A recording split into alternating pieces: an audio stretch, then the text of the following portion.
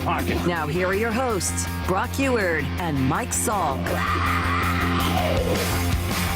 right, hello. Good morning, everybody. Brock and Salk Show, Seattle Sports on 710, seattlesports.com, Seattle Sports app as well, and then all the podcast platforms out there, plus YouTube and 97.3 HD2. I'm very tired today. I got home way too late last night. Had to pick up my daughter at the airport at 10 o'clock. I don't know what's going on at the airport at 10 o'clock, but it was like there were a million people there. It was a circus. It was a circus down there. It was a zoo. Full dad mode. Yes, I was in full dad mode, picking up my daughter. Like, where the hell did all these people come from? All of them at the airport, like in the middle of the night, 10 o'clock, 10:30. It was awful. So I got home late. I got to bed late. I'm sorry if I'm tired or cranky. Do you have a jade roller? I've tried them. Do you like those? I didn't really think it did much. You keep it in the fridge? Yeah. So I don't know whether it does anything, but man, I wake up and I'm hot and I'm like exhausted today. I'm like Lyle is most days today. So hopefully I won't be nodding off here at the microphone over the course of the morning. But I got up this morning. I was like, man, I can barely fight. I started using the jade roller on my cheeks, on my face, just trying to wake myself up. I think it works a little bit. So if the show is successful today, we can credit the jade roller for that. Most of the day is going to be about the Mariners. A lot of the day is going to be about Cal Raleigh. I'm going to get to him in just one sec because the cup was handed out last night, and I was watching the game, and then I went over to the Mariners for a while. Honestly, after Cal hit the grand slam, I was like, well, this thing is over just based on what I was seeing with Brian Wu. So I came back and watched the end of the hockey game, and there really is nothing better. There's nothing better than watching the cup given out and just seeing the look on all of their faces, seeing how much it means to them, seeing what they went through to get it, seeing the disappointment on the faces of the team that was eliminated, in this case, the Edmonton Oilers, and their stars. I love hockey. I've loved it my whole life. I equate it with all the other sports. I don't hold it above. I don't hold it below. I was asked about this the other day and just said, growing up, there was none of this idea that one sport was like more important or better. Or there was no, at least as a fan where I was, there was no sense of like warring factions among sports fans of different sports. But hockey always just held this special place for the way the season ends. I think it has the best ending of the season. The cup is in the building. That is meaningful. The crowd can sense it. Eventually, that last, 20 seconds or so where they decided to just essentially end the game while the game was still going on and all the players came pouring out onto it was awesome. It was just so cool to see, and I don't know. I love the way they hand the cup from one player to the next. I thought Florida did a cool thing by giving the cup first to players that had never won it, since they had all won it last year, rather than just going to the oldest veteran after the captain. Just everything about it last night was incredible. I wasn't really rooting for Florida. I was hoping that Edmonton would win. I was hoping that the Stanley Cup would at some point go back to Canada. 31 years now it's been, 32 years, something like that, since they've won the cup in that country. If you have ever thought that in a salary cap league, championships are won by fan bases that care the most, they're not. I think that the NHL has proved that pretty well over the last, 20, 30 years now. So anyway, tremendous game, and just the whole playoffs were awesome this year, and seeing it come to an end last night, bittersweet, awesome because it was fun to watch, but also knowing that the hockey season is now done until next year. So that's kind of a quick note. The rest of the day, I would say, will be dedicated to this guy. Here's the set. And Bueller delivers, swing and a high drive deep to right field. Anthony going back to the one-he track near the wall. It is grand salami time. Goodbye, baseball. Grandma, get out that rye bread and mustard and make another sandwich. Cal Raleigh with a grand slam here in the bottom half of the second. Clears the bases. His 27th home run of the season. He takes over the lead in home runs in the American League over Aaron Judge, number 27, and it gives the Mariners a 5-0 lead over the Red Sox, all five here in the bottom of the second. He's on fire. I mean, he hasn't even been on fire for the last week, and immediately he's just back on fire. What Cal did yesterday was pretty spectacular, right? Lyle, you sent over this note. I saw it last night also. Tremendous. Cal becomes the first player in baseball history to, in one night, drive in 6 or more runs, hit a grand slam, steal a base, because why wouldn't he? The 2 bases they stole last night were his and Rowdy Tellez, obviously. Out-hit the entire opposing team. Cal had more hits than the Red Sox did last night. Well, they had none. We'll get to that, but All in the same game since RBI became an official stat in 1920. I'm sorry, no runs. Yeah, they had no runs. They had 1 hit. Yeah. Cal had more hits than they did. He's insane. He really is just, he's Wild. Yeah, and it kind of brings him out of the little mini slump that he was in. I wouldn't even call it a slump. That's not the right word for it, but he just hadn't done anything incredible, crazy in the last, week? I don't know. I mean, look, I'm not a major league pitcher. I've never been a major league pitcher. In fact, I've never really been any kind of a pitcher. Can't pitch. But if I were a major league pitcher, and I'm not, but if I was, I don't think I'd walk the 2 guys in front of Cal Raleigh. It's just me, just based on what the guy's been doing. I would probably stay away from walking the 2 guys in front of Cal because I wouldn't want to face him with the bases loaded. But hey, Walker Buehler and I are built differently. Clearly, we have different goals. And Walker Buehler made a huge mistake because you cannot walk 2 guys in front of Cal Raleigh. Not this year. Also, on top of this year, I think Cal's done pretty well against the Red Sox because my dad is a Red Sox fan, and Cal Raleigh's like the one Mariner that he knows he's Of like course. that kid. He seems to always hit home runs against. Well, it started, was it last year that he had the 2 home runs from either side of the plate? Yeah, I mean, he grew up enamored with that team. His dad was in the organization. He clearly, and we've talked about this with him, was a Jason Varitek fan, which makes sense because, until this year, that seemed like the best comp for Cal Raleigh was Jason Varitek. I don't know that it is anymore. I mean, and I covered Varitek. I watched him. Yeah. He's a great player. He was a captain. He won championships. Very consistent, but never a season like this. Not even close. Not even close. Jason Varitek was like a good player who rose to kind of elite status because of his personality and kind of what he meant to the team that he was on. But he was nothing like this. This is again, best player on the team, one of the best players in the league. He is, as Jeff Passan told us yesterday, the face of this franchise right now. And the moment you think Mariners, you should be thinking about Cal Raleigh. And oh, by the way, it's not just that he hits, home run, a grand slam, drives in 6, has the double, 3 for 4 day, everything that Cal does yesterday at the plate. It's everything he does behind the plate. He's as good. Let's not forget. This one dawned on me for whatever reason. Sometimes these things jump out to me.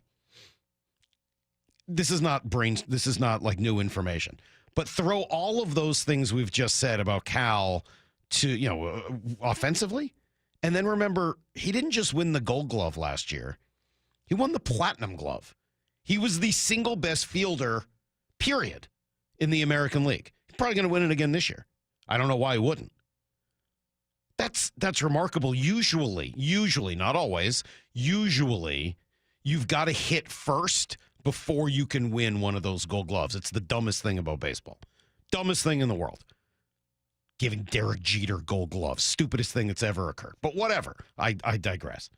Usually you got to hit before you get the Gold Gloves. Cal got a Platinum Glove before he really started hitting. I mean, I know he was good, but he wasn't like this. This is otherworldly.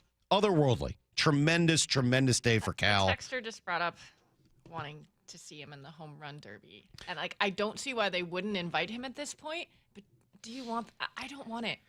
Well, yeah. Just because of how much he's playing, it makes me nervous. It would be nice if Cal just had like the entire week off, but that's not going to happen. He's going to go to the All-Star game. He's going to start the All-Star game. I don't know. I'm torn on that one. I know we'll end up debating it here, I'm sure, over the next couple of weeks leading up to the All-Star game. And keep voting for Cal. He's well in the lead at the catcher spot, but keep giving him votes. I'm torn. I'm torn on that. right? There's the fan element of like, God, it would just be fun to see him do it. But then also, you know how much you're going to need him in the second half. Yeah, I don't have a good answer because I think he needs to take more days off, period, anyway. If that's another opportunity for him to just take a day and not do anything, that would be great, rather than taking 100 swings as hard as he can trying to hit home runs. I was talking about this with some people at the game last night, though. Have you ever heard of anyone being invited and saying no? Yes, all the time. Okay. Yeah. Okay. I wasn't sure. Well, because like I've heard guys who maybe are a little banged up or whatever. No, I think it happens all the time. Or they send word ahead of time that they're not going to be couldn't recall any interested. specifically, so we were talking. I can't give you a name, but yes, I think that's a pretty standard practice. So, I mean, last night was all about Cal. A lot of today is going to be about Cal. We will do some other stuff over the course of the morning. Matt Hasselbeck's going to be with us. He just had a pretty cool experience that I know we're excited to talk to him about, and some other fun stuff thrown in there as well. So stick around. We got everything you need to know next on Brock and Salk. If you haven't subscribed to Seattle Sports on YouTube, it's amazing. We just got to keep hammering it home. You're missing part of the game. The rest is history. There's so much more than what happens on the field. This is the place I love. Subscribe now for in-depth inside information with Brock and Salk. The Mariners' hit rate was way higher than that. Bump and Stacy. Cal's like a coach out there. Wyman and Bob. One day, breaking that record would be pretty cool. Stream it live with the local sports leader on YouTube, Seattle Sports. At Cressy Door, we have the perfect garage door for you. Come visit our brand new garage door and fireplace showroom and let our experts help you find the perfect garage door. Cressy Door. You never get a second chance to make a first impression. Superior Linen Service will help your company with logoed apparel, uniforms, floor mats, linen, and more. Give us a call. We answer the phone. Superior Linen Service. It's what we do. Visit suplinen.com. $5,000. That's the average amount of money people in the U.S. are now spending on gas in a year. $5,000. That's crazy. If you drive, you have to download Upside, the free app that gives you cash back every time you get gas. That's right. You can earn real cash back with Upside just by buying the gas you're already buying. You can literally start earning cash back today. I use Upside every time I fill up, and I've already made around $300. You're putting gas in your car anyway. Why not get real cash back? If you like free money, download Upside. I'm saving the cash I earn from using Upside to help pay for a vacation later this year. Download the free Upside app now to earn cash back every time you buy gas. Use promo code POWER to get an extra 25 cents per gallon on your first tank. You can cash out anytime right to your bank, PayPal, or a gift card for Amazon and other brands. Just download the free Upside app and use promo code POWER for a 25 cents per gallon bonus on your first tank. That's code POWER for a 25 cents per gallon bonus. This is the story of the one. As a lineman, he does whatever it takes to keep the power on in his community. And he wants a partner like Grainger who does the same. Grainger offers the professional-grade products he needs, from voltage detectors to harnesses to hard hats, plus fast, dependable delivery, so he can rise to every challenge. Call 1-800-GRAINGER, click Grainger.com, or just stop by. Grainger, for the ones who get it done. Get in the zone, AutoZone. Jane has 150,000 miles on her truck, and she's proud of that. Jane's secret, AutoZone, where friendly AutoZoners help her find the right parts. Jane's brother Josh only cares that his car starts and goes, but when it doesn't, he also goes to AutoZone, where friendly AutoZoners help with free services. No hassles, just help. Everything you need, nothing you don't. Get in the zone, AutoZone. Restrictions apply. When you bundle renters and auto with Progressive, you can save while protecting your most valuable possessions, like your really expensive limited edition sneakers and your new suit for your cousin's wedding. Except you never actually bought the suit because you can't stop buying sneakers. So you show up to the wedding looking like you're going grocery shopping. But hey, at least your sneakers will look good in the pictures, until you're cropped out of every last one of them.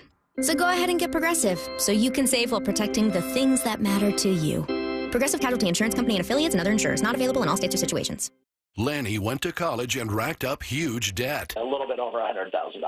For a degree he couldn't use? Now what? I had a friend that went to my computer career. They even helped him get hired immediately after graduation. One of the things I love about IT is that you can work from anywhere you want. You could become an IT pro in just months, including cybersecurity and the basics of AI with zero experience at mycomputercareer.edu. It works worked for me, and I know it can work for you. This is one student's experience. Individual results vary. The home of the Mariners. It is gone! Cal Raleigh, 2-run home run! Hear every pitch on 710 and the Seattle Sports app. At Washington Energy Services, we take the time to get to know you and your home.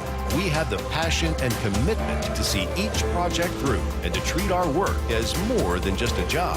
For over 65 years, we've offered award-winning home services, from heating and cooling, plumbing and electrical, to windows and doors. Complete home improvement handled from start to comfort.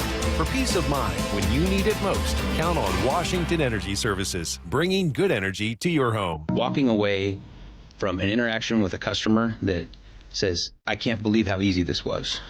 I can't thank you enough for helping me. Our strategy with pricing is not to be the highest price and not to be the lowest price, but to be a really good price and to provide a really good experience to the customer. Yeah, I have a ton of really memorable customers.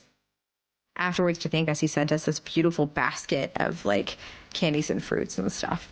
It was just really sweet. It felt like we were truly helping. Receiving a handwritten letter that's personalized to a salesperson or a service advisor or a technician expressing gratitude, and then taking that home and sharing that with your family, hanging that on your refrigerator, that's the difference. You hear it from one person, and then another, and another. You come to realize it's not a script, it's a belief. The LJ Way is the Lee Johnson Auto family. Washington is leading the way in car theft reduction. Car theft dropped by 32% from 2023 to 2024 in our state, but there's still work to be done. Help keep your car safe with these simple and important tips. Don't leave your car running unattended. Park in well-lit areas. Lock up every time. Keep valuables out of sight. Use an anti-theft device like a steering wheel lock. Prevent the theft and keep you and your vehicle safe. These tips are brought to you by the Washington Auto Theft Prevention Authority. This hour is brought to you by Community Transit. Need to know. 15 minutes past every hour with Brock and Salk. Here's what you need to know. Up first. Hey, if you're coming off a tough loss where your team fails to score any runs, best to get the next night over early. He is. Swung on, ripped on the first baseline, fair ball going to the corner. Cole Young scores easily. Here's JB around third. He's going to trot home. Cal steaming into second. He's got a double. What a night for Cal Raleigh. 3 hits. He's driven in 6. And the Mariners have exploded. It's 7-0 M's over the Red Sox. The year of Cal Raleigh continues. Sure does. Hit the home run early, the grand slam. I don't have numbers on this, but be willing to bet the Mariners have a pretty good record in games where Cal hits a grand slam. So this one was no different. 27th on the season. It ends whatever little mini slump he was going through. It was really only noticeable because of how hot he had been before that. He goes 3 for 4, as you heard. A home run, a double, drives in 6 on the night. Mariners score 8. Walker Buehler lasts just 3 1/3. I don't know what else you could possibly ask for from Cal Raleigh. What can you say about Cal? It's been unbelievable, and he's been unbelievable. 6 RBIs tonight. Just seeing the ball really well. Triple short of the cycle. Just continuing to find barrels and get big hits for us, drive in big runs. And to catch a shutout to boot. Just a really, really nice night for Cal all around. Well, he didn't get the triple, but he did steal a bag just to show off some of that famous speed. He also, as he mentioned, caught Brian Wu, who was just dominant. Give him the lead, man. Nice, easy night. Only gives up 1 hit in his 7 shutout innings. So, all's well there as well. Only problem, again, no help from the A's. Astros win that one running away, and so they remain 4.5 games up in the West. One more with Boston this afternoon. Rubber match, Luis Castillo and Boston ace Garrett Crochet just past 1 o'clock. Here's the second thing you need to know. The fans rise here in Sunrise, Florida. Back to back for the Cats. 15 seconds. Gustav Forsling holds. The Panthers begin to celebrate.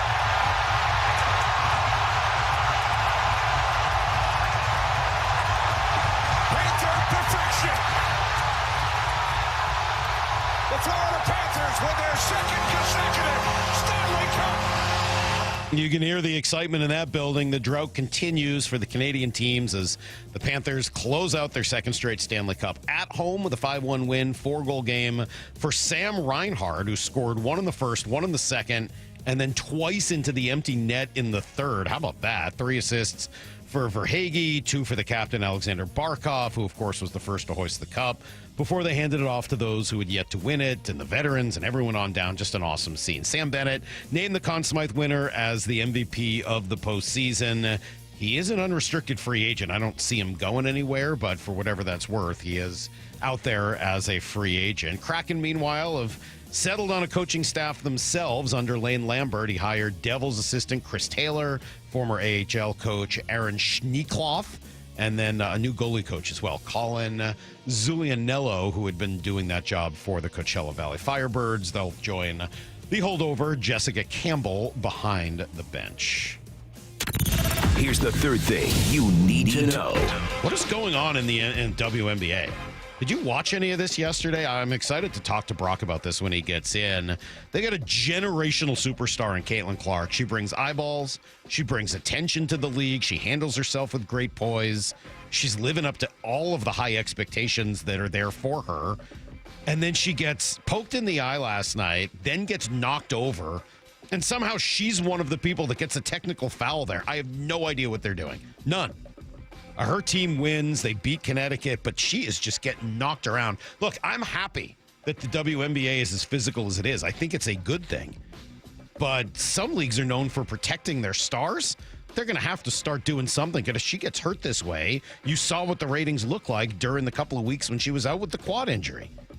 Yeah, she drained this 3, and after the game, she was, I thought, a little spicy. At the end of the day, I'm here to play basketball, and that's my job. That's what I'm going to do.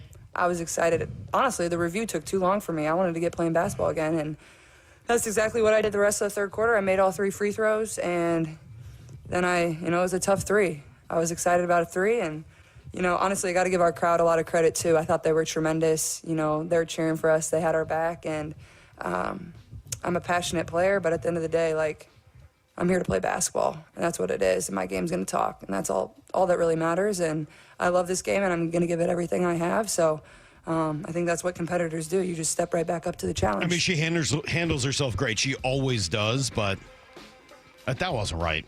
Watch the video and just watch her get bowled over afterwards while she's just trying to deal with the fact that she got poked in the eye. Come on. Tough day for Richard Sherman yesterday. He was officially charged with DUI stemming from an arrest last year. Yes, that's a different incident. Not the original one. That's a second one, not the one from 2021 when he pled guilty to negligent driving in the first degree and criminal trespassing in the second degree after allegedly driving in his SUV into a closed construction site, fleeing the scene, and then attempting to break down the front door of his in-laws' home. Just reading there from the story on ESPN. That is everything you need to know.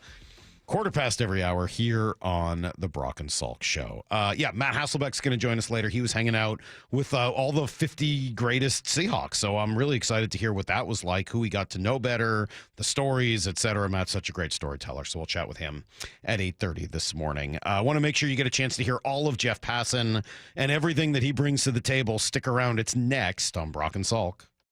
4 down territory, going inside the game with former Cougs and Seahawks wide receiver Michael Bumpus. First down, what's something completely overblown at OTAs? Interceptions. So when an interception is thrown, all people see is the end result. I don't think they realize that could have been a free play. He's tossing it up, or he's told just to throw the football so the defense gets a look. Kobe Bryant was over the top. Boom, he gets an interception. It can be deceiving at times. 4 down territory every day at 11:15 and 1:15 on Bump and Stacy. Hey, Mike Salk here, and as we are getting closer to August, remember that luxury awaits you. It's Snoqualmie Casino and Hotel. You can book now, at the new hotel for an unforgettable summer experience. Start by going to snocasino.com. Yes, Seattle's closest is now Snoqualmie Casino and Hotel. And with the bookings open, you're going to get, a lot. 2,000-seat entertainment space and convention center. It's all new. The expanded non-smoking gaming floor. Great new restaurants, the whole deal. It's going to destination spa. You just keep going on and on and on. Remember, this all starts by going to snocasino.com. Seattle's closest is now Snoqualmie Casino and Hotel. At Toyota of Kirkland and Toyota of Renton, experience the power of choice. Whether you're cruising in a fuel-sipping Prius, tackling trails in a rugged Tacoma, hauling with the mighty Tundra, or commuting in comfort with the Camry or RAV4, your perfect Toyota is waiting. Whether you're in the north or the south, they've got you covered. 2 locations, endless possibilities. Toyota of Kirkland and Toyota of Renton, the power of choice is yours. Visit their incredible team and beautiful showrooms today or online at toyotaofkirkland.com and toyotaofrenton.com. Cracked windshields happen, and if your car has a forward-facing camera, it needs to be recalibrated. All-Star Auto Glass is the professional choice for windshield replacement, repair, and recalibration. Call All-Star Auto Glass today. Stop bugging me pest control. This summer, don't let stinging insects ruin your outdoor fun. Wasps, hornets, get rid of those stinging pests. Call Stop Bugging Me Pest Control and leave everything to us. Eric Johnson here. I covered a lot of accidents over the past 30 years or so, but I never got to say much about what to do after a crash. Be honest, do you know what evidence to collect, what pictures to take, what documents to request, or what you shouldn't say to your insurance company? The Washington Accident Book Series is a must-have for drivers who want to be prepared for whatever the roads throw at them. Know your rights and how to avoid common mistakes after an accident by getting your free copy at WashingtonAccidentBooks.com. Find what you love, love what you find. A Total Wine and More. There's so much waiting for you. Spirits and beer, thousands of wines. Guides in the know and prices so low. It just might blow your mind. You're gonna find what you love and love what you find. With curbside pickup and delivery available, you'll always find what you love, only at Total Wine and More. Drink responsibly, B21. Need assistance with door and window projects? The Home Depot can help. From inspiration and materials to ordering and installation, our free millwork virtual apron service can get you moving and doing. Plus, we speak Spanish too. Our associates can help you tackle complex jobs without you leaving the job site, saving you time and money. Call us at 1-833-HD-APRON or visit homedepot.com/MVA. The Home Depot, how doers get more done. Do you know a woman who gives her all to the sports community, encourages diversity, and empowers those around her? Stacey Rost here. Seattle Sports is partnering with the Seattle chapter of WISE, which stands for Women in Sports and Events. We want to recognize a woman in our community, and we need your help finding her. Nominations for the 4th annual Women of Inspiration Award are open until July 11th. The winner will receive a donation to the cause of their choice. Nominate an inspiring woman today at WOISeattle.org. That's WOISeattle.org. The home of the Mariners, Seattle Sports. Cal swinging a drive, deep to right field. Every pitch of every Mariners game is on the Seattle Sports app. When it comes to the security of your business, doubts can creep in about who you're trusting to protect it.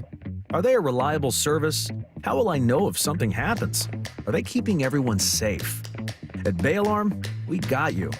For nearly 80 years, we've been putting our customers' minds at ease with our advanced technology and personalized support. Feeling insecure about your current security service? Visit bayalarm.com today to talk to a local security expert. Need a new roof but not in the budget? A new roof doesn't have to break the bank. Justin Shirley, CEO of State Roofing and Exteriors here. Right now, State Roofing and Exteriors is offering 0 down, 0 payments, and 0 interest for up to 24 months. That's 2 years with no payments while getting the protection your home deserves. But this offer won't last forever. Call 866-ROOF-ROOF or visit stateroofing.com today to get on our summer schedule now. State Roofing and Exteriors, held to a higher standard since 1968. You're free now. Free to stream beyond your wildest dreams. Rom-coms, slasher-coms, space operas. Free to fill your feed with impossibly chunky chunkers. Cats, corgis, babies on demand. Free to make your smart devices do silly things. Bowl of chips on the Robo-Vacuum. Free to open a world of remote work and Gametopia. Who's the boss now? Free to be everything you imagine. That's how it feels to have Quantum Fiber Internet. Your world unleashed. Learn more at quantumfiber.com. Limited availability, service in select locations only. Safety comes first. When money is tight, don't neglect maintenance on your vehicle. Keep it safe. At Bucky's Complete Auto, we have you covered with no credit financing. For over 50 years, Buc-ee's has been servicing and repairing cars and trucks with modern-day technology and good old-fashioned customer service. There's a Buc-ee's just about everywhere for oil changes, wiper blades, brakes, tire rotation, tune-ups, and factory maintenance. No appointment necessary and financing is available. Check Buc-ee's.com for the location near you.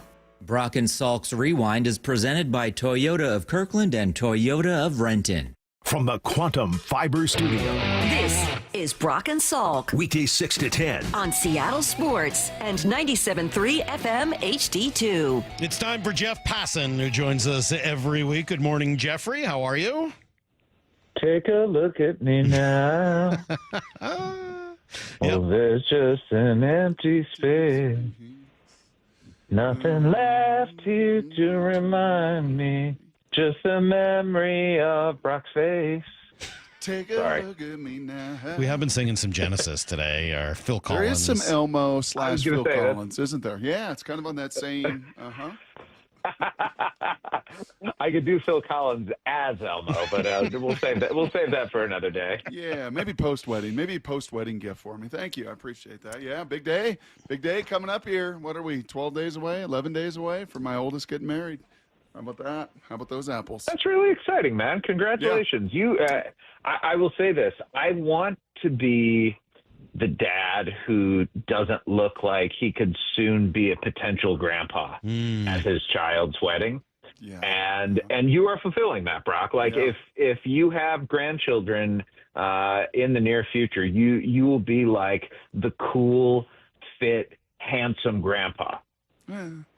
Yeah, maybe not all of those. Handsome may feel like a little reach. Cool, there's a lot of debate about that. Come on. Don't be humble. You've got the quarterback face, man. You know what's crazy about this too, and we'll get to the Mariners. You know what's crazy about this, Salk? I was looking back at it. I was married, Molly and I, in 1999. Makes it easy for the anniversaries.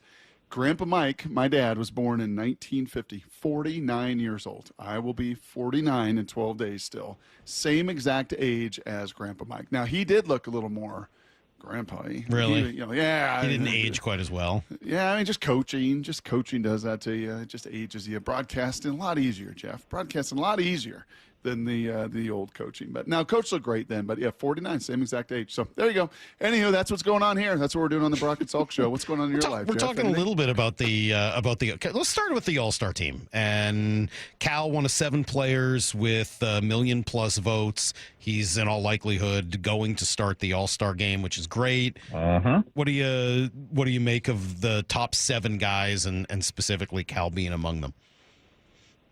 I think it's a great sign that fans are recognizing Cal Raleigh for being one of the best players in Major League Baseball. And I suppose it's easy for them to do so when you're leading the big leagues in home runs and, about to set a record for first half home runs for a catcher. And this hasn't been the best week for Cal Raleigh. And yet I look at his numbers, guys, and even in a bad week, he's still taking walks. He's not striking out all that much. At the end of the day, and it's funny to say this because we've said it about another player in the past, the Mariners are going to go as far as Cal Raleigh can take him. He is the franchise now, and that fans around the country see that, I think, is a great sign for him and for baseball, frankly, because if he weren't starting the All-Star game this year, it would be an absolute farce. I don't know whether I can put JP on the, guys that are getting overlooked list. I think that's probably a bit of a stretch. But what did you say yesterday, Brock? 3rd in the league in on-base percentage? On-base percentage, yep. Yeah, I mean, that is supposed to be a stat that we really value. I wish there was a way to honor someone like that who maybe isn't quite all-star because of some of the other guys that are going to get attention. But that's a really significant thing to have accomplished, 2.5 months in.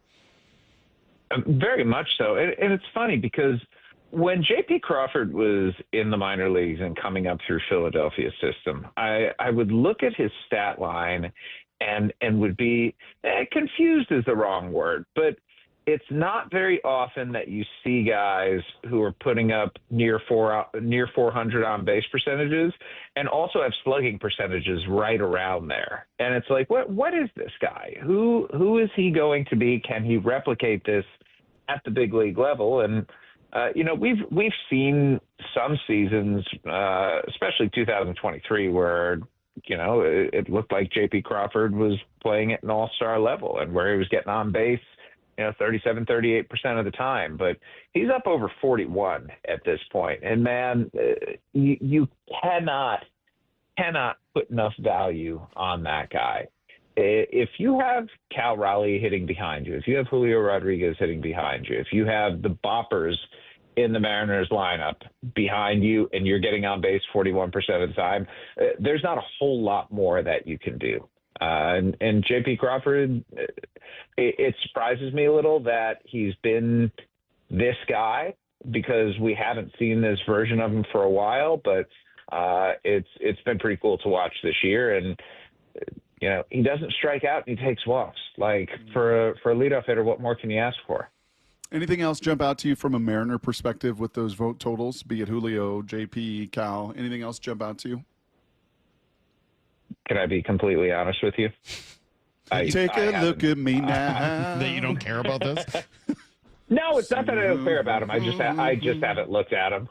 Like, I'll start looking at all-star balloting like when it's the second to last one, because that to me gives me a better sense of the way the thing is going to go. It tends to vacillate a little bit at the beginning, but toward the end, that's when you get a better sense of who the actual winners are going to be. All right. So please inform me, where are the other Mariners in the proceedings? Julio was at like 300,000. He was, I think, 9th among outfielders, and that was kind of the only other one worth mentioning. JP was 4th, I think, in American League shortstops, which was probably a little low, just given some of his value this year. But yeah, no, we'll move. If it is early on that, so let's go to this because let me ask you this. I'm sorry to take over the interview here, but which shortstops would you have ahead of J.P. Crawford at this point?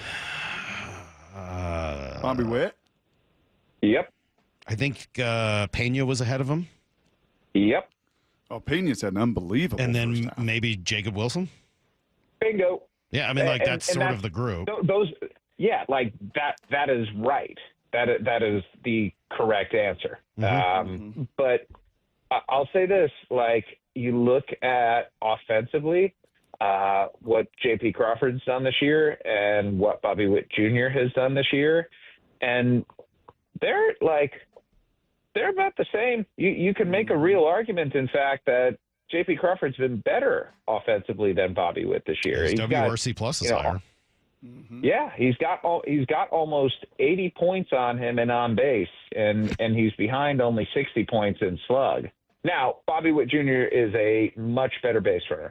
Bobby Witt Jr. is a much better defender. I'll take Bobby Witt Jr. every single day over J.P. Crawford, but I also think Bobby Witt Jr. is one of the 5 best players in baseball. And there's a star quality, and I mean, like, all of that factors into it. For sure. No, and I don't think anyone's complaining. Just sort of, it's a bummer there's not a way to honor somebody for a big accomplishment like what JP's doing without necessarily. Why don't you guys? I mean, you have the power of a talk show. Yes. Why don't you make the honorary J.P. Crawford could have, should have, maybe would have been an all-star but wasn't award? Well, I don't want it to sound insulting. That sounds sort of almost like almost insulting. I don't want it to sound that way. Could have, should have, maybe would have. That's you insulting. Think Salk? Passan, you think Salk grovels? Do you think that is even in his vocabulary? No. Yeah, I absolutely do. There are certain things I'll grovel for. Yeah, I mean, there's 100%. There are definitely things in my life that I will grovel for. Last week, you were right, Jeff. We didn't ask you about George Kirby, who had just had the 1 start, but he backed it up with another. And then last night, we saw Logan go 5 innings, 10 strikeouts. Command wasn't perfect, but the stuff was awesome. What do you make of these two guys both returning for the Mariners? How nice. Like what a relief it is, because guys, we know what arm injuries can do. Like, we know how they can linger. We know that they can ruin a season. And for so many years, the Seattle Mariners have been absolutely blessed in terms of arm health that it just felt like, okay, bills come and due. Like, this is the consequence of all of these years of health, that some of the best arms in this great rotation that the Mariners have are finally breaking. No. Logan Gilbert looks I mean, he looked like Logan Gilbert last night. And George Kirby, again, starting to look like George Kirby. And, man, I cannot give up on this team because I continue to be in love with the pitching. And as much as the offense frustrates, it was really interesting. We have a story, I think, that came out today on ESPN.com ranking every lineup 1 through 30 in baseball. And I had the hardest time with the Mariners because I kept saying to myself, if we did this exercise a month ago, I would have had them as like a top 8 lineup. Yep. And I think I wound up putting them like 17. And so the variance between the two, the Jekyll and Hyde-ness of this Mariners lineup is counterbalanced by a pitching staff, and particularly a rotation, upon which you can rely. And there are very few fan bases, guys, who I think can sit there and say, I fully believe in the rotation of the team that I root for. If you're not saying that with the Mariners, you're just not paying attention. Jeffrey, can you argue that Jerry and Justin have the most pressure on them of any management team in Major League Baseball when it comes to this trade deadline over the next 6 weeks? In terms, Brock, of teams that should be acquiring? Or in terms of however you want to frame it, the tools and the farm system you have. This Jekyll and Hyde team that's played as one of the best in the American League and one of the worst in the American League. A pitching rotation that, now extends to an Emerson Hancock and a Logan Evans. And, just all of the pieces that you have. And the number of times that Jeffrey Passan has come on this show over 3 years and say, it's go time, it's go time, it's go time. And I think you can make a fairly compelling case of any GM decision maker in baseball over the next 6 weeks because of that. There may be more pressure on Jerry than anybody else. I'll buy it. I think that's reasonable. I look at other teams. The Giants just added Rafi Devers. How much more are they going to compound on top of that? But Buster, doesn't Buster have equity? Doesn't he have an office? I was listening to you. I was driving across Kansas listening to you on national radio, and you were talking about, Buster Posey and this decision, and they were about the only team that could kind of pull this off. He's got kind of young equity. He's a former player there. Like, Jerry's been here a long time. This fan base wants more, right? I think you throw that into this pot in this equation as well. Okay, so you're talking more about like the future standing of executives. I think that's pretty fair, actually. I think that's a good call by you. Just because we saw it a couple of years ago. We saw what this was supposed to be, and for the last 2 years, it hasn't been there. And so, it's one thing, guys, to get into the postseason and snap a 20-year streak. It's a completely different thing to put a sustainably winning team out on the field. And that's where the Mariners should be at this point.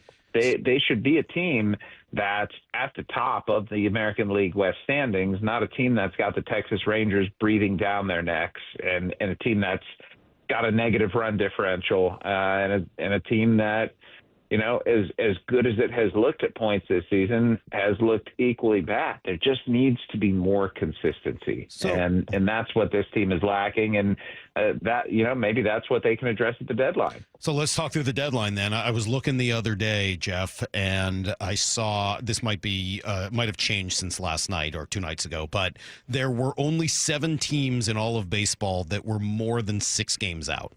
Maybe something, I don't know where the Orioles are at today, but you get my idea. Like, the Orioles were close enough that I couldn't put them in the definitively selling category.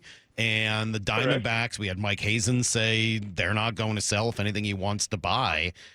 I looked through the 7 teams looking for anything that I thought would help the Mariners. And that, dude, it's grim. It's very grim. So I'll ask you, is there any chance Miami would deal Jesus Sanchez?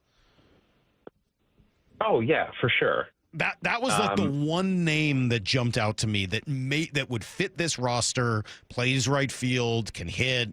It's still 3 years of club control, so you're not just paying for a rental.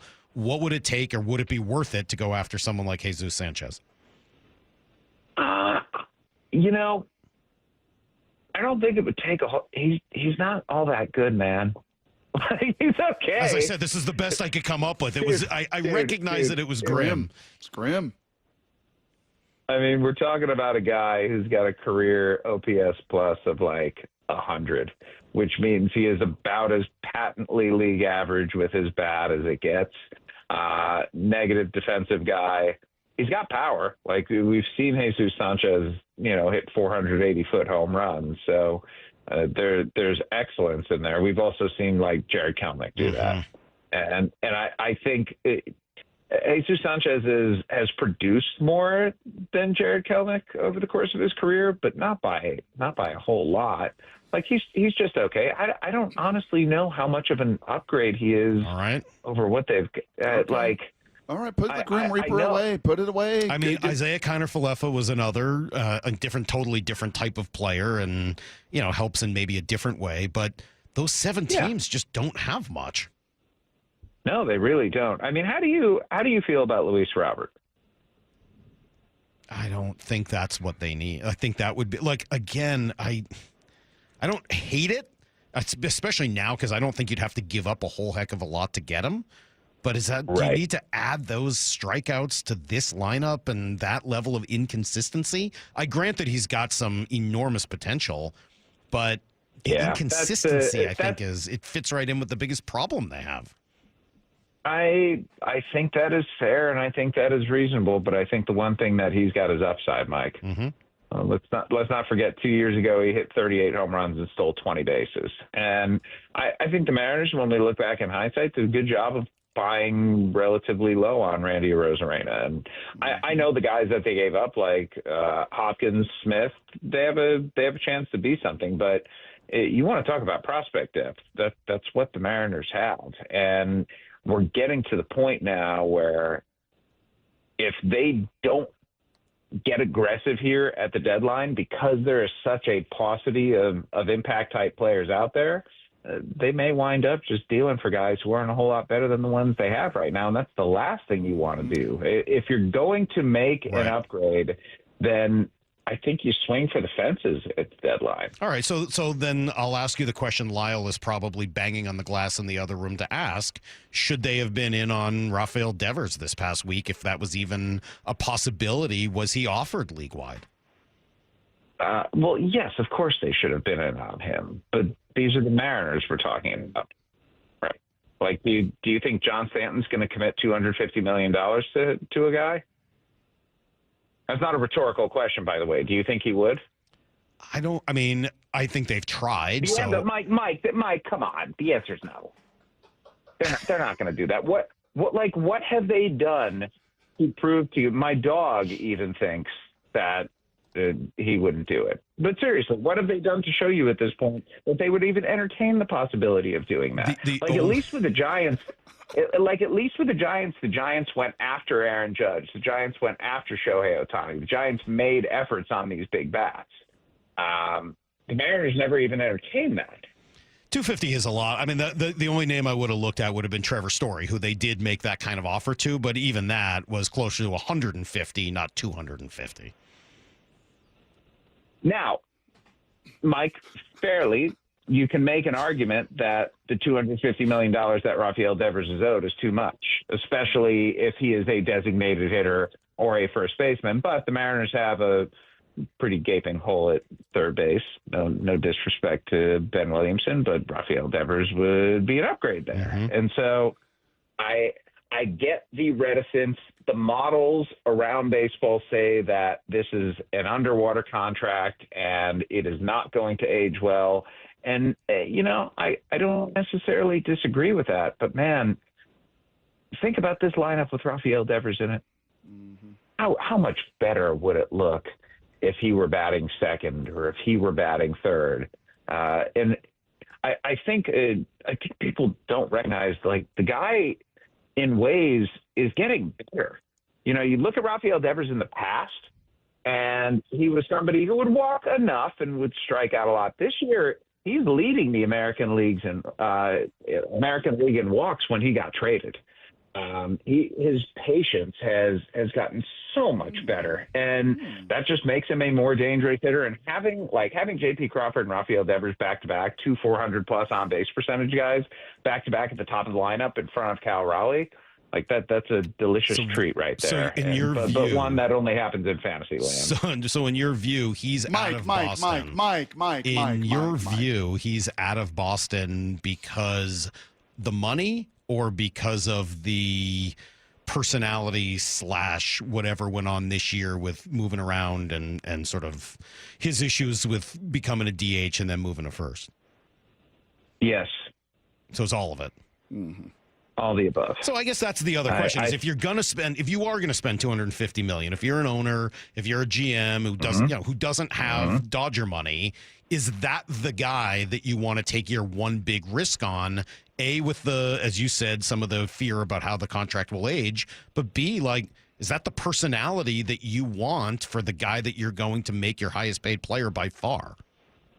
If I have Cal Raleigh and Julio Rodriguez in my clubhouse, I don't worry about Rafi Devers being a leader. Like that's not important. Yeah. I want him to hit. And by the way, the most important context here, if you're the Mariners, is does this impede you from signing Logan Gilbert and or George Kirby long term? If it does, yeah, I'm with you. That's probably not something you want to do.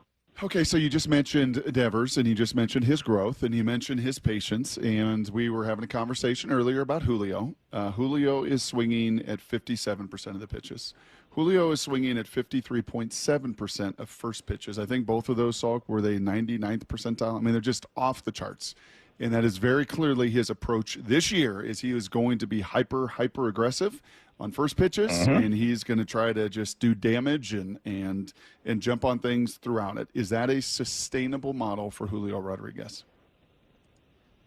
I mean, it depends. There's always the cat and mouse game, Brock. And if pitchers understand that your tendency is to swing at the first pitch and try and do damage, they're going to stop throwing strikes on the first pitch. Right? Like they're just gonna throw you spin. It's gonna be down. It's gonna be off the plate.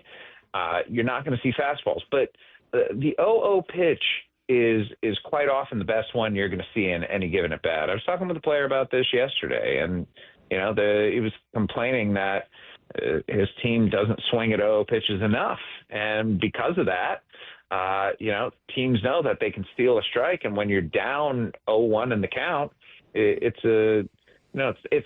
from which you can't come back, but it's the sort of position that's really problematic. Jeff, I saw it again on Saturday, by the way. Did you find out what's going on with bringing the infield in with the bases loaded and 1 out?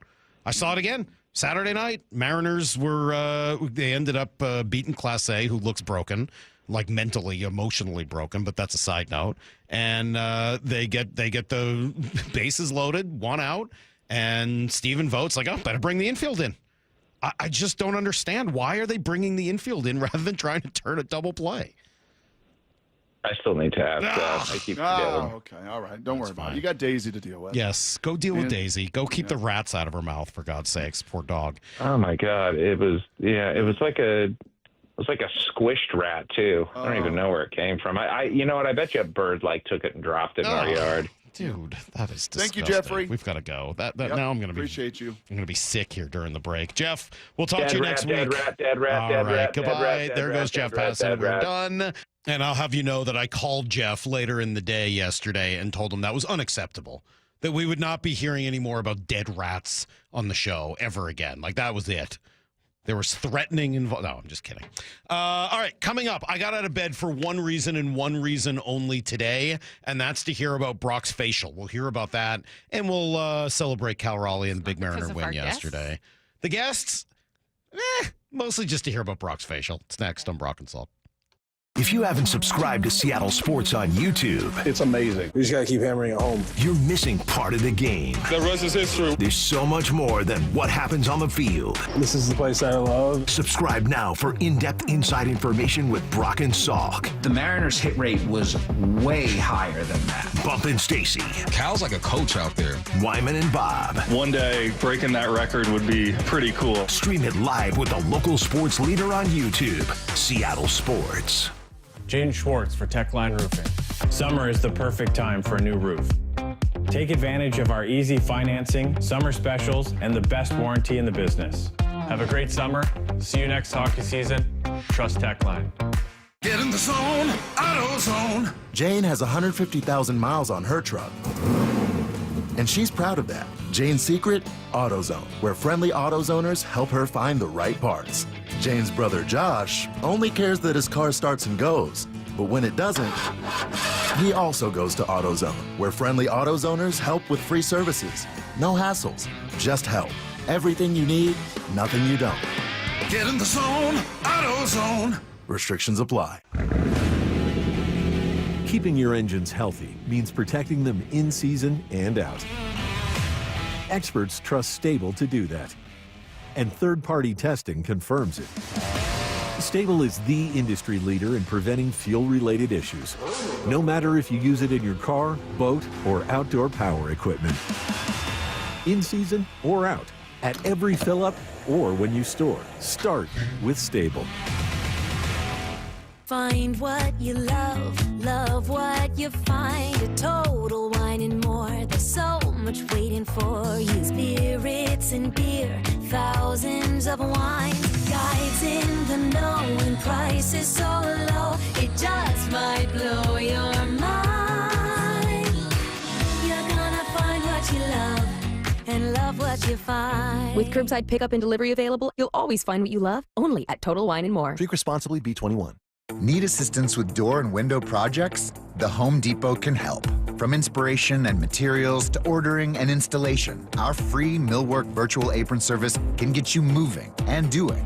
Plus, we speak Spanish too. Our associates can help you tackle complex jobs without you leaving the job site, saving you time and money.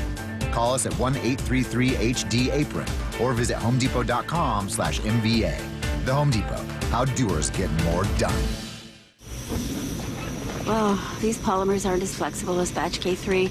Researcher Laurie is stretched thin. Did you get the vulcanization analytics from V66?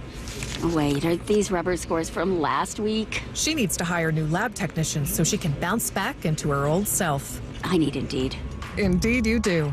Our matching platform lets you spend less time searching and more time connecting with candidates. Redeem your $75 credit at Indeed.com/credit. Terms and conditions apply. Hey, it's your resident Super Bowl champ, Chris Canty here. It's time to turn things up a notch. This summer, don't binge watch shows, binge s'mores by the campfire. Press pause on the podcast and press play on Warm Weather Vibes. Here's your chance to win $10,000 for your ultimate summer. What are you waiting for? Take a shot with 5-Hour Energy and make this summer your best summer ever. Visit 5HEshot.com for full details and rules to enter today. No purchase necessary. Ends June 30th, 2025. Heading to the ball game? Don't mess with traffic and pricey parking fees. Make it easy and ride the bus. It's affordable and convenient. No stress, no hassle. And plenty of time to grab a hot dog before first pitch. Community Transit makes riding the bus fun, easy, and affordable. You save money on parking, and kids under 18 ride for free. See where they can take you and plan your trip today. Go to Community Transit at ctgo.org/homerun. Bump here for the From America for America event at West Hills Ford. Buy 2024 Ford Bronco Badlands with a low 3.9% APR for 72 months on approved credit. Offer ends July 2nd. West Hills Ford, the big Ford store, part of the Hazelwood Auto Group. When you bundle renters and auto with Progressive, you can save while protecting your most valuable possessions. Like your really expensive limited edition sneakers and your new suit for your cousin's wedding. Except you never actually bought the suit because you can't stop buying sneakers. So you show up to the wedding looking like you're going grocery shopping. But hey, at least your sneakers will look good in the pictures. Until you're cropped out of every last one of them. So go ahead and get Progressive so you can save while protecting the things that matter to you. Progressive Casualty Insurance Company and affiliates and other insurers. Not available in all states or situations. Lanny went to college and racked up huge debt. A little bit over $100,000. For a degree he couldn't use? Now what? I had a friend that went to my computer career. They even helped him get hired immediately after graduation. One of the things I love about IT is that you can work from anywhere you want. You could become an IT pro in just months, including cybersecurity and the basics of AI with zero experience at mycomputercareer.edu. It worked for me, and I know it can work for you. This is one student's experience. Individual results vary. Let's go! This is Seattle Sports. Streaming streaming through the Seattle Sports app. KIRO AM Seattle. KIRO FM HD2 Tacoma. Home of the Seahawks, Mariners, and everything Seattle sports. This hour of the Brock and Salk Show is powered by Star Rentals, preferred supplier to the West's best contractors. Give me a freaking auto! From the Quantum Fiber Studio, this is Brock and Salk on Seattle Sports. Brock Ewert is my hero. Jay Buhner just punched me in the kidney. We're going to accuse you of management. Doesn't really work that way, Sherm. This is a show that has my name on it. It kind of does, though. Now, here are your hosts, Brock Ewert and Mike Salk. So I'm looking at this picture that you sent me, and I don't know what to make of it. Brock, for those that don't know, is gearing up for the wedding. Haley's big wedding. His oldest daughter is going to be a week from Saturday. I was looking at the weather this morning in Kalispell. It looks beautiful. What? We'll see. I mean, Northwest Montana, so you never know. All right. As of right now, for the weekend, it says 80 to 82 and sunny. It looks like it's going to be kind perfect. of like passing with the All-Star voting yesterday. Now's not too the time early. I'm looking at the weather. It's too early. I start early. I always start early. But I know that with that in mind, just 10 days away here, you went to get a facial yesterday. I did. And so I'm looking at the picture that you sent me afterwards. I know you were nervous about it. I don't think I can say what you look like. So No. Go ahead, Salk. You can absolutely say it. You can say whatever you want to say to me. All this time on task together. Come on, what do I look like? I was trying to give you a little Blue Steel. Was that the the Ben Stiller movie, the modeling movie? If Blue you Steel? zoom in and kind of take your hair out of it. Yeah. It's just a lot of wetness, right? Well, you look like an angry grandmother. Okay. Yeah, let me take a look at it. That's kind of the best I can say. Why didn't you send it to Lyle and I, too? I think he's afraid that it might get out. And I don't blame him. It's the most grandmotherly picture I've ever seen of you. I've never thought of you as looking like a grandmother. A grandmother? Okay. But you look like a grandma. You know what? Go ahead and send that to Lyle Amora. Are you sure? 100%. I don't know if that's a good idea. But more, now that you say that, It's kind of grandmotherly. It's definitely the most feminine picture of you I've ever seen. But really, it's more matronly. It's not like, you think it's feminine because of all of the facial lotion and... I don't know. You'd have to tell me that. How was it? I got to be careful. She was a very kind woman. She's amazing. Molly loves her. She also does lashes, and I'm not doing that, obviously. Maybe Molly is.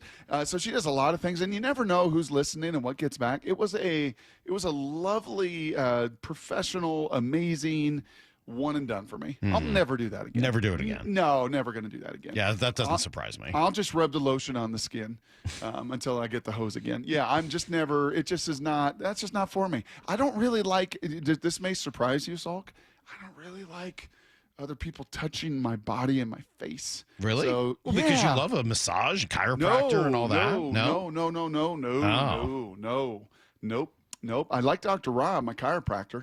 He turns my power on, but no, I'm not big into other women touching my body and massaging my face. I'm just not for not. It's just not for you. You just feel a little repressed. I get it. No problem. Well, you look great as long as 75-year-old grandma is what you're going for. Good. And I feel like you've nailed that look now. Awesome. So I think you're about as ready for the. People are going to be great. It's so sweet. Your granddaughter's getting married, and you can be like, "What?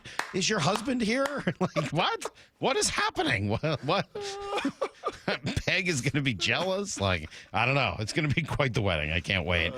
Speaking of jealous, the whole world is jealous of Cal. That's the best I could do in a transition. There we go. Good transition. We just got to spend a couple minutes on it here, man. What an unbelievable night for him.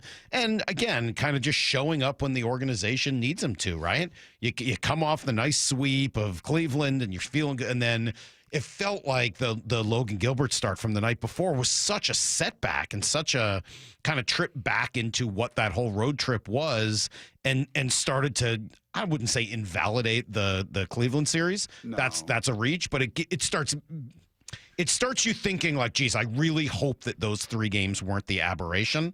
And instead, right off the bat, right in the second inning, Cal just comes out. It's like, yeah, we're done here. I'm going to hit a grand slam. We're done.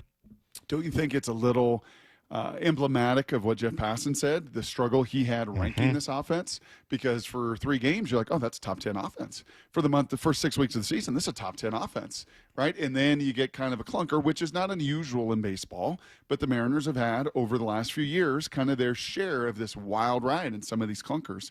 And then you're right. This is like the 3rd time this season this has happened. Honestly, 3rd time already this season, the Cal Raleigh has done something never done before in the history of baseball. I mean that's the kind of stuff that he's doing.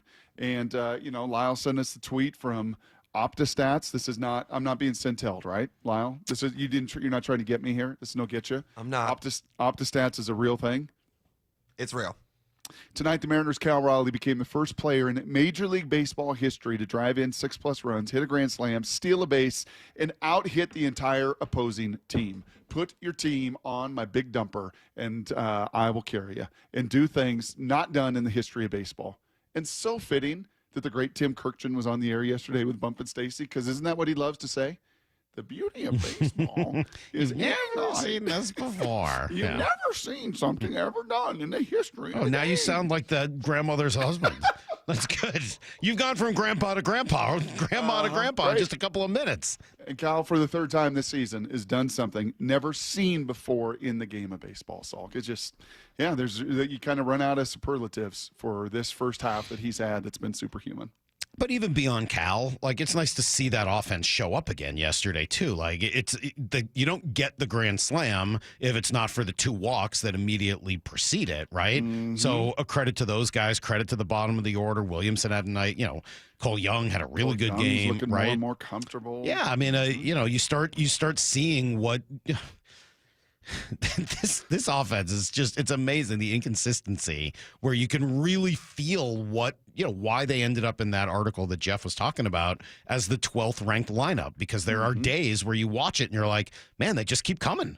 They just keep coming at you, and they have the talent. And then there are other days you're like, I can't believe I said that the other day. That's right. And then you watch them yesterday and you're like, well, I can't believe I said the other thing 2 days. I mean, the wild up and down, inconsistent ride. If they could put it all together, yeah, they're awesome. And when they don't, it's a tough watch. I mean, so that back and forth. So how does that, as a Mariner fan and someone watching this thing, like, how do you find your level? Will it happen as this pitching grows? But doesn't your level just, it is what it is, right? Like, your level right now, 2.5 months, almost 3 months into the season, almost halfway, is, just above 500. Mm-hmm. I mean, isn't that sort of what inconsistency is? Great April, lousy May, up and down in June. Like, at some point, all of that kind of balances out. And those numbers, that's why baseball's played over 162. It's why you said earlier that you valued, who was it who said how much they valued consistency? Was it Jeff? It was Jeff yesterday. Yeah. No, this was about a week ago, because I remember thinking. Then it was me. Yeah, then it was I don't know. I think it might have been Jeff last week, but whatever. It doesn't really matter, because it kind of got me thinking about, like, one of the guy that's in the Hall of Fame that I always point to that I don't think should be a Hall of Famer is Craig Biggio. Like, that guy just was not that good. He just played forever and ever and ever and ever, and ended up putting up 3,000 hits. And once you get 3,000 hits, you're in the Hall of Fame. And so that's kind of like, he was never the best player at his position. He was never great. I don't think that that's a Hall of Famer. And I've kind of made that argument for years. But I do believe, and some of my stance on that has softened in the last few years, as we've seen, like, Garver good year, Garver bad year, right? Polanco good year, Polanco bad year, Teoscar good year, Teoscar bad. Like, that maybe there is more to that level of consistency than I'd been giving it credit, for earlier, and that I probably should, because over time those levels kind of the inconsistency will hurt you. Yep. Yeah, and I think the hope that you have, if you're going to take that next step, is to have back-to-back outings from your starters that look like the kind of outings that this thing is built on. This thing was not built to be a consistent, viable top 10 offense. This thing was built to hopefully be a top half of the league offense, right? Have some power, have maybe the emergence, and we're seeing more than an emergence of Cal Raleigh. We're seeing him become one of the best in all of baseball. But this thing is built on your horses. And that is now back-to-back nights, and Woo was tremendous. Those horses are on their way. But I mean, you're starting to get that feeling again, where you look at the schedule and you're like, oh, who's pitching next? Great. Oh, who's up next? Great. Oh, who's up next? Great. Like whoever it is, when they start rolling, and that was always the thing that was so frustrating about playing against the Mariners in a 3-game series, is you look up and be like, we get a break, and then, oh no, all 3 of them are great. Awesome. Right? Like that was sort of that's what made them hard to play against. Yep. And if you could just add, as you said, league average offense, and I think over the course of the year, there is a league average element to it. It's just the inconsistent way in which they get there that I think leads to some of the wild fluctuations in our emotions. All right, coming up at 7:30, Brock, 20 minutes from now, gonna go through. We're gonna do something different. How's that? I don't want to get too deep into what it is, but I promise it'll be different from the norm. That's coming up in 30. We got more Cal glorification today for good reason. Matt Hasselbeck will be with us at 8:30. It's Brock and Salk, Seattle Sports on 710. For Down Territory, going inside the game with former Cougs and Seahawks wide receiver Michael Bumpus. First down, what's something completely overblown at OTAs? Interceptions. So when an interception is thrown, all people see is the end result. I don't think they realize that could have been a free play. He's tossing it up, or he's told just to throw the football so the defense gets a look. Kobe Bryant was over the top. Boom, he gets an interception. It can be deceiving at times. For Down Territory, every day at 11:15 and 1:15 on Bump and Stacy. Hey, Mike Salk here. Yeah, we are, not this morning necessarily, but the summer, man, yesterday sure felt that way. And it's going to be a lot more consistent once we get into July and then obviously August and September. So you're going to be doing all the cool summer stuff, and then there'll be pictures involved in that, right? Well, don't you want to look and feel your very best? Eastside Weight Loss Clinic can help. Trust me, you can do this super fast. Lost 15 pounds in 2 weeks. 35 pounds after just 8 weeks. There's time, but what are you waiting for? Schedule that 15-minute no-obligation consult right now at eastsideweightlossclinic.com. You'll get safe, healthy, sustainable weight loss, no pills, no injections, no surgery, real food. You're just buying food at the grocery store. There's no fake prepackaged stuff. So you'll lose weight, and you will look and feel your very best. The secret? You'll find out in just a 15-minute call with Eastside Weight Loss Clinic. Schedule that right now at eastsideweightlossclinic.com. Dr. Ryan Coogan, D.C. Results may vary. Patrick was way behind on his IRS taxes. I was in way over my head. The total amount ended up being somewhere just over $30,000. $30,000. Then the IRS came to collect. Started getting letter after letter. A lien had been filed against me. They were going to basically hang me completely out to dry. He had to do something. That's when I reached out to Optima Tax Relief. Patrick's life quickly got a lot easier. It was very easy, pretty much hands off. They picked up the ball and ran with it. And how'd it go? I couldn't believe it. I had to ask 2 or 3 times. I saved an incredible amount of money. How does Patrick feel about Optima? Couldn't be happier. They definitely helped me. Optima Tax Relief, the best place to call. They're the best in the business. Do what Patrick did and call Optima Tax Relief for a free consultation. Call 800-343-6460. 800-343-6460. 800-343-6460. Optima Tax Relief. Testimonial from an actual client. Some restrictions apply. For complete details, please visit OptimaTaxRelief.com. When you bundle renters and auto with Progressive, you can save while protecting your most valuable possessions. Like your really expensive limited edition sneakers and your new suit for your cousin's wedding. Except you never actually bought the suit because you can't stop buying sneakers. So you show up to the wedding looking like you're going grocery shopping. But hey, at least your sneakers will look good in the pictures. Until you're cropped out of every last one of them. So go ahead and get Progressive so you can save while protecting the things that matter to you. Progressive Casualty Insurance Company and affiliates and other insurers. Not available in all states or situations. Lanny went to college and racked up huge debt. A little bit over $100,000. For a degree he couldn't use? Now what? I had a friend that went to my computer career. They even helped him get hired immediately after graduation. One of the things I love about IT is that you can work from anywhere you want. You could become an IT pro in just months, including cybersecurity and the basics of AI with zero experience at mycomputercareer.edu. It worked for me, and I know it can work for you. This is one student's experience. Individual results vary. What is that sound? Ugh, that sounds like a plumbing sound. Luckily, there's a company that fixes all the plumbing sounds across Puget Sound. That's All Sound Plumbing. Puget Sound's plumbing experts. Have a sound? Visit allsoundplumbing.com. Take advantage of Lake Washington Windows hot savings, $750 off per window and $1,500 off per door with leak armor installation. And enjoy 12-month same-as-cash financing only through June. Visit LakeWashingtonWindows.com. The home of the Mariners. Left off to center. It is on its way. Julio, 2-run home run. Hear every pitch on 710 and the Seattle Sports app. Immaculate greens, unrivaled natural beauty, championship caliber conditions. Loomis Trail is the epitome of Northwest golf. With water in play on nearly every hole and tree-lined fairways, Loomis Trail provides a fantastic golf experience for those that want a challenge and those looking for a fun getaway. What round are you up for? Tee times available online at golfloomis.com. Start planning your perfect golf getaway today. June is Men's Health Month, and we want to place a special emphasis on prostate cancer awareness and treatment. Prostate cancer can be silent. It's important to get checked, even if you have no symptoms. Ask your primary care doc for a PSA screening if you're 50 or over, and 45 if there's a family history. If you or someone you know is diagnosed with prostate cancer, consider treatment at Swedish Cyberknife right here in Seattle. It only takes 5 short treatment sessions. Go to swedish.org/cyberknifeprostate. Washington is leading the way in car theft reduction. Car theft dropped by 32% from 2023 to 2024 in our state, but there's still work to be done. Help keep your car safe with these simple and important tips. Don't leave your car running unattended. Park in well-lit areas. Lock up every time. Keep valuables out of sight. Use an anti-theft device like a steering wheel lock. Prevent the theft and keep you and your vehicle safe. These tips are brought to you by the Washington Auto Theft Prevention Authority.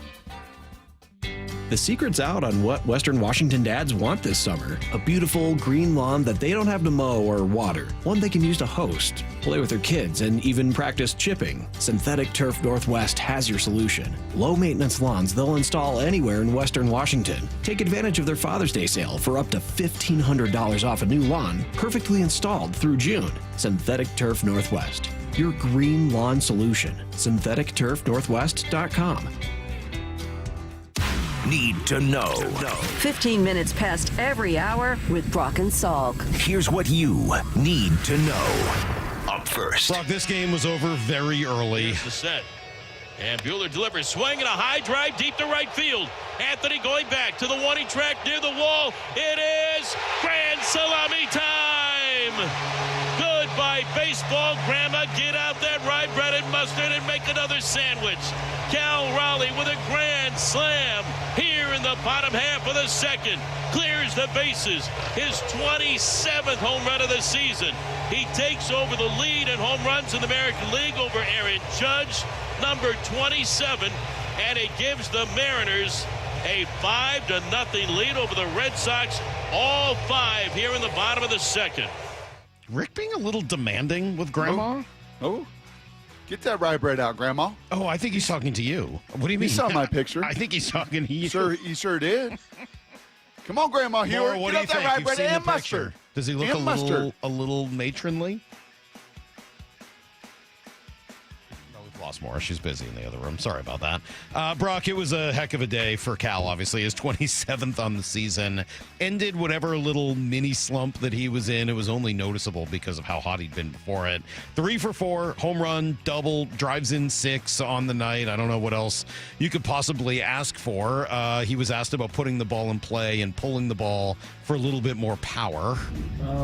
I wouldn't say I'm trying to pull the ball in the air. I think I'm just trying to, have good at bats, stay within myself, and trying to, avoid the bigger, bigger gaps of, not doing well. Just trying to stay consistent. And, you can hear how fired up he was after the game. So that was a huge win for Cal, and he's incredibly excited afterwards. Not only does he do all that, Brock, but he catches a shutout because that's kind of who Cal is. Pretty easy outing for Brian Wu, who had the nice lead, but dominated from there. 7 one-hit shutout innings, and he was tremendous last night. Yeah, and then you throw in Mooney getting an inning. He hadn't pitched in quite some time, and it was just about as good a bounce back as you could possibly have, and sets up one of these rubber matches. Yep. And sets a lot up of these. really tough matchup against Crochet with a sub-2.5 ERA and all that he's brought to Boston. And yeah, chance to go win a series. And how about a 5-1 homestand? That would be pretty good. After that road trip, Luis Castillo will be on the hill for the Mariners. No help, unfortunately, from the A's. Astros win last night, so Mariners remain 4.5 out. Here's the second thing you need to know. Oh, man. The drought continues, Brock, up in Canada as the Florida Panthers closed out their second straight Stanley Cup at home with a 5-1 win. 4-goal game for Sam Reinhart. He scored one in the first, one in the second, and then twice in the third, both into an empty net. Verhaeghe had 3 assists, a couple assists for the captain, Alexander Barkov. Did you watch the hoisting of the cup and all? It's so great. It's too bad. You'd have loved it. I was into the Mariners. I was into the WNBA last night. We'll get to them in a moment. Yeah, a lot of cooking. Is there anything, Salk, you take from a back-to-back Stanley Cup winning organization? Oh, Is there anything you look at it? Is there anything you look at and go, come on, Seattle? Come on. Well, you know what's interesting about the Panthers? Like, we've spent a lot of time talking about the need for stars, and, you know, they're not the star-laden team. They've got a bunch of really good players, but they are more depth than top-heavy. And they're just physical, and that is the thing that I feel has been lacking a bit in Seattle, is just that nasty, physical style play. I was talking to, who was it? Maybe it was even Heather. I don't know. Somebody's like, well, yeah, it seemed like a series early, right? As Edmonton was kind of skating with them, and over the course of the last week, like, they just wore them down. And that's exactly what Paul Maurice was talking about, their coach, in that clip I sent you guys, right? Hit their D. Keep hitting them, because by game 7, they'll quit.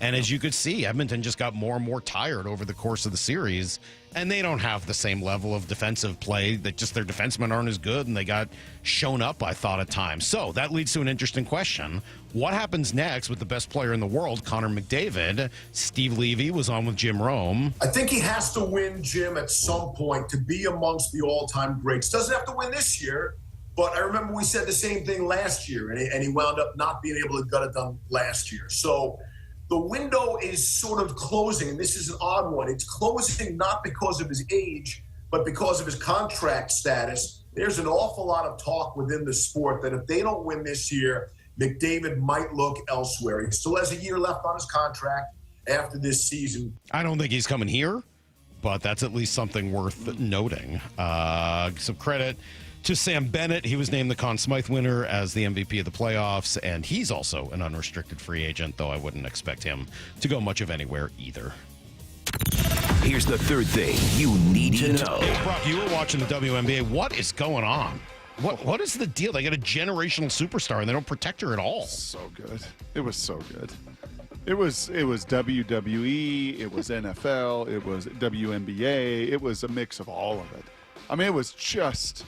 And I'll tell you, man, the announcers were phenomenal. I don't even know who they were. It was an NBA TV game. They could not have done a better job. Opinionated, like, that can't happen. Mabry comes in and just hip checks Katie and laughing like a goon the whole time, thinking, well, for sure I'm going to be kicked out. She wasn't even kicked out. I mean, it was a technical. She wasn't even ejected. Right. So that started the whole And they thing. called a technical on Caitlin during the whole thing, too. Oh, yeah. Then it just got bizarre. And then Sophie Cunningham. Yeah. She decided to just... grab this gal by the hair, by the ponytail, by the neck, and just like enough.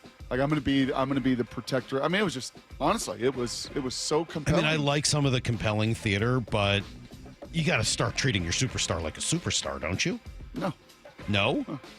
I don't know. I would disagree. What if she gets hurt doing that? I don't know, man. I like the physical play in general. You got to find a balance between the great physical play that's in that league and protecting a generational superstar. She gets poked in the eye and then knocked to the floor and then gets a technical for those actions. Just bizarre.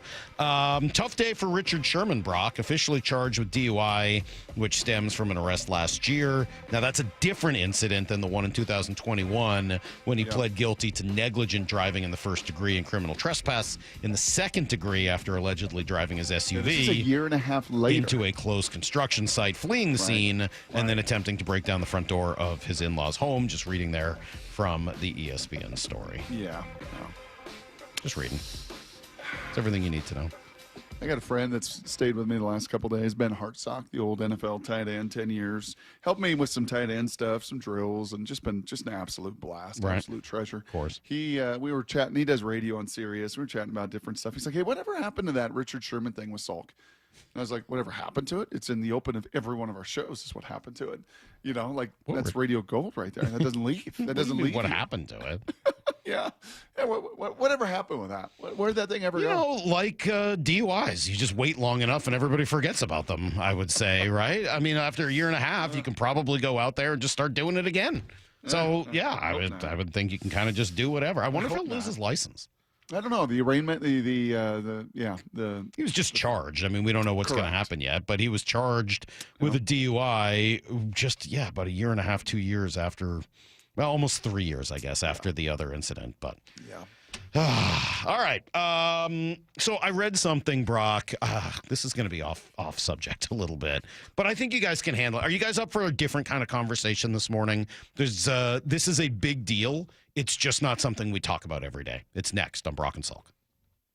Wyman and Bob, afternoons 2 to 7. Talking about the Mariners plan for the trade deadline. You think people are reticent to the minor leagues and trade some prospects? I know fans develop a connection to names they hear over and over. Often you don't see these guys. I don't know how many people are making trips out to Everett or out to Tacoma to watch the young guys, but there just aren't any sure things. Dave Wyman and Bob Stelton, afternoons 2 to 7 on Seattle Sports, the app, YouTube, and your smart speaker. Hey, Mike Salk here. This can be a time of year where you see some pests around your house, right? Rats, bugs, etc. You don't want that for obvious reasons. The rats are probably the biggest problem, all those rodents, because they're this time of season, they're reproducing. So if you get 2 in your home, all of a sudden that could turn into hundreds, and then that's damage to your insulation, wiring, structural features, any of that stuff, which is a much bigger problem, of course. And then you could see bugs, maybe ants this time of year. They're searching for a food supply, and you don't need any of those problems in your house. Fortunately, Crawl Pros has a full-service pest control division. It's called Pest Pros, and they can come out, they can take care of the problem, and then prevent any bug or rodent infestations from reoccurring. Don't take a chance if you're worried about water damage, mold, insulation, critters, issues, anything else related to your crawl space or attic. Call Crawl Pros or visit crawlpros.com. At O'Neill Plumbing, we don't just promise to get the job done, we back it up. No travel charge, no show-up fee, no overinflated pricing, and no out-of-town owners. Just clean, fast, and professional each and every day. O'Neill Plumbing. Church's Chicken is bringing even more flavor to the neighborhood with our Bremerton location, and we can't wait to share what we've been cooking up. So stop by and try our bold, juicy, flavor-to-the-bone fried chicken with all our only at Church's Fixins. Yeah, your newest fave is waiting with unbeatable deals and unmistakable crunch right here at the Church's Chicken in Bremerton on 4000 Wheaton Way. That's right. Come on down. Friends, family, and neighbors welcomed at 4000 Wheaton Way in Bremerton. See you soon. Church's. You've heard the saying, you never get a second chance to make a first impression. Since 1926, my family's been helping local businesses make great first, second, and long-term impressions. We know how to make your company look good with quality uniforms, logoed apparel, floor mats, linens, and more. If you're paying for linen service or doing it yourself, let's have the conversation. The information and quote are free, but the savings and service can really add up.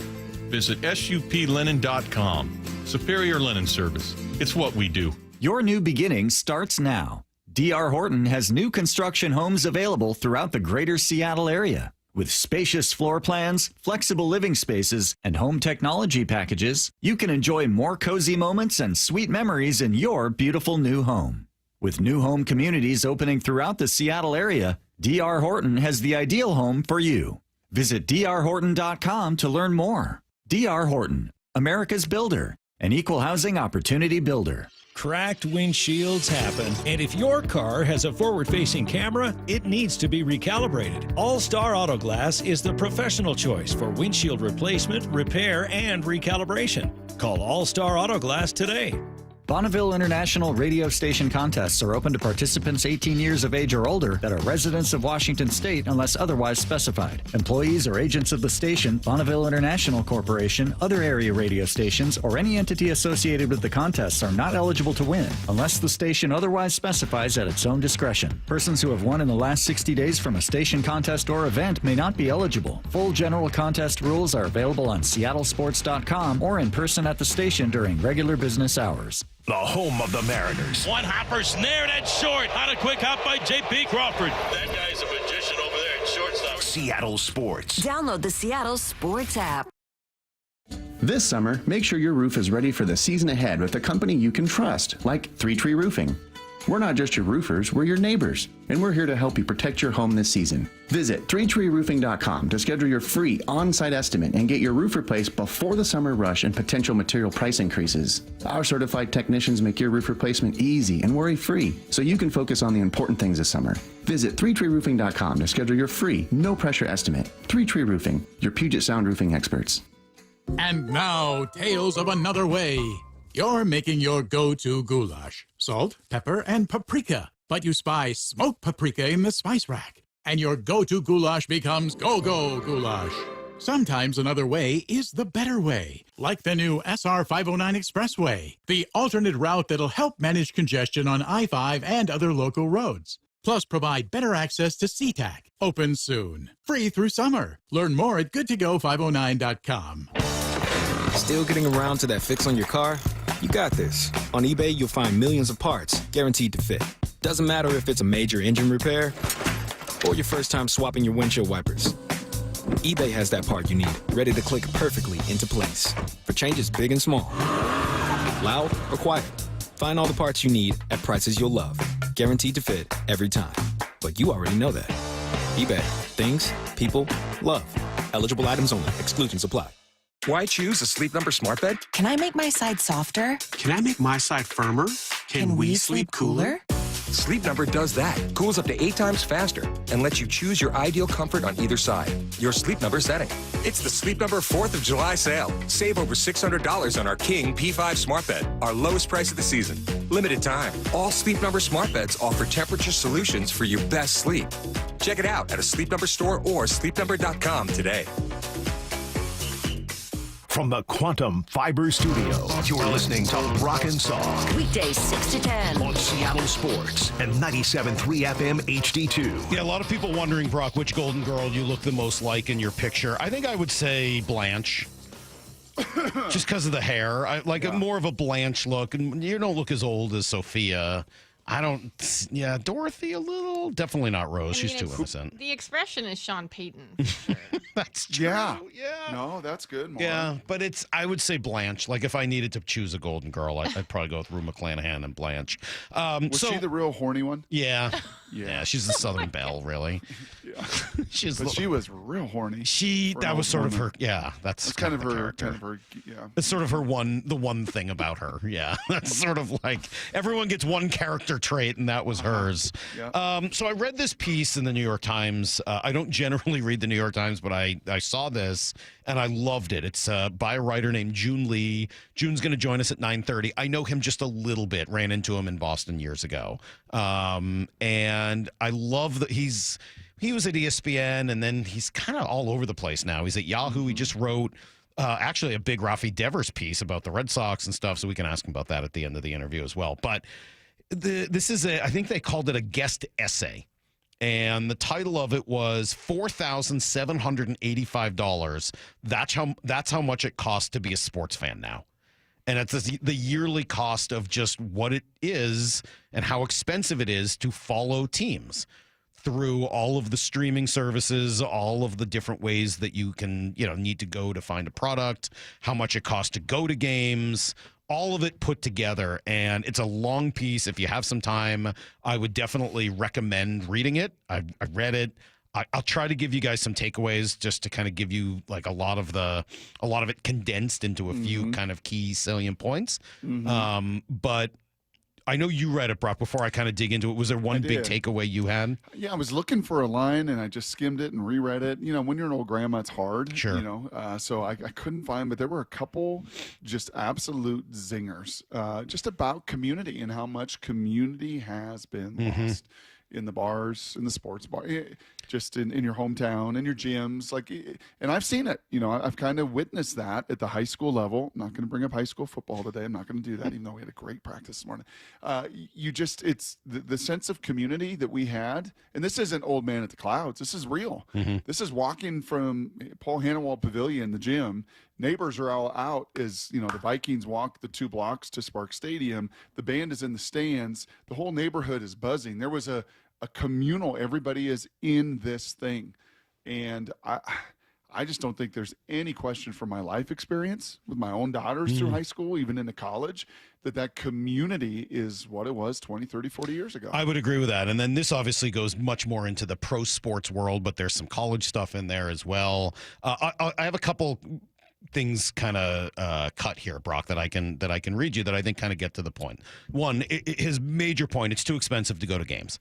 He says going to a game is similarly growing out of reach. From 99 to 2020, so 21 years, the average price of a seat across all sports rose roughly twice as fast as overall consumer prices. So the cost of going to a game is rising at a pace double that of everything else in the world. Even eggs? Well, depends when you ask. Okay. It increased 19.5% between 23 and 25 alone.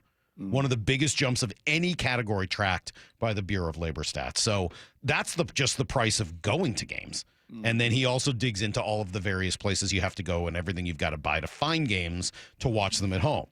Second one, it's hurting the community element of sports, Brock, exactly as you said. He writes, the result isn't just inconvenient, it's lonely. As access shatters, rituals vanish, as do the moments that make sports communal. A bar full of strangers cheering for the same team, the generational ties passed down through the seasons, those experiences fade under a system that dictates that the more you can pay, the more you can see, until the game disappears behind another paywall. I think that's a little bit of an exaggeration. I don't think it's that hard to find games today, but I understand the point, and I think what he's saying is that's kind of where this is going. Is it's going to you're get pretty worse. nimble, Salky. You're not the right one to answer that question. You're pretty nimble with your technology. You Maybe navigate all your devices well. Yeah, ask Grandma and Grandpa what it's like to try to download NFHS. And why isn't it showing that? Just give it a second. The game hasn't started yet. Just a little. I know it's spinning. No, that's fair. You know what I'm saying? So you're super tech savvy. I wouldn't say Pacific that, North, but in the Pacific Northwest, things move really fast. You got to keep up with it. You know, those folks in Iowa, those folks in the Dakotas, those folks of a different age in a different ilk, really hard to track those things down because they are a multi-platform. He gets into sports ownership and writes, he kind of traces it back through the years and says the goal of sports ownership is changing. For most of the 20th century, pro sports were side hustles. Baseball clubs were run mostly by tavern owners, newspaper editors, and civic boosters who usually lost money or broke even, but saw teams as an extension of their communities. Now, that's a long time ago. That's like the 30s and 40s and stuff. The odds. Then came television. In 1960, an early football league signed a contract with ABC and invented revenue sharing, which distributed a portion of the money generated by broadcasting games across all of the league's teams. This model, which would rule the business for decades, gave leagues a path to financial stability while also supporting teams in smaller markets that would never otherwise have been able to compete with richer rivals. Throughout this time, sports leagues banned private equity investors, we'll get to them in a moment, and the like from team ownership for fear that short-term financial interests would override long-term team stability. When many sports migrated to cable, now that's sort of in our youth, right? There were grumbles about losing free access, but cable also brought more games to American households while keeping the cost to viewers relatively modest. The revenue sharing model was maintained. I think I would agree with that. I mean, you did have to start paying for cable, but, I mean, as a kid, you couldn't not every game was on TV.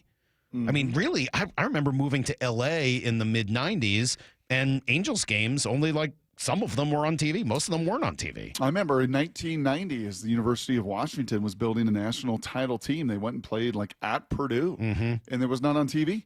And you just had to listen to the great, and he was great, Bob Rondo on the call on radio, because there was no way to watch that football. So there is an element where you say, like, I wouldn't say spoiled. I'm not Jeff Passan, but this idea of like, oh, well, now you have to get 5 different streaming platforms. Well, 30 years ago, you might not have even been able to watch the game at all. At least now it's available to you, and everything is available to you if you know how to find it. So I think there's sort of 2 ways to looking at some of this. This is one that we've talked about over the years. The aggressive scheduling of games has eliminated some of the ritual. He writes, sports used to carve out rhythms, Sunday afternoons for pro football, Saturday for college football, that turn games into shared rituals. Yep. That's gone. Yeah, it used to be untouchable. It's Friday is high school football. We're not playing on a Friday. Saturday was college football. We're not NFL playing on Saturday. Sunday is the NFL. We're not, like, there was a routine. And now, what was it, 2 years ago, and kind of at the start of COVID, there was an NFL game played every single day of the week. Yeah, it's a lot. Right? It is a lot. It is a lot. And this year is going to be a Monday, a Wednesday, a Thursday, a Friday, a Saturday, a Sunday. Like, yeah, it is. You wonder, is there ever going to be satiation, or is it a truly insatiable appetite for the NFL? It feels that way for all games. That's just sort of the goal, is to just keep it, expanding and expanding. And then he says that hurts competition. The leagues could have devised ways to pocket streamer. This is the new revenue model through streams. Pocket streamers' cash while preserving their fandoms. Instead, they pursued the biggest immediate payouts by slicing up games and selling marquee matchups across platforms. What is true, particularly for basketball and baseball, is that this shift has been almost universally disastrous, not only for fans, but also for teams in smaller markets that relied on revenue-sharing models. As the old way of doing business fell away, the rich teams were getting richer, while the rest were threatened with being left behind. Mm-hmm. In the NBA, Major League Baseball, right, as he said, the tip of the spear of that. Thinking, well, we got 82 games, got 162 games, like we can do all of it. That's a little hard to say, though, as you're watching Oklahoma City and Indiana, not exactly large markets at all, battle for NBA supremacy. But I think he's missing a huge, huge component of this conversation, which is salary caps. That's the thing that ends up coming in to allow competition in 3 of the 4 sports, regardless of the market you're in. Green Bay can compete with New York. Indiana can compete with Los Angeles, because Florida can have a hockey team that wins 2 Stanley Cups in a row because of a salary cap. And then you look at baseball without one, and you have this problem entirely. Yes. And it's another reason why I think we're going to end up with a salary cap in baseball after a prolonged labor dispute in another couple of years.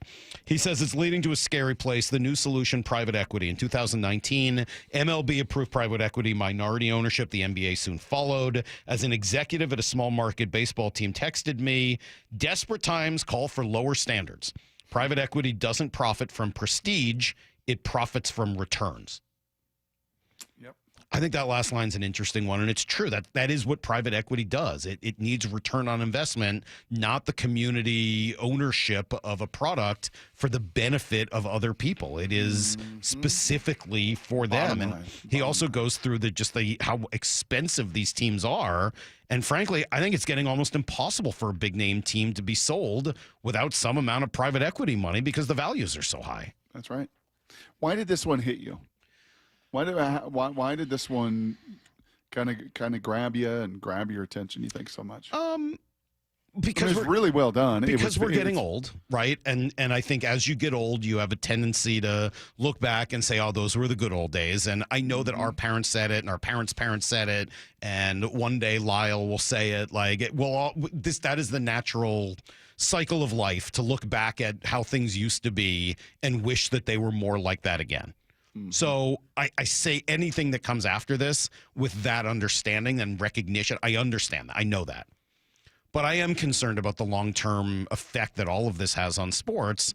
And some of it is just sort of, this is the, I don't want to make this political. I'm going to say something that I know people are going to take the wrong way, but I'll say it anyway. Great. This is capitalism is awesome, but this is the unfortunate trade-off that comes with capitalism, the need for growth. I'm not looking for something other than capitalism. I am a capitalist. Please don't get this confused. Yeah, I am. Wait till Blue 88. Wait till I talk about some of the dangers of college sports. I believe in capitalism. But all good things have trade-offs. And one of the trade-offs that comes with capitalism is the constant need for growth. And so all of these leagues are looking for growth. And he uses the phrase mining, that they're mining fans rather than, catering to them. And I think there is something to that. They know that there's a passion there on sports fans' behalf, and so they're mining it. And then you throw in the declining revenue over the last few years from broadcast media. Believe me, those of us in our industry are very well aware of it, which is probably another reason why it struck me so much. And you can't help but be concerned about the future. If the leagues don't care about the fans and are just trying to satisfy the need for return on investment, there's not the sports doesn't have the same meaning as it once did. Yeah, I can imagine right now, Salk, folks in Corvallis, Oregon that are listening, folks in Pullman, Washington that are listening are like, yeah, man, you're speaking my language. Like this is what happened to us. Like this is what, we got left behind. Oh, nobody's going to get left behind. It's college football. It's a gazillion-dollar business. Everybody is thriving. No, like if you don't fit into our model and you don't fit into our revenue, like, good luck. Now you're the Pac-2. Go enjoy certainly he could. I mean, he's a Northeast guy, so college football is probably not top of mind for him. But this could have absolutely, that could have been a big part of this conversation as well. I also think, and players aren't going to, I've sort of said, I think ownership has a role in this for cross sports, but so do players. I mean, as salaries have grown here over, with all those rising revenues, the owners are not going to lose money. They may not need, we can argue about how much money they need to make, but they're probably not going to lose it. And with the salaries where they are, it's why I think there's going to end up being some sort of a reset in baseball, because the game's not as popular as it used to be. And the salaries are gigantic. And you have teams that just can't, like the Colorado Rockies, can't do it. Back-to-back years, that you may have the two worst teams in the history of Major League Baseball. Meanwhile, they're like 7-7 in their last 2 weeks, by the way. Just look out for the Rockies. Anyway, we're going to talk to Joon Lee later. If you do have some time to read the article, it's at the New York Times site. I'll tweet it out as well here in the next few minutes, just because I thought it was super enjoyable. I thought it presented an interesting view of where sports are at and where they're going. And as much as we, for the most part, talk details and specifics, what happened last night, Cal hit a home run, who should be the MVP, who's an all-star, and we'll do all those things. The big picture is a part of this as well. Let's do some Blue 88. This is Brock and Salk's Blue 88. Blue 88! Blue 88! We take you to the field as Brock Ewart breaks down 3 football questions as only he can. Now here's your hosts, Brock Ewart and Mike Salk.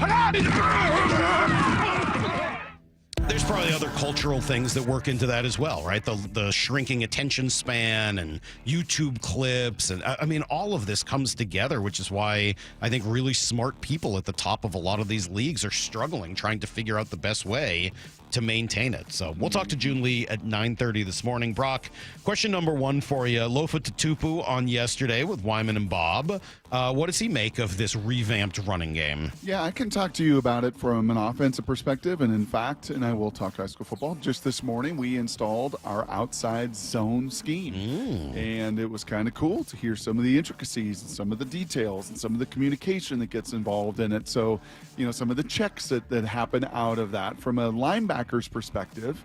On the other side, trying to defend this scheme in particular, here's what Lofa in cut number 13 had to say to the boys yesterday. If you don't play it in tandem with your D-line, it's definitely stressful. I just remember playing the Broncos, that they had that super wide zone like you're talking about, right? And the linemen are coming up to the next level. Well, all you got to do is have a talk with your D-line, like, hey, you can let that guard straight up. Just chase flat. Like, just go straight down the line of scrimmage and try to, force them to to cut back or you're going to make the tackle. And I'm just going to go ahead and, rope-a-dope. I'm going to give a jab step and come right back into the gap behind you. Yeah. And now we have 2 guys free. It's almost like the pick and roll in basketball. Of course, they have bootleg off of that, right? It looks just like it, but if someone's not up in your face right away, you already know it's a pass, because those guys with that wide zone action, they get aggressive and right up on you immediately. You know what it comes down to, Salky? It comes down to really who can out-communicate and who can out-process the other. I was sitting next to Ben Hamilton, longtime NFL offensive lineman, and what's been neat for me in this process is I'm not just learning the offense. So one day's offense, one day's defense, one day's offense, one day's defense, and kind of learning and a sense of communication that has to happen that Loaf is talking about there. And some of it's not even verbally communicated. You just do that through time on task, like a pick and roll. And I said, gosh, it bothers me that we only talk about processing with quarterbacks, because the reality is linebackers process just as much. Offensive linemen together have to process this front, this movement, this alignment. There is so much processing. Yeah, maybe the quarterback's got to be the mega processor because he's got to communicate verbally so much more than just about anybody else. But yeah, man, when this offense works in tandem and works together and can out-tandem and out-communicate and out-process your opponent, you got a chance to be pretty darn good. All right, question number 2. Well, maybe this is related to the previous conversation, but Brocky, I know you are so passionate about college football, and the direction it goes will always be a little worrisome. What's coming true here? You know what I'm even more passionate about, Salk, is I've gotten older and look like a grandma, especially after a facial with all this lotion on my face. You know what I get more passionate about? I'm actually more passionate about college sports than I am just college football. And I've had some grave concern of where this is going. Let's deconstruct. Okay, then how can we construct? If we're going to kind of deconstruct things, how are we going to construct? And is it actually going to be for the betterment of all? Or are there going to be people left behind? Ross Dellinger, who really follows this stuff closely, Salk, since the announcement of the settlement and the $27 million that now schools are going to have to pay their student athletes, 32 D1 sports around the country have already been cut. Wazoo just cut the field part of their track and field. Louisiana Monroe just cut their whole tennis program. Like, there is going to be more and more the trade-off of this, because schools are not going to have the kind of revenue to fund the 30 to 35 sport. It's just, you're going to see this. Right. And that has always been, and you know that, as I've screamed at you and screamed bloody murder at you and screamed in the socialist ways that I am. It's for the good of everybody. But I agree with you. I knew this. I wasn't disagreeing. Of course this was going to happen. Our disagreement, I think, has always been about where it started. The problem I have is once the money got into college football and into a model that was not built to handle it. This was inevitable. Eventually, it was going to have to get there. And so while I think it's sad, I think that the alternative of other people profiting off of it, and it was untenable as well. And sadly, what the alternative and the trade-off is going to be in this, just as the Beavers and Cougars were left without a home, and now they're trying to put together a new Pac-10 and 12 and everything else and try to get a new deal, yada yada yada. But they were left outside of the Power 4 divisions and programs.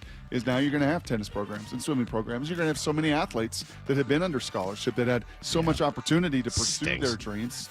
You're going to see more and more of them, unfortunately, cut. Well, they got to find a way to do it, though. I mean, the colleges also have a lot of money. So, like, how they choose to handle this, we'll see.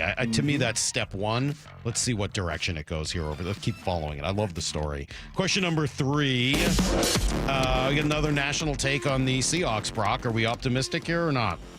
Yeah, this is Cody Benjamin, and Cody Benjamin wrote on the range of possibilities, best case scenario, worst case scenario for every NFL team.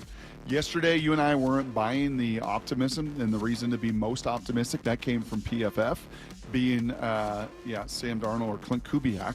You and I think, both pointed to a defense. How does this strike you from Cody Benjamin? Best case scenario, they get the best of both worlds. Sam Darnold and Cooper Kupp make enough splash plays to get their short-term offense into, the playoffs. You buying that? And by the way, best case as well, and I am going to put my Ebenezer's on. Best case, Jalen Milroe, Gray Zabel, and their rookie class, they promise future stardom. Worst case scenario, Darnold quickly flames out, his skittish tendencies coming to light behind a work-in-progress front, and Coach McDonald can't squeeze out enough from his patchwork pass rush to I think they've got the question right. I mean, those are the questions that they're trying to figure out. Yes. Yeah. And any time we look at the negative side of this, honestly, we've wondered aloud, why is the national voice? Why is Vegas? Why?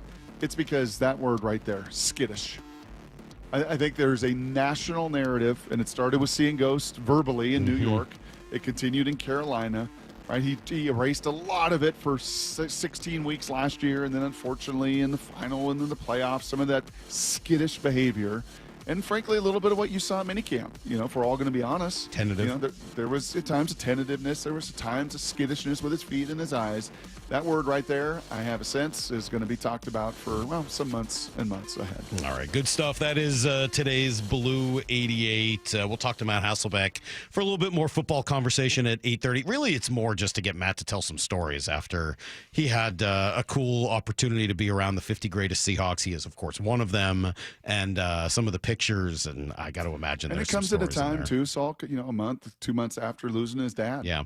And I know we're going to talk about that because I know the magnitude of that, the meaning of that, what Don, his dad, meant to the family. And as we just celebrate Father's Day, to kind of have that swing, right, to lose your dad and then have the draft and be out here with people because he needed that support, and then to be celebrated as one of the 50 great. This should be a little deeper. Is it still hard for you? You've been a dad now for 23 years or whatever. I've been a dad for 13.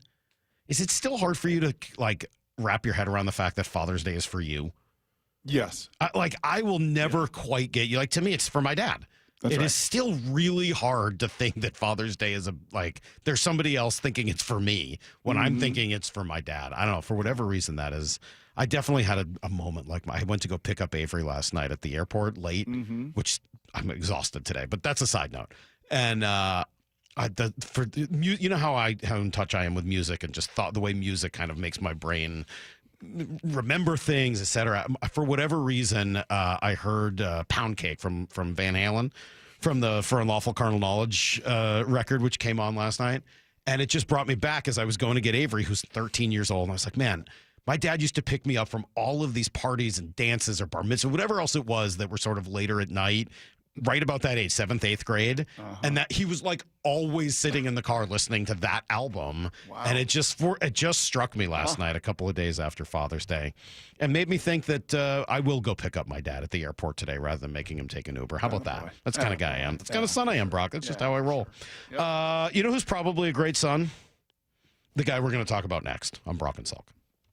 If you haven't subscribed to Seattle Sports on YouTube, it's amazing. We just got to keep hammering it home. You're missing part of the game. The rest is history. There's so much more than what happens on the field. This is the place I love. Subscribe now for in-depth inside information with Brock and Salk. The Mariners' hit rate was way higher than that. Bump and Stacy.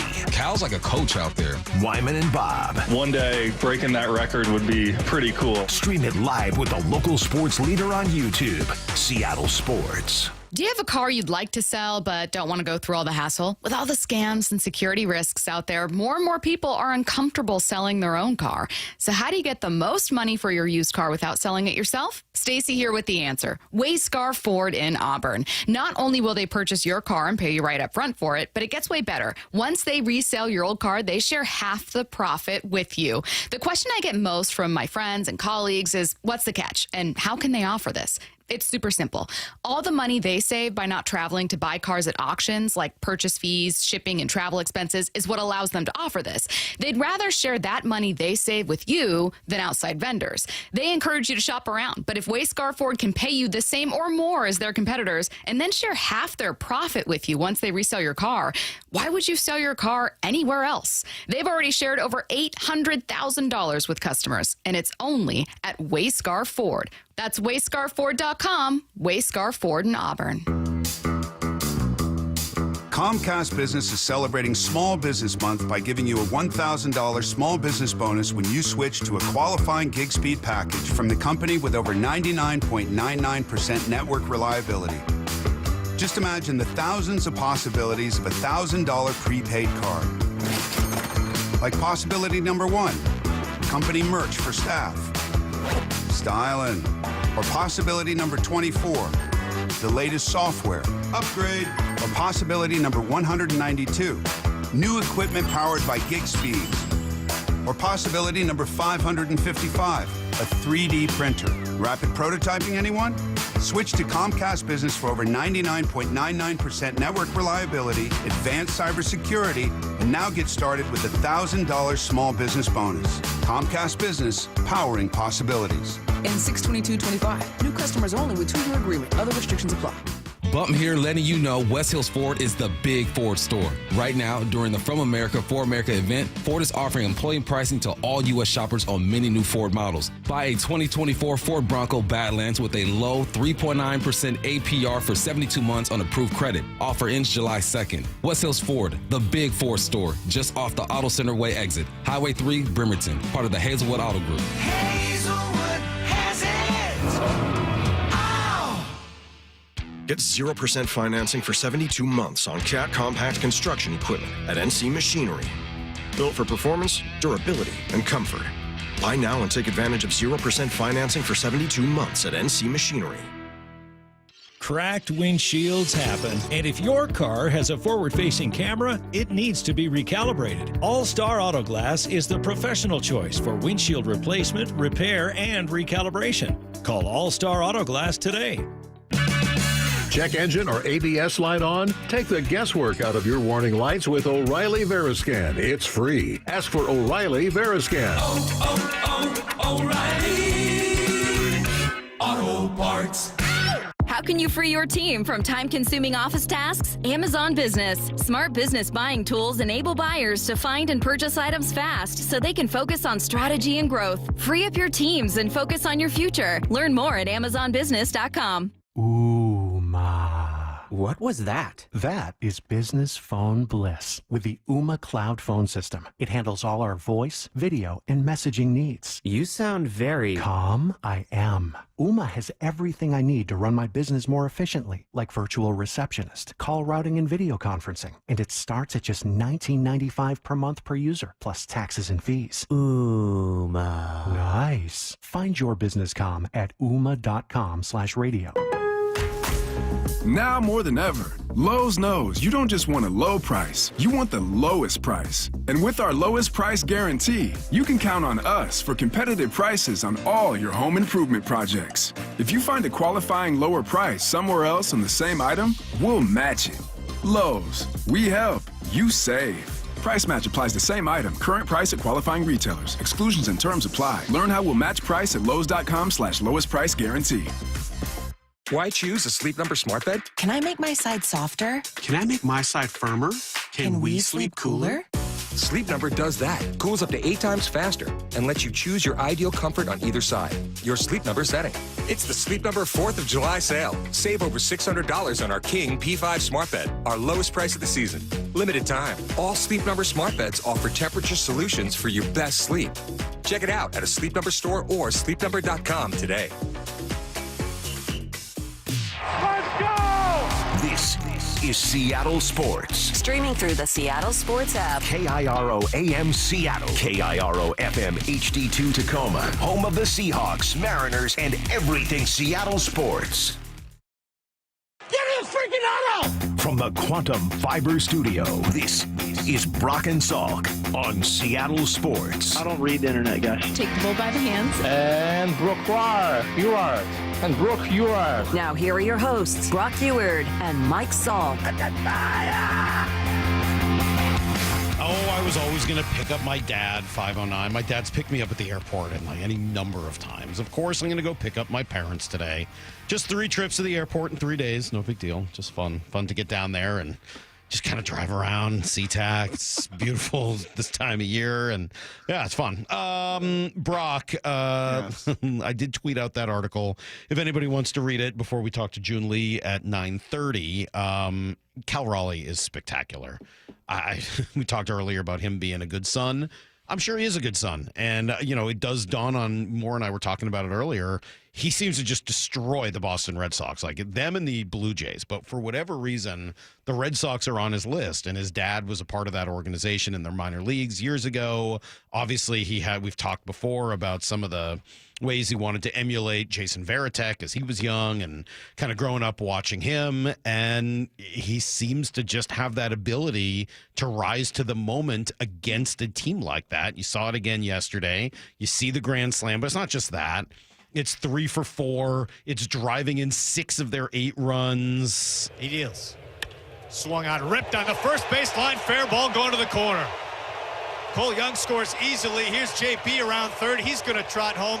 Cal steaming into second. He's got a double. What a night for Cal Raleigh.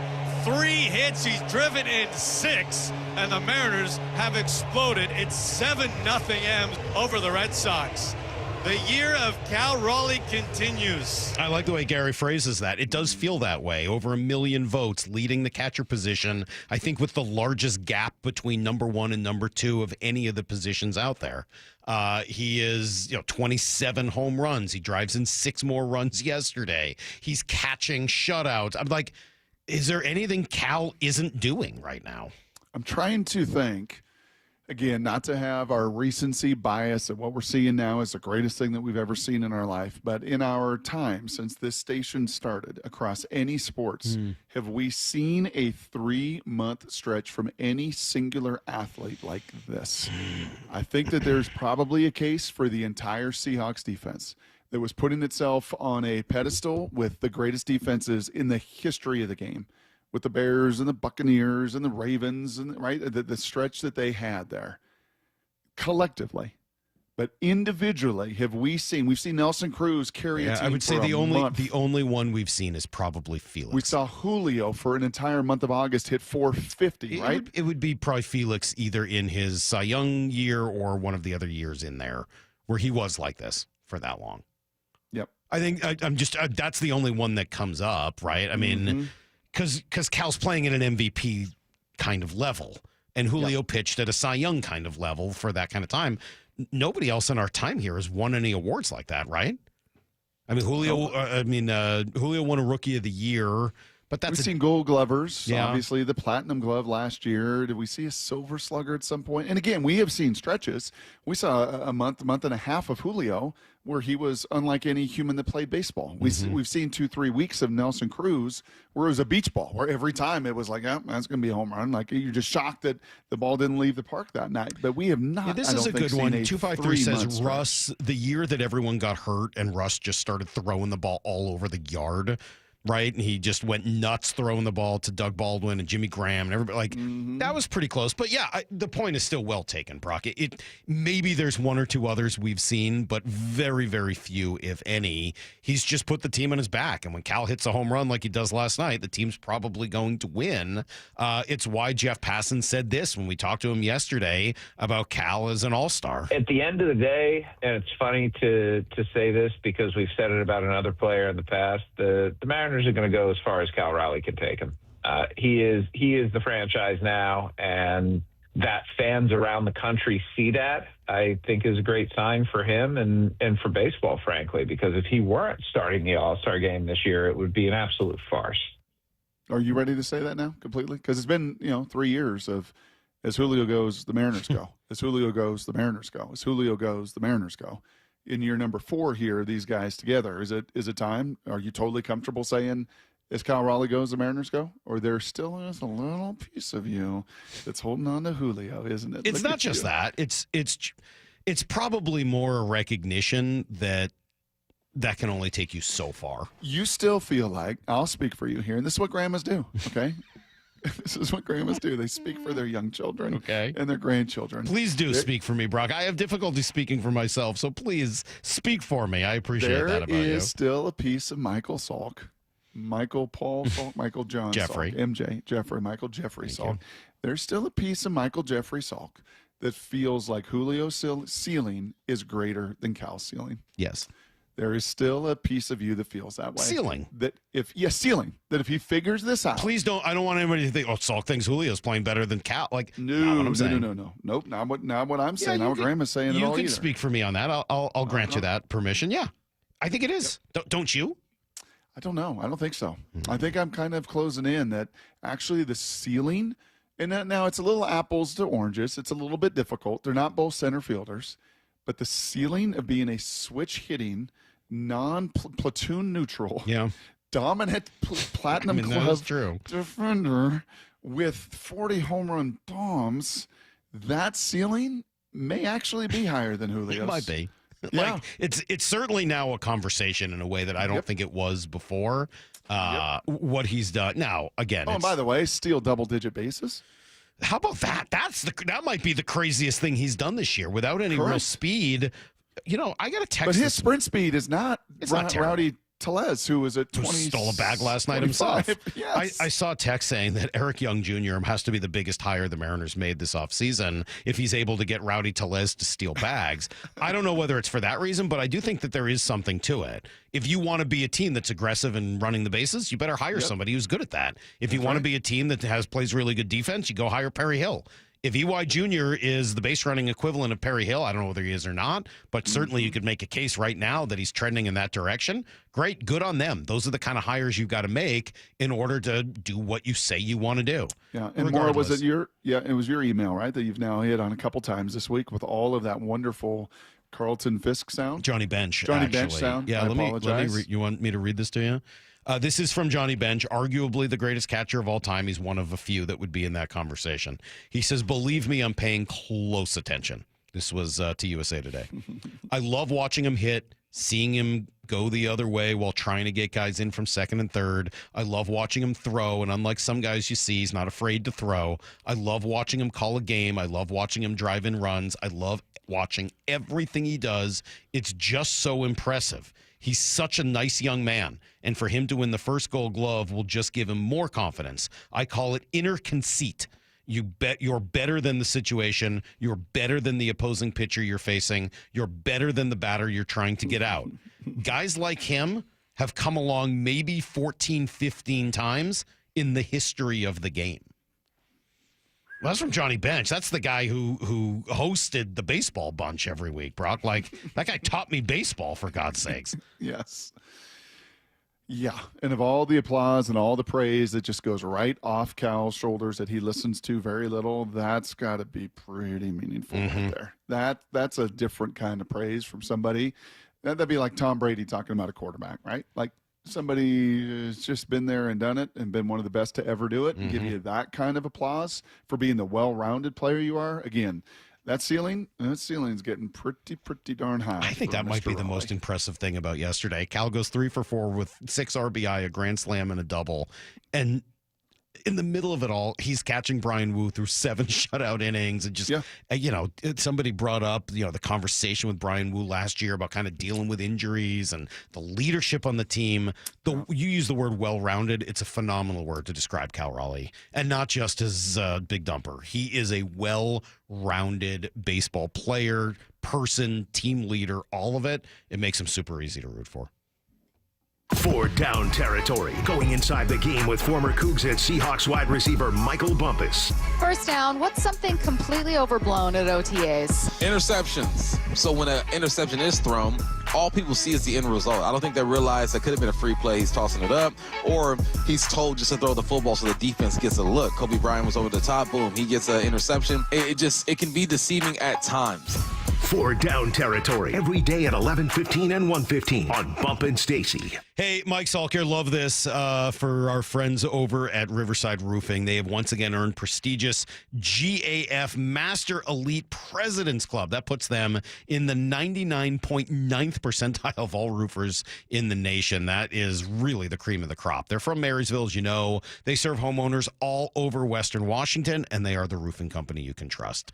Good news for you as a homeowner? Yeah, it means you're hiring the best of the best, the company that gets high marks in performance, reliability, service, and they're going to make sure your yard and your driveway are completely clean from any debris after a job is finished. Plus the elite warranty to match as well. Highly reviewed, highly recommended. Riverside Roofing is your go-to local roofing contractor. Book them now for any summer project and get your roof done fast. Highly recommend them.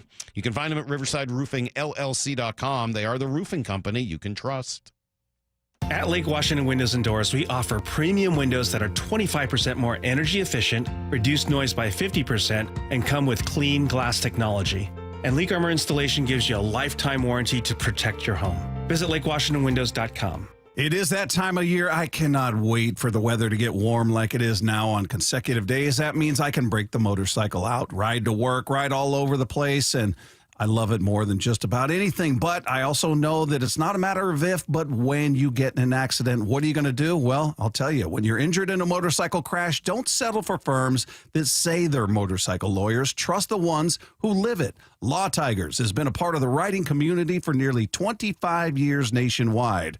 They're here 24/7, 365 days a year because writers deserve real support when they need it. Law Tigers is the resource writers can turn to when they are in need. Law Tigers is out at all the events and supporting all clubs and shops. The Law Tigers are always by your side. Your case evaluation is always free. There are no fees until your case settles. The Law Tigers, you never ride alone. Law Tigers, Washington's motorcycle lawyers. Jimmy Cook, 539 Broadway, Unit 104, Tacoma, Washington, 98402.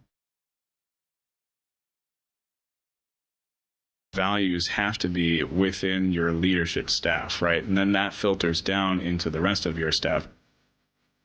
We are together, we are a team, and without that thought process, you're sunk. I still revert back to, if I work at a location and I'm willing to have my son work at this location, that should tell you a great deal. I didn't steer my son away, I steered my son to it. They call it the Lee Johnson Auto Family, and it's not just a name, it's not just some cliche. They foster an environment for us to become a family.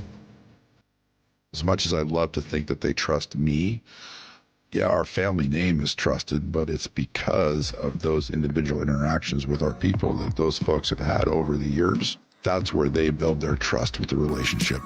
The LJ way is the Lee Johnson Auto Family. Stop Bugging Me Pest Control.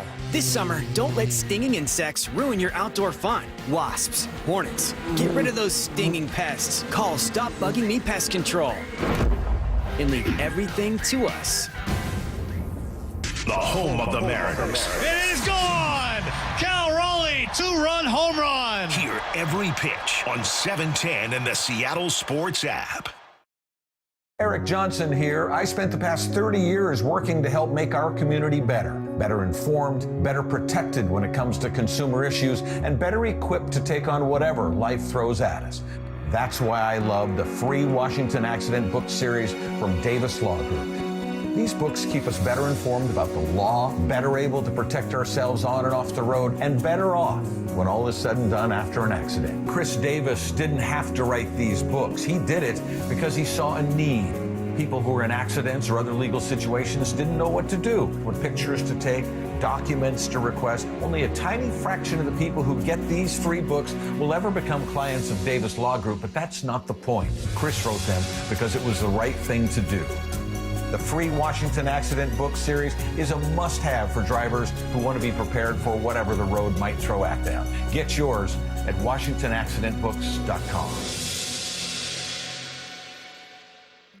The secret's out on what Western Washington dads want this summer. A beautiful green lawn that they don't have to mow or water. One they can use to host, play with their kids, and even practice chipping. Synthetic Turf Northwest has your solution. Low maintenance lawns they'll install anywhere in Western Washington. Take advantage of their Father's Day sale for up to $1,500 off a new lawn, perfectly installed through June. Synthetic Turf Northwest, your green lawn solution. SyntheticTurfNorthwest.com. The future is here, so why is your internet stuck in the past? With Quantum Fiber Internet, you can get next-level multi-gig speed on a reliable fiber network. Fair and honest pricing with no annual contracts or bundling required. And whole home 360 Wi-Fi to make sure your devices are ready to take you where you want to go. So you can stream, post, game, surf, like, and love to your heart's content. You do you. Let Quantum Fiber Internet take care of the rest. Learn more at quantumfiber.com. Limited availability, service, and speed in select locations only. Need to know. 15 minutes past every hour with Brock and Salk. Here's what you need to know. Up first. Probably shouldn't go more than an hour all morning without playing this. Here's the set. And Buehler delivers, swing and a high drive deep to right field. Anthony going back to the warning track near the wall. It is grand salami time. Goodbye. by baseball. Grandma, get out that rye bread and mustard and make another sandwich. Cal Raleigh with a grand slam here in the bottom half of the second. Clears the bases. His 27th home run of the season. How about that? 27 now on the season. We just spent 10 minutes talking about Cal, so I won't go crazy here. 3 for 4 with a home run, double, drove in 6. Mariners score 8 runs. They win 8-0. But let's spend a moment or two and appreciate the other side of this and the way they can start rolling starting pitchers. Brian Wu was tremendous last night. Goes 7 innings, doesn't allow a run. Yeah, changeup felt good. Sweeper was effective enough, and the slider was, mixed it into some spots. I'd say, try to get in a rhythm with it early so that, by the time we got through that third time through the lineup, that had something dependable to go to. But it was kind of with all pitches, and then keeping that line of communication open with Cal and with Woody about, certain guys that we wanted to keep mixing with, and then certain guys wanted to check. Is he the most cerebral of their pitchers? You get Bryce talking. I know. Logan talking. That's why I started to say, I don't know. And I would be willing to bet Luis, we don't always get to hear from him in English, obviously, but I would be willing to bet he seems like a pretty smart dude himself. But I don't know, there's something about the way he breaks down his starts and breaks down his pitches and thinks a lot about his emotional regulation. I don't know. You're right. You could probably make a case for virtually any of these guys, but today I'm making it for Brian Wu. And I know there's not a case to be made for these pitchers when it comes to voting in the All-Star game, because it comes down to peers and the league and the managers and everything else. But now a 0.94 whip. He's right near the top of the league with names like Skubal and Crochet and guys. He has now thrown Salk 89 innings. He's got now a 2 WAR, which leads this entire pitching staff, even ahead of Mooney. And every single time out, that's 89 innings and 14 starts. He's averaging 6.4 innings He had a start. one of those ace-like outings last night where in the first inning he gave up a couple of hard contact outs, and you're like, oh, if they didn't get to him when they had the chance, they're done. That's sort of how I felt watching that game last night. Like, first inning, sometimes you can get to the good pitchers, right? And there was a couple of, there was a hard hit ball to the wall, one to Julio. Yeah, that's it. They didn't get him. Like, they had their chance, and he's just going to shut it down. I really would like Root Sports at some point this season to get my sister-in-law Dolly out there, because she's 4'10". Yeah. And get her release point, right?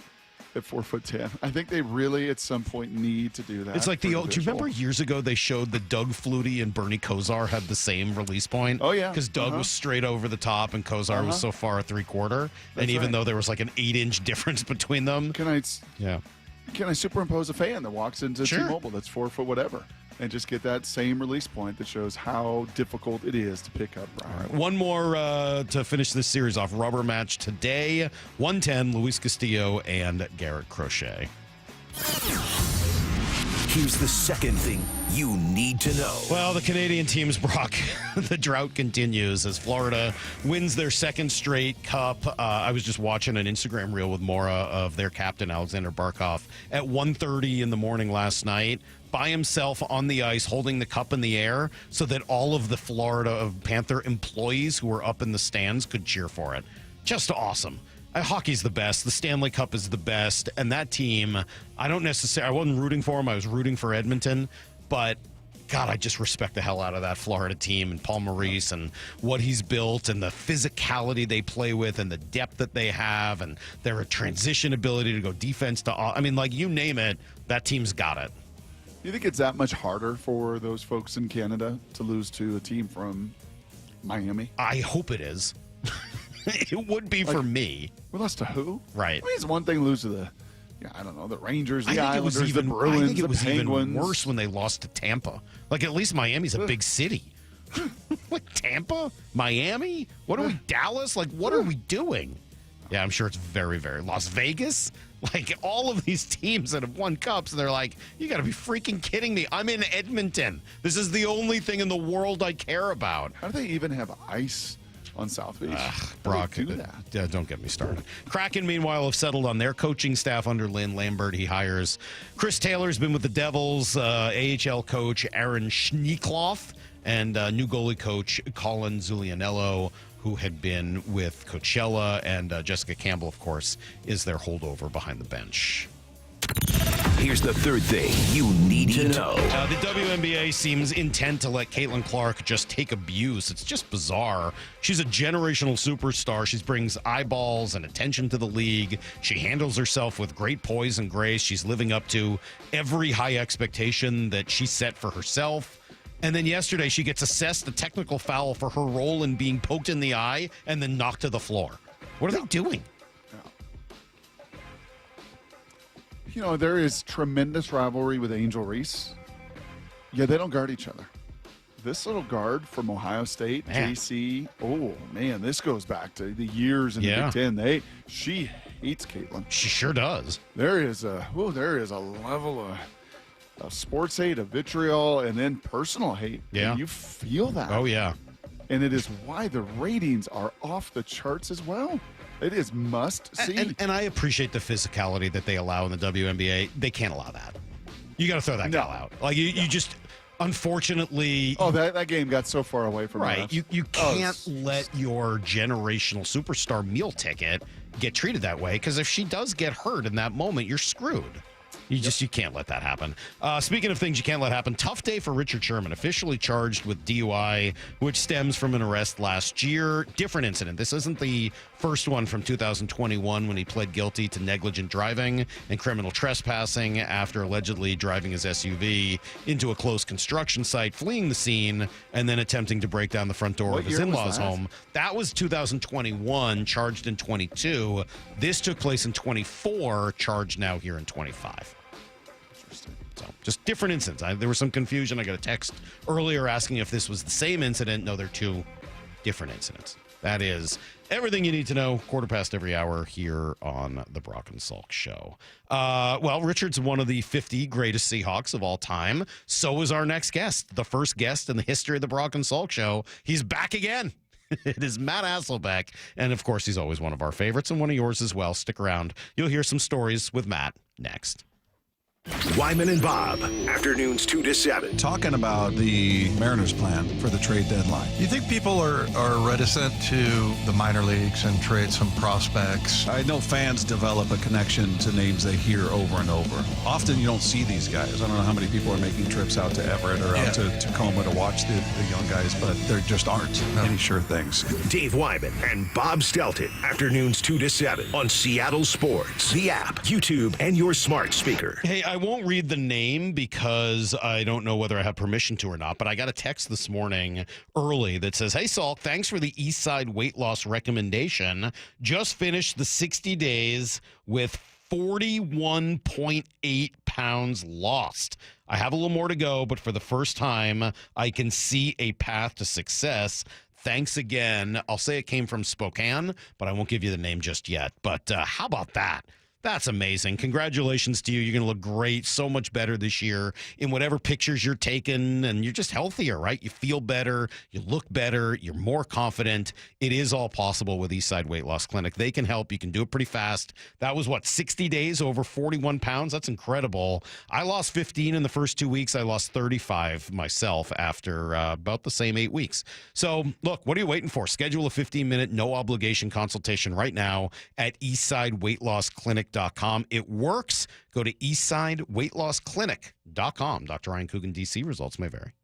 You're listening to Brock and Salk on Seattle Sports and the Seattle Sports app. This hour is brought to you by Fred Meyer Pharmacy, with a special message for Medicare D and TRICARE Department of Defense plan members. Your neighborhood Fred Meyer Pharmacy is happy to welcome back Express Scripts Medicare D and TRICARE Department of Defense plan members. It's easy to transfer prescriptions at fredmeyer.com/pay or update. See your Fred Meyer Pharmacy for details.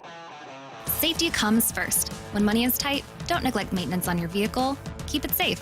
At Bucky's Complete Auto, we have you covered with no credit financing. For over 50 years, Bucky's has been servicing and repairing cars and trucks with modern-day technology and good old-fashioned customer service. There's a Bucky's just about everywhere for oil changes, wiper blades, brakes, tire rotation, tune-ups, and factory maintenance. No appointment necessary and financing is available. Check Bucky's.com for the location near you. Why choose a Sleep Number smart bed? Can I make my side softer? Can I make my side firmer? Can we sleep cooler? Sleep Number does that. Cools up to 8 times faster and lets you choose your ideal comfort on either side. Your Sleep Number setting. It's the Sleep Number 4th of July sale. Save over $600 on our King P5 smart bed, our lowest price of the season. Limited time. All Sleep Number smart beds offer temperature solutions for your best sleep. Check it out at a Sleep Number store or sleepnumber.com today. Ready to order? Yes. We're earning unlimited 3% cash back on dining and entertainment with the Capital One Saver card. So let's just get one of everything. Everything? Fire everything. The Capital One Saver card is at table 27 and they're earning unlimited 3% cash back. Yes, Chef! This is so nice. Had a feeling you'd want 3% cash back on dessert. Ooh, tiramisu. Earn unlimited 3% cash back on dining and entertainment with the Capital One Saver card. Capital One, what's in your wallet? Terms apply. See CapitalOne.com for details. Church's Chicken is bringing even more flavor to the neighborhood with our Bremerton location, and we can't wait to share what we've been cooking up. So stop by and try our bold, juicy, flavor-to-the-bone fried chicken with all our only at Church's Fixins. Yeah, your newest fave is waiting with unbeatable deals and unmistakable crunch right here at the Church's Chicken in Bremerton on 4000 Wheaton Way. That's right. Come on down. Friends, family, and neighbors welcomed at 4000 Wheaton Way in Bremerton. See you soon. Church's. The home of the Mariners, Seattle Sports. Cal swinging a drive, deep to right field. Every pitch of every Mariners game is on the Seattle Sports app. G. Scott here with former Seahawks Cliff Averill and Doug Baldwin. I heard you guys are having a celebrity pickleball tournament to raise money for Nourishing Champions. Why pickleball? Obviously, it's a growing sport, but also this model is that we will actually be playing with community. We are the most competitive people, so regardless of how sorry Doug might be, he will be out there competing like it's a Super Bowl. Sign up for the Celebrity Pickleball Tournament, open to all skill levels. For details, go to championsofchangefoundation.org/pickleball. Business leaders know to solve a problem, you got to look at it in a new way. Like travel between Seattle and Portland. Why is it such a pain? I-5 traffic, TSA slowdowns, SeaTac hassles. Seaport removes those pain points. We fly out of Boeing Field and a private terminal at PDX. You park for free, steps away from your plane.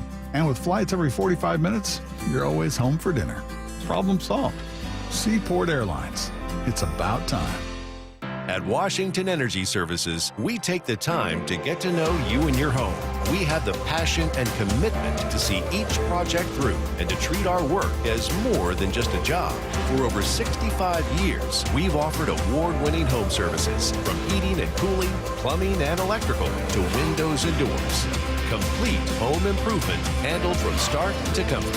For peace of mind when you need it most, count on Washington Energy Services, bringing good energy to your home. Your new beginning starts now. D.R. Horton has new construction homes available throughout the greater Seattle area. With spacious floor plans, flexible living spaces, and home technology packages, you can enjoy more cozy moments and sweet memories in your beautiful new home. With new home communities opening throughout the Seattle area, D.R. Horton has the ideal home for you. Visit drhorton.com to learn more. D.R. Horton, America's builder, an equal housing opportunity builder. From the Quantum Fiber Studio. This is Brock and Salk. Weekdays 6 to 10. On Seattle Sports and 97.3 FM HD2. Well, you've heard it before. First guest in the history of the Brock and Salk Show, and he's the next guest as well. Matt Hasselbeck joining us now. Good morning, Matt. How are you? Hey, good morning. How's it going? It's good. We're good here. We want to talk to you about about being one of the 50 greatest Seahawks of all time, and talk about some other football stuff. But I don't think we've spoken to you in a couple months, and I know Brock and I have texted with you and talked to you off the air, but just wanted to publicly wish you our condolences on the passing of your dad. Just so sad and so awful. How are you doing? Yeah, thank you. We're doing well.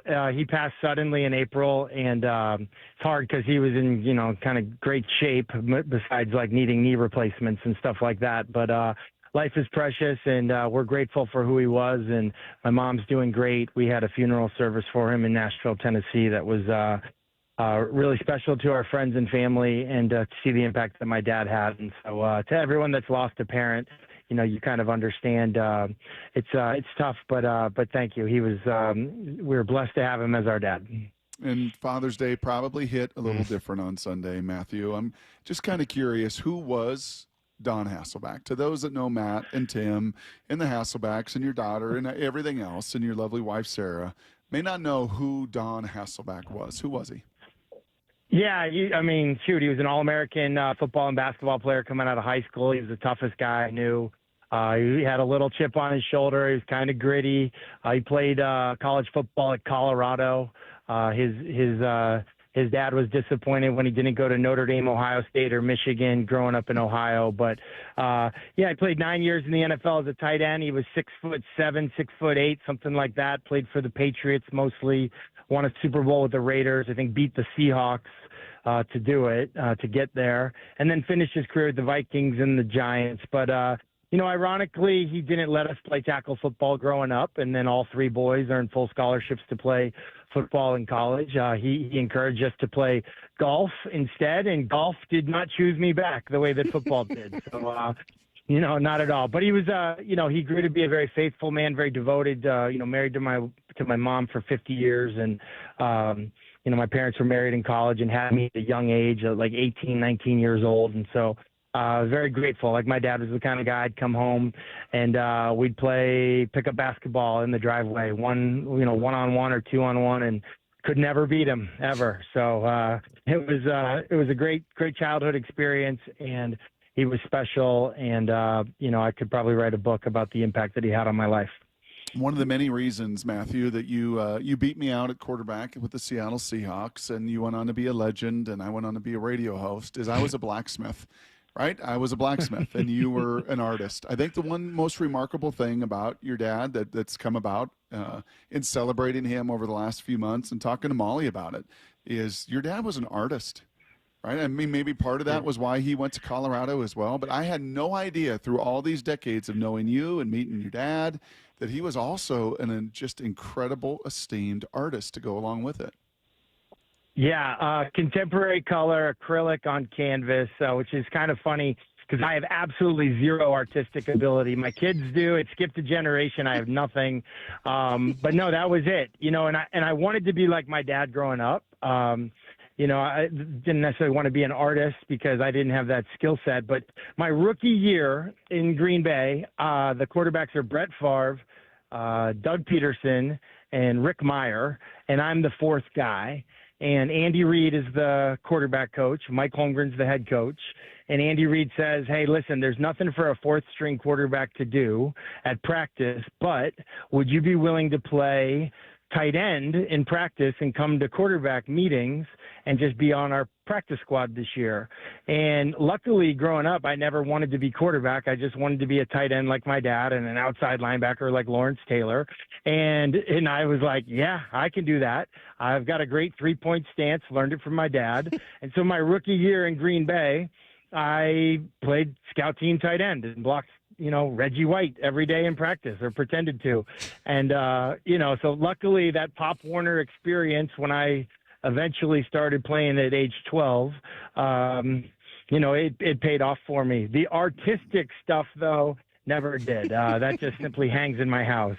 But I don't have that skill. After, like me, worshiping Lawrence Taylor as a kid and then playing with Reggie White, who was better? Well, they were just very different, and in all ways. Very one guy smart, smart. One guy was very listen. Reggie White is like old school, hand in the ground defensive end, right? Yep. And very devout. The other guy was in a 2-point stance, rushing the passer, setting the edge, high on cocaine most of the time. Like, it was very different, two different guys, but.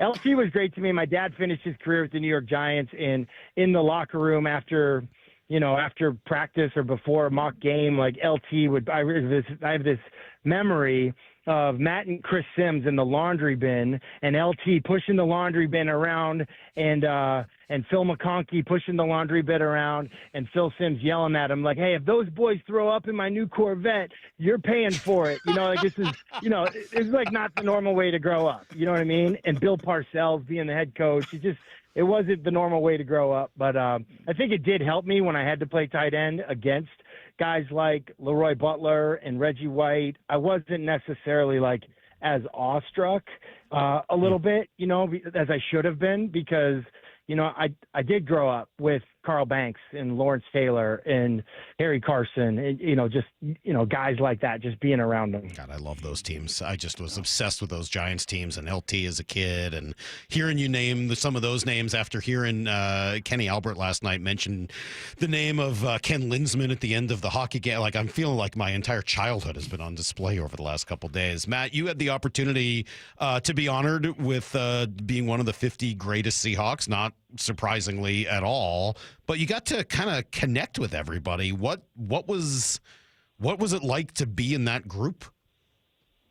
Yeah, it's a huge honor. Listen, when Chuck Arnold, the president of the Seahawks, when his name comes up on your caller ID, you think one of two things. You think, okay, this could be a really exciting and awesome call, and the other thing is like, you almost get that, like, Mike Holmgren's calling you up to the principal's office. Like, did I do something wrong? I don't know, but I was optimistic. But no, it's a huge honor. And just like you said, I came back for the OTA practice that they had, where they kind of invited a lot of legends back, and it was just great to connect with past, present, and future. With the draft picks, we did a night there, had a kind of a party downtown on a rooftop, and I love being around guys like Jacob Green. I love being around Dave Brown's wife, Rhonda Brown, and Dave Brown's kids, Jim Zorn, Steve Largent.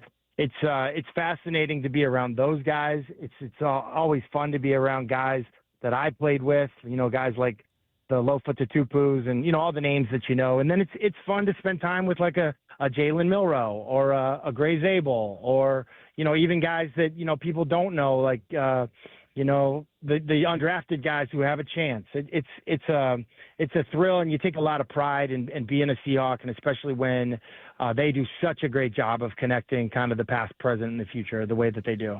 Is it still at all surreal, Matt? The other day I was driving around our old facility there, the Seahawk facility at Northwest University, and they were playing a college soccer game out on the practice fields. And a lot of the building's been kind of overgrown, and the equipment shed is, now not a shed anymore.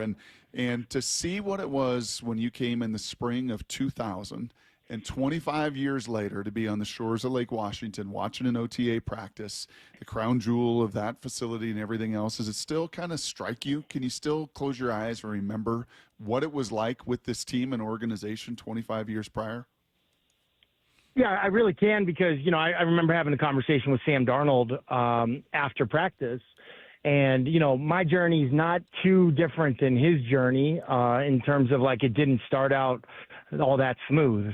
And, I had the benefit. Jim Zorn was my quarterback coach, and he took me down to Carillon Point, where the Seahawks used to practice. And we'd go to dinner with guys like Steve Largent and Jeff Kemp and, guys that had been there back in the heyday. And then, Northwest College, being from there and moving down to Renton before it was the VMAC. And, I think just when I tell the story to a guy like Sam Darnold and I explain the struggle, and he says, like, oh, what was it like going into the Ring of Honor here? Like, that had to be an incredible thing. And, me telling him how it started, and getting benched and getting booed out of the stadium and out of Husky Stadium and, all the things. I think it's like I almost forget myself, but it makes the reward so much greater, appreciated when you remember the entirety of the journey. Is there, when you get together with all the legends, is there a straw that stirs the drink? Is there an alpha in that room? Is there somebody that everyone sort of gravitates to?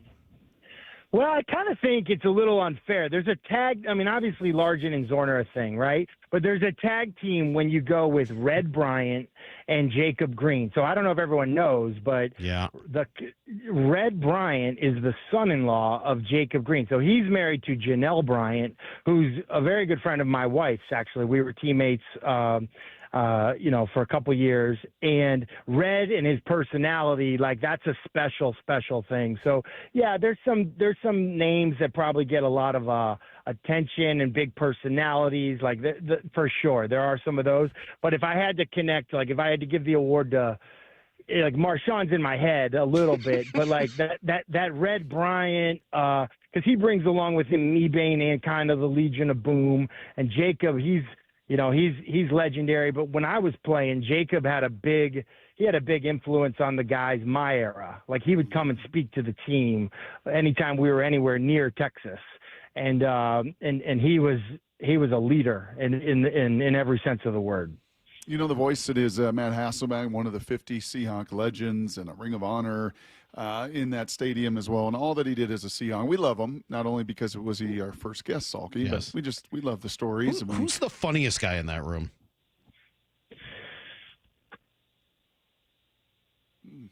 That's a tough one. Listen, there's some candidates. Tobeck? Tobeck comes to mind, but he's funny, but he's also got the ability and the confidence to be the butt of the joke. Right. You know what I mean?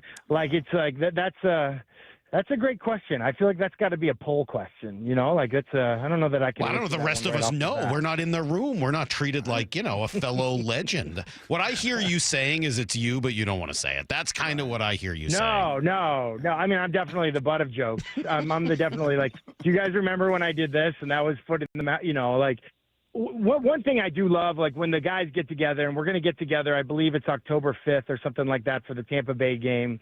We're all going to be there together, I believe. Cool. The stories, and it's usually everyone tells a more incriminating story than the last guy. People love to talk about the story that Walter Jones accidentally knocked me out. There's those stories. There's a story when Jerry Rice was giving a pep talk to the team, and Jerry Rice forgot Robbie Tobeck's name, and he called him Ronnie Topaz. And, there's some of those things. We had a guy from Harvard, Isaiah Kazavinsky, Harvard Business School, failed his Washington State driver's license test, the written portion. There's all these fun stories of guys that were captains and great players for a long time. But I think that's just a little bit the DNA of the Seahawks, at least from my perspective, is that the team is bigger than any one guy, and having the courage to bust the chops of your buddies and your teammates, and you kind of almost bond around that just a little bit. I know it was just one practice, so really hard to evaluate everything in just one practice, and you're hanging with all the guys, and I saw the pictures of you and Z-Man, and so I don't know how much time you actually could focus on Sam and Drew and Jalen in the system, in the rookie class, and any of it. But did you have any takeaway at all from what your eyes did see on that practice field, Matt? Well, first of all, my biggest takeaway is that the lunch from El Gaucho was outstanding. It was like barbecue salmon. I didn't know you could do barbecue and salmon together. It was amazing. No, it's OTAs. And so we live in a day and age where everyone's doing the stats at OTAs. I was on a show recently and they were telling me somebody's completion percentage in OTAs. What are we doing? You know what I mean? There's throws being caught for touchdowns that are probably sending the wide receiver on the IR because it's threaded in a needle that you can't do in tackle football. Quarterbacking is way different when you're wearing a different color jersey than it is when they're hitting you in the chin. I think that right now is a time for chemistry, camaraderie, alignment, assignment, technique, fundamentals. But I think that if I had to point to one thing that I really sort of appreciated was just the energy and maybe the focus that Coach McDonald brought to practice. I thought for where I sit, that what matters right now is guys are on the ground, guys are not on the ground, guys are on their feet, they're stepping with the proper foot, and you're staying healthy. And to me, I thought that was probably the thing that stuck out the most. You mentioned him, and I'm a little obsessed, but what did you think of Jalen Milroe? Not just at practice, but getting to meet him a little bit. Loved him in person. Absolutely loved him. Couldn't have been more impressed. The tangibles are all there. I loved him in college as well. Definitely can respect how hard the learning curve is to go from college to the NFL. But I also would be naive to think that they couldn't be creative enough to find a way to use him in spots. As you're winning games, as Sam Darnold is your starting quarterback, find ways to take Jalen's skill set and make someone have to worry about it in short yardage, in goal line, in the red zone, the low red. I think that that's exciting. But I'm I'm someone who's in favor of giving young quarterbacks with a lot of talent, giving them time to develop and be ready before you throw them out there full-fledged. It was mostly before I moved here, so I apologize if I don't have this right. But did you sometimes have to come off the field for Seneca Wallace? No, we never did that. Okay. But Seneca did come in for trick plays. He'd come in the NFC Championship game. He came in to run a slant and go. Under Jim Mora, we did a double pass with him. There were things like that. But I think what I'm talking about is Kyle Shanahan with Trey Lance when they had Jimmy Garoppolo. They did a really good job of using Trey Lance before he got hurt in short yardage goal line and then inside the 10-yard line. And during that time, I was sitting with Rex Ryan for my job, and basically Rex would talk about how that's just taking time away from my preparation for the real Kyle Shanahan offense. And I'm spending hours on all the different things that I got to prepare for now, and it's just taking time away. And I think that that's an example of something that I think you're developing your young quarterback, you're breaking the ice, and you're making your offense way tougher to defend. That's good stuff. A couple last minutes here with Matt. You got to be a part of a team that had a Hall of Fame, arguably one of the greatest left tackles to ever play the game, if not the greatest, in Walt, a Hall of Famer in Steve Hutchinson. You had Ronnie Topaz at center, good player. You had Mongo at right guard, Locklear at right tackle. Everybody knows those names and how productive and dominant and cohesive that O-line was. Really, since that group and then the Super Bowl winning team in 12-13, it's been hard. Been hard to find continuity and consistency on the offensive line.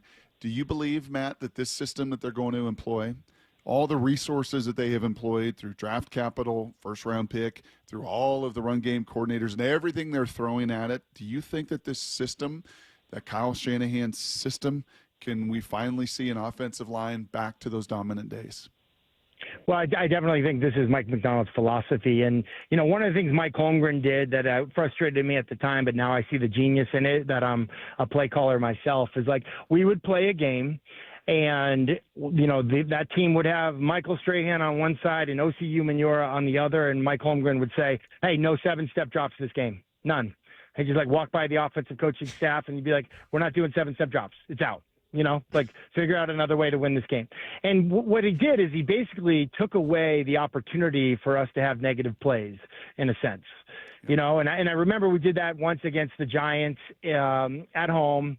I think it was 2005. And I remember being so frustrated with that mindset that he had. And Jim Zorn talked me off the ledge. And I think I had 4 or 5 touchdown passes in the first half of that game. It was almost hilarious how embarrassed I was for the hissy fit and the temper tantrum that I threw over it, and then the success that we had.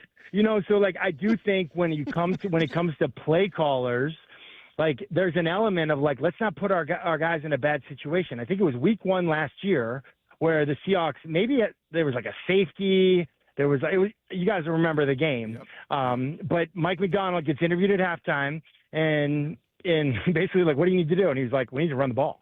And basically what he was saying is we need to not put our O-line in this situation. We need to not put our defense in this situation.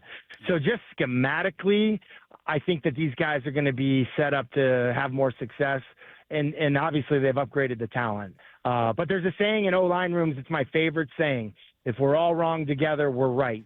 And so if it's inside or outside zone to the left and we all go left, that's half the battle sometimes.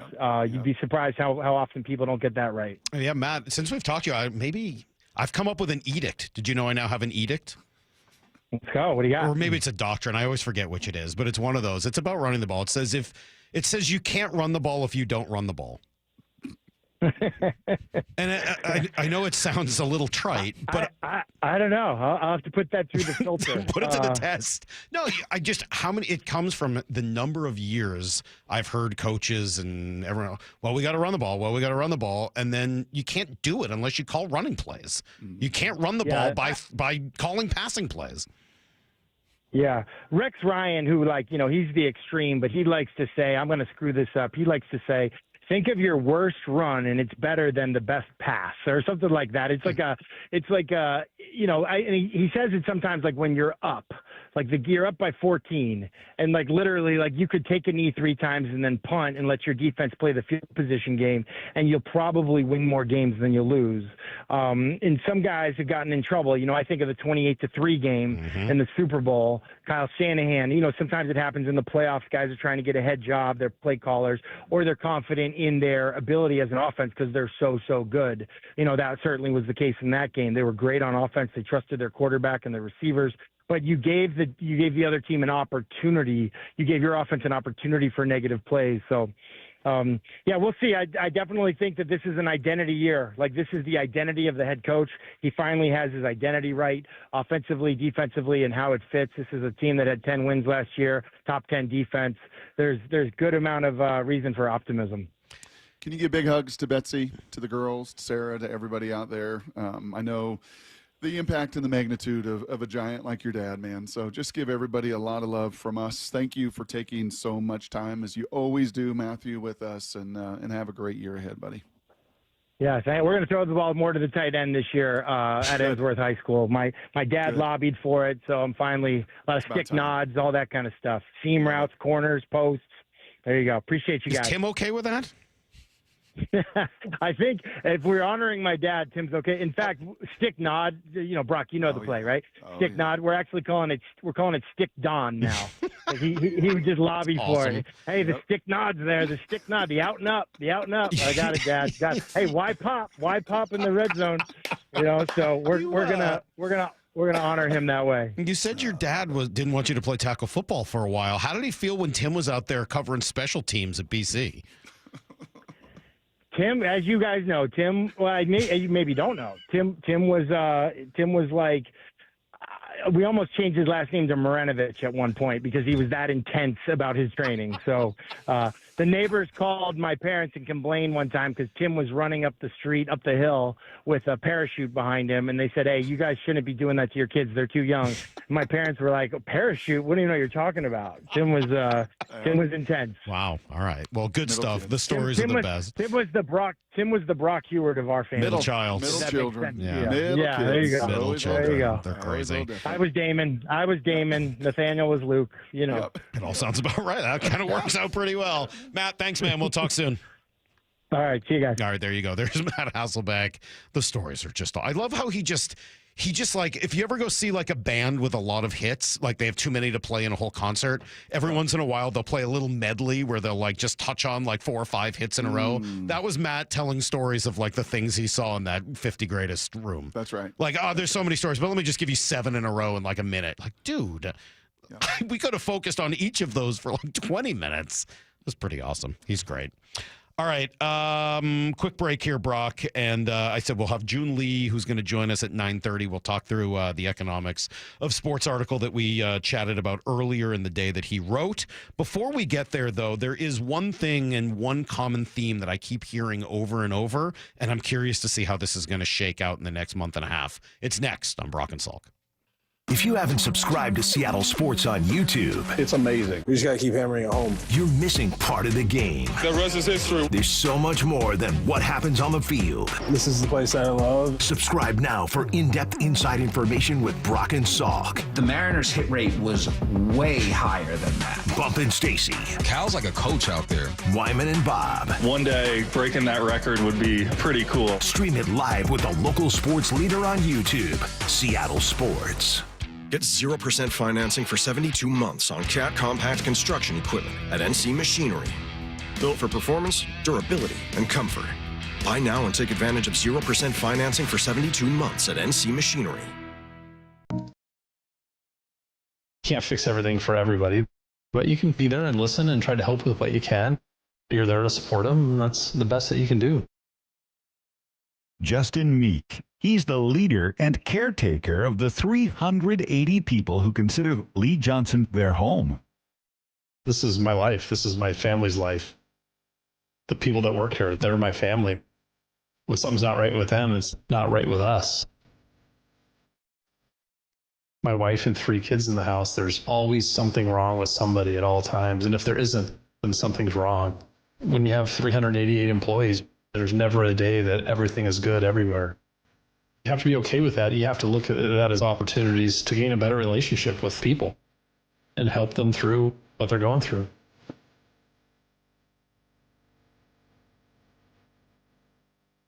The LJ way is the Lee Johnson Auto Family. You've heard the saying, you never get a second chance to make a first impression.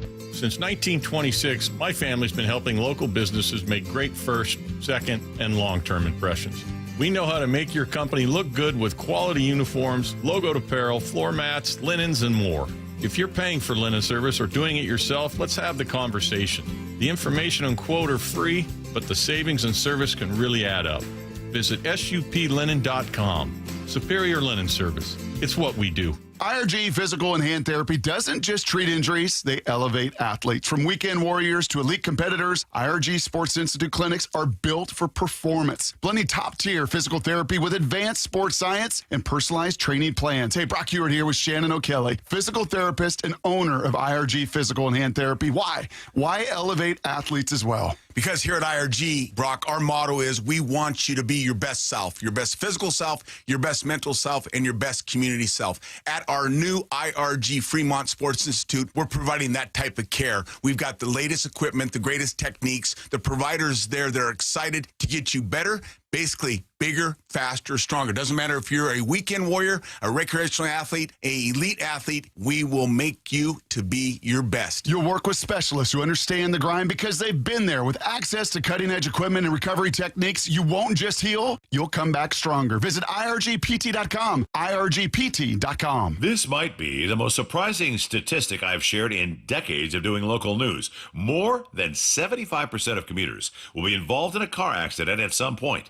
JP Pendergast of Pendergast Law with more. What makes it more surprising? The average person will be involved in 3 to 4 collisions in their lifetime. With accidents unbelievably prevalent, what are some safety tips if it happens to you? Safety first. Secondary collisions are not uncommon while awaiting help. Turn on those hazards and remain in a safe place. If a bystander witnessed the accident, capture their information and encourage them to remain at the scene. Seek medical attention immediately if needed, as delaying can be a costly mistake.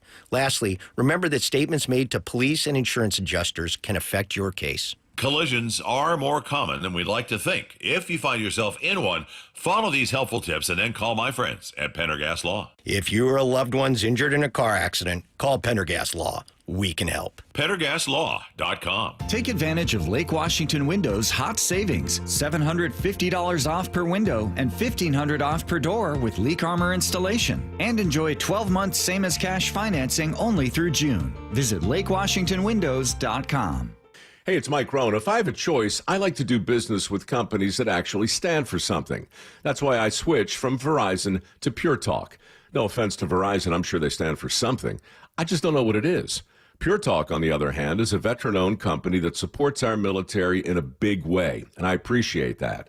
Yeah, I also appreciate unlimited talk and text and plenty of data for half the cost of the big guys, and I do like being on America's most dependable 5G network for just $20 a month, but what I really appreciate is no contract, no cancellation fees, and Pure Talk's commitment to handle all their customer service in this country. I saw it for myself. I went to Georgia, I got a tour of their headquarters, I met their CEO, and I talked to the same customer service folks that you'll talk to when you dial pound 250 and say keyword Mike Rowe. Switch today and save 50% off your first month when you dial pound 250 and say keyword Mike Rowe. Pure Talk. A wireless company that actually stands for something. Let's go! This is Seattle Sports. Streaming through the Seattle Sports app. KIRO AM Seattle. KIRO FM HD2 Tacoma. Home of the Seahawks, Mariners, and everything Seattle sports. Get in the freaking auto! From the Quantum Fiber Studio, this is Brock and Salk on Seattle Sports. Brock Hewitt and Matt Marcus. Sorry about just Mike. Hewitt, not exactly Joe Cap there in the pocket. Now here are your hosts, Brock Hewitt and Mike Salk. Great stuff again from Matt Hasselbeck. If you missed any of that, go back, find it, and listen to that interview wherever you get your podcast. The stories are great. If you're a Seahawks fan, you just gotta love every time you get to hear from Matt. Tomorrow, 8:00, of course, we'll have Here's the Thing. So please don't forget to send in some submissions. Just go to the app and you can kind of follow it from there where it says, what does it say? Call in, and then you can leave us your messages on whatever you want. But generally, it's most fun when you make fun of us, I would say. But if you have other things on your mind, anything you think you need to rant and rave about, please feel free to leave us a message for Here's the Thing tomorrow at 8:00. So we're what? Today's June 18th. We're a little over we're about a month and a half away from the trade deadline, right? It's right at there at the beginning of August. What? Yeah, a month. I'd say a month. Yeah, a They're month coming back before from things All-Star. really start heating up and all of that. The problem, and we talked about this yesterday, is I keep going through the list of teams that could be sellers, and I just am not excited about anything that's on those rosters. And then I know this will probably shake out, but I'm not the only one saying this. This was Tim Kirchin yesterday with Bump and Stacy. I just don't know how, if you're a couple games, under or over 500, and you're a couple games out of the wild card, I just don't see how you can give up in this day and age at the end of July and say we're not going to make it to the playoffs. You have to try, which leaves basically the Rockies and the White Sox, just a few, the Marlins, maybe the Orioles, just a few other teams that are going to be, willing to give up players at the deadline as opposed to try to acquire them. It's going to be a really interesting run. Now, look, obviously, things will change between now and the end of July, right? Some of those teams that are in it, they're going to declare one way or another. They're going to either be better or worse than they've been, and it'll sort of guide their GMs and their owners into doing whatever they're going to do. And let's be clear, if no one is selling and you're on the verge, you might be able, you're on the bubble, you might be able to really take advantage of that market and sell for even more than you ordinarily would, right? So maybe Atlanta will end up selling, even though it doesn't seem like it right now. Maybe Baltimore, Arizona, teams like Arizona that have said they're not going to. Who knows if they go on a 10-game losing streak or something, that's probably going to change. But man, it is such a tough spot to be counting on making a deal at the deadline. And I appreciate that the Mariners want to be aggressive. It's a really tough spot to be in if there just aren't the right players available for you. Yes. And at a time when your farm system is as rich as it's ever been. Unbelievable, right? Right? Yeah, where you actually have an opportunity. If you need to overpay a little bit, you've got the funds to do so in ways that you've really never had, like this. So I don't know. It remind me, and your memory sucks. So Lyle, I'm not even going to ask better with Salk things this like question. this. Remind me, was Tampa wasn't so bad. They've never been, quote unquote, so bad. They always are when they willing trade to buy, sell. Yeah, exactly. With Randy Arozarena, like that to me has got to be somewhat of this, the middle part of the They sandwich. were a little more out of it last year than normal, though, right? Tampa. They didn't have as good a year last year as they had the previous couple of years. But they're always around 500. Yeah, they're always a couple there. Games above, a couple games below. And they'll probably trade their reliever. What's the reliever's name? Fairbanks. I mean, he'll probably get traded. I would look at the Cardinals. They're a game and a half out of a playoff spot. They're 3 games over right now, but they dip into that 500 range come July. Man, I'd be calling about Brendan Donovan a lot if I were the Mariners. Yeah, we've had his name has been on our lips for the last few years. Well, and he's having his best season right now, like even better than he's already been. So yeah, I mean, like something will change. I keep looking at it, and we can talk second, we can talk third. I'm still going to keep focusing on first base, and I keep looking at it, Brock, and I know he had a nice night last night, and he stole a bag, which was great. You've been on. Rowdy Tellez has an on-base percentage of like 250. Yes. Like I don't know how long you can go with that little production or that inconsistent production, because obviously he's going to hit a couple of moonballs. I just don't know how long you can go. At some point, I'd actually think I'd like to see a little bit more Donovan Solano just to kind of get a sense of what that looks like and whether or not he could hit righties in addition to lefties. Yeah, I think there is one other little nugget that I would need to add into this conversation, and that is what Jerry said to the MLB Network guys the other day, and that is actually Salk. Baseball has become a little bit like football in this way, formulaic. Like, this is when we do this work. This is when we do this work. Right. This is when we do this work. This draft is right around the corner. And the attention in these organizations turns to the draft. And the Mariners have the third pick in the draft. Mm-hmm. So a lot of attention is going to go there. So I would actually argue that while the trading deadline's a month and a week away, like the actual work, the connective tissue to build these deals is like right now. Well, I would say it's actually already been. Right now is when you're in draft mode. I think that the work has either been done to sort of scout everything out, and then after the draft, which is what, July 6th, 7th, something like that. I don't have the exact date in front of me. Is the somewhere in 13th. that range. I'm sorry, 13th. That I think in those next, then everything kind of heats up between then and I think that's one of the reasons they move the deadline back a couple days is when they move the draft into that spot. They wanted to be able to give the teams a little bit more of an opportunity. Passan was with us yesterday and wants the Mariners to be aggressive. I think the Mariners, when they look back in hindsight, did a good job of buying relatively low on Randy Arozarena. And I know the guys that they gave up, like Hopkins, Smith, they have a chance to be something. But you want to talk about prospect depth. That's what the Mariners have. And we're getting to the point now where if they don't get aggressive here at the deadline, because there is such a paucity of impact-type players out there, they may wind up just dealing for guys who aren't a whole lot better than the ones they have right now, and that's the last thing you want to do. You're going to have a hard time if they end up, quote-unquote, overpaying. Am I? I think Jason Churchill was on yesterday with Bump and Safety and said there's, I think, times that you can make the argument they've hoarded some of their prospects in some ways. And, no, I don't think I'll be that upset about that. You don't think so? No. I mean, like, you might have to. I think that I will be more upset, I think, if you have what Jeff Passan just said, which is, well, sorry, there was no one really available. So either we did nothing or we went out and got somebody that is not really a big upgrade. Like, that to me would be upsetting because it would show that you didn't do what you needed to in the offseason in order to sort of set yourself up for the right deal at the trade deadline, that you left too much to chance and it didn't work out. No, if they overpay and they get the right guy, I get it. Like, that's sometimes what you got to do at the trade deadline. But first, you've got to get closer than 4.5 out. Mm-hmm. I mean, like, you gotta push yourself into, that division contention where it's worth overpaying, and then you start getting into the club control, et cetera. Like, overpaying for 2 months of Ryan O'Hearn, not as interested. Yep. Overpaying for 1 or 2 years, plus of someone else, I'd probably, have a much more open mind about that, don't you?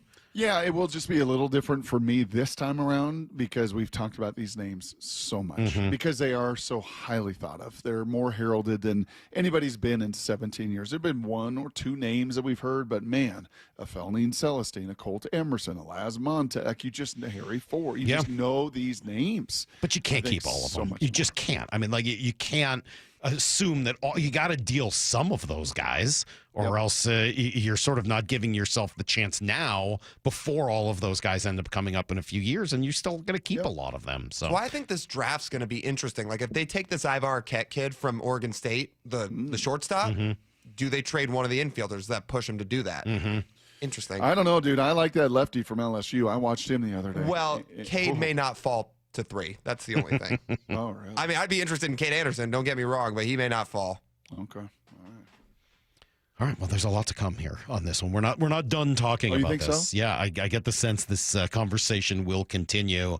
We're going to go back to what we were chatting about at 7:30. We'll do it in 20 minutes with a guest, Joon Lee, who wrote a tremendous piece. I tweeted out just if you want to couple minutes to familiarize yourself with what he's talking about before we discuss at 9:30. It has to do with the modern day of games that we all love, all the sports that we love, and where they're headed and how expensive it is to continue to follow them, and some of the dangers and pitfalls that lie ahead. So if you have a few minutes, read that, and we'll talk to him in 20 minutes after everything you need to know next.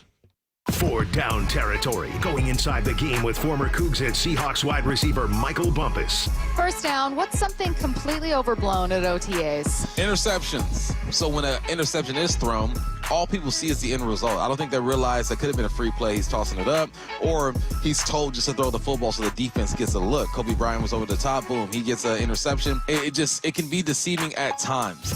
4 down territory every day at 11:15 and 1:15 on Bump and Stacy. Comcast Business is celebrating Small Business Month by giving you a $1,000 small business bonus when you switch to a qualifying gig speed package from the company with over 99.99% network reliability.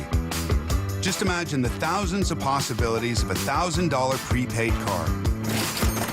Like possibility number 1, company merch for staff. Styling. Or possibility number 24, the latest software, upgrade. Or possibility number 192, new equipment powered by gig speeds. Or possibility number 555, a 3D printer. Rapid prototyping, anyone? Switch to Comcast Business for over 99.99% network reliability, advanced cybersecurity, and now get started with a $1,000 small business bonus. Comcast Business, powering possibilities. And 6/22/25. New customers only with 2-year agreement. Other restrictions apply. What is that sound? Ugh, that sounds like a plumbing sound. Luckily, there's a company that fixes all the plumbing sounds across Puget Sound. That's All Sound Plumbing. Puget Sound's plumbing experts. Have a sound? Visit allsoundplumbing.com. Hey, Brock Hewitt here from my friends at PCF Group, or People Come First Construction Group, and that's exactly what they did when we made the call a couple years ago. We wanted to redo our outdoor space, wanted to add a deck, and outdoor living, a television, and a kitchen. And PCF Group, wow, they more than delivered. And if you're interested in building a stunning outdoor area like we did, I cannot recommend them enough. Reach out before the good weather arrives, and their schedule, well, it's going to fill up. So whether you're looking for a complete outdoor living space or a very specific project like an underdeck ceiling, deck, patio cover, railings, PCF has you covered. Design now and pay later. In fact, get 12 months, no interest and no payments, and up to $6,000 off and a $1,000 Amazon gift card. Request a complimentary design and estimate consultation at 425-629-8476 or project ideas. Explore photos at pcfgroup.com. That's 425-629-8476. Imagine finding your dream home and moving in right away. No waiting to sell your old place first. Sounds perfect, right?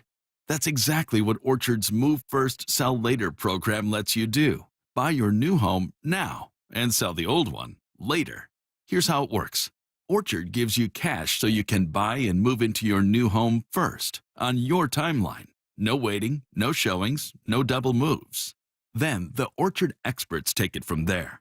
They handle repairs on your old home for you so you attract the right buyers. Once they're done, a local Orchard agent lists and sells your home for top dollar. Orchard's Move First program gives you the freedom to buy and move into your new home first and sell your old home later. Buy before you sell and get top dollar for your home with Orchard. Ready to find out how much your home is worth? Visit orchard.com to get your free home valuation. That's orchard.com. Stop bugging me pest control. This summer, don't let stinging insects ruin your outdoor fun. Wasps, hornets, get rid of those stinging pests. Call Stop Bugging Me Pest Control and leave everything to us. Get rid of stubborn fat and address areas of loose skin with ProSculpt, the simple one-day permanent fat reduction and skin tightening treatment. Book your free consultation at prosculpt.com. 1-877 Cars for Kids. KARS Cars for Kids. 1-877 Cars for Kids. Donate your car today. Donate today at carsforkids.org. That's cars with a K. Your car can be picked up as soon as the next day. Receive a tax deduction and vacation voucher. 1-877 Cars for Kids.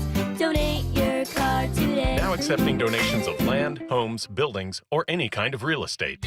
The secret's out on what Western Washington dads want this summer. A beautiful green lawn that they don't have to mow or water. One they can use to host, play with their kids, and even practice chipping. Synthetic Turf Northwest has your solution. Low maintenance lawns they'll install anywhere in Western Washington. Take advantage of their Father's Day sale for up to $1,500 off a new lawn, perfectly installed through June. Synthetic Turf Northwest. Your green lawn solution. SyntheticTurfNorthwest.com.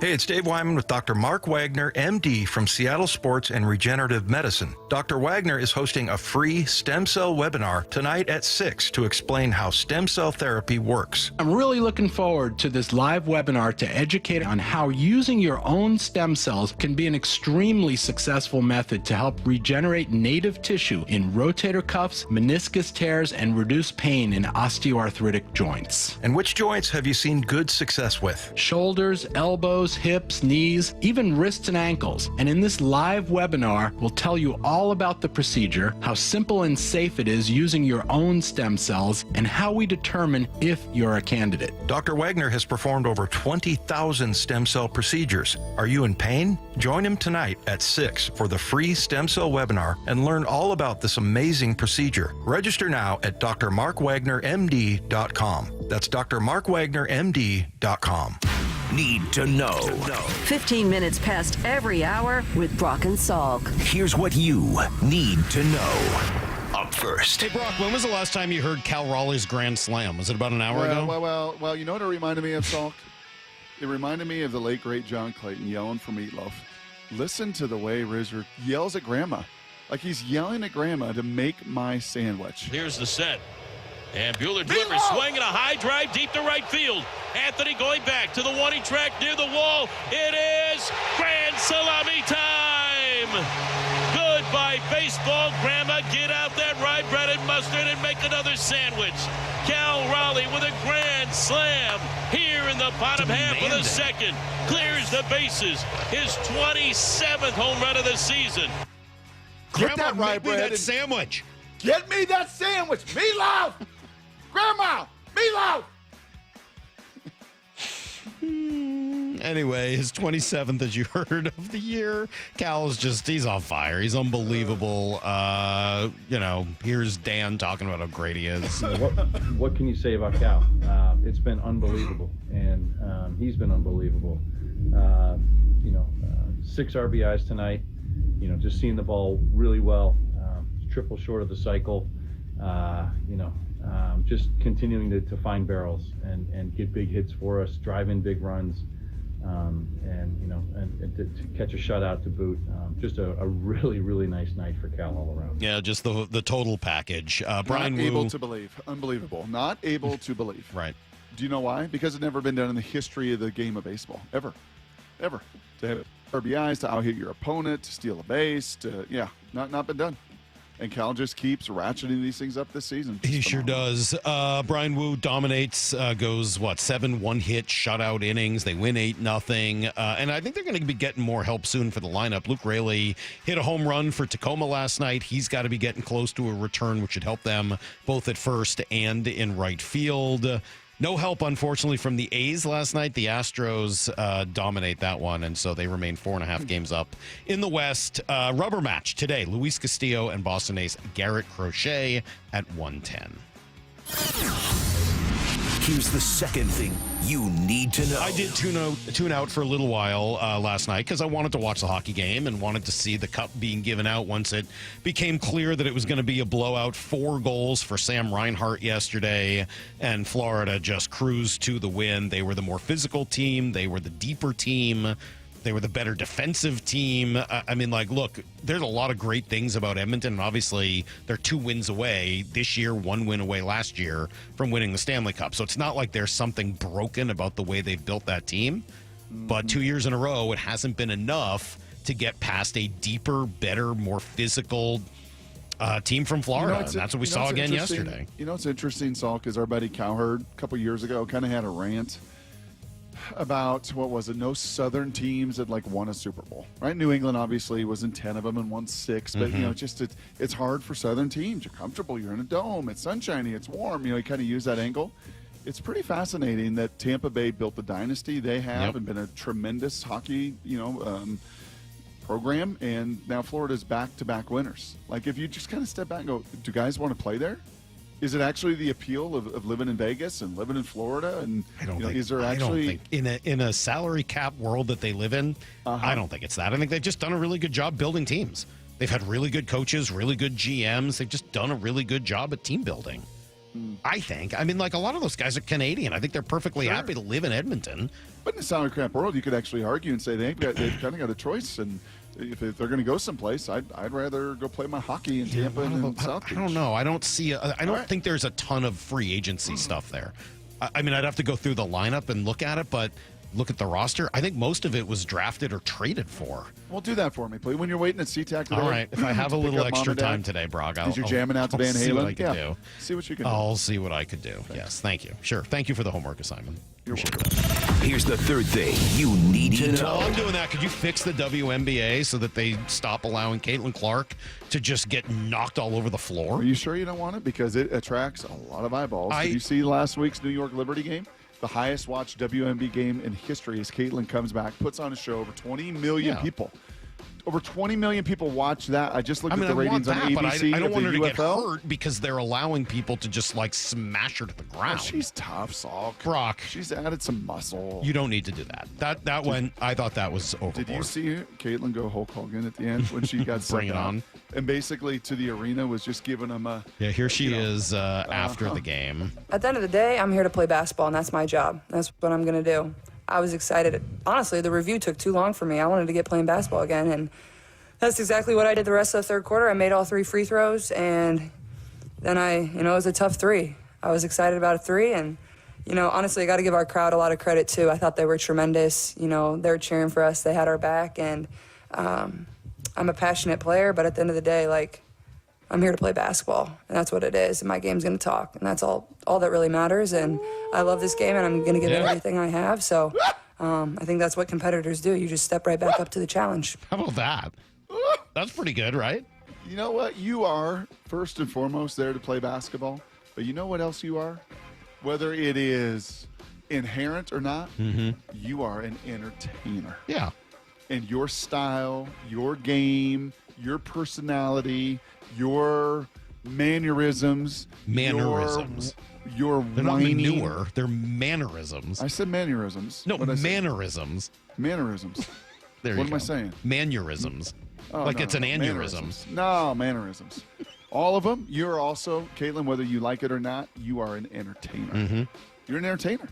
The gal that came out this year, Beckers, right? Paige she's Beckers? unbelievable. A tremendous basketball player. Her game does the talking. She's not an entertainer. She does not know how to. She doesn't have that charisma. Right. She just doesn't. That's not. And most don't. Caitlin does. I think that's fair. Man, what an entertainer she is. Yeah, she is definitely that. All right, there you go. That is everything you need to know.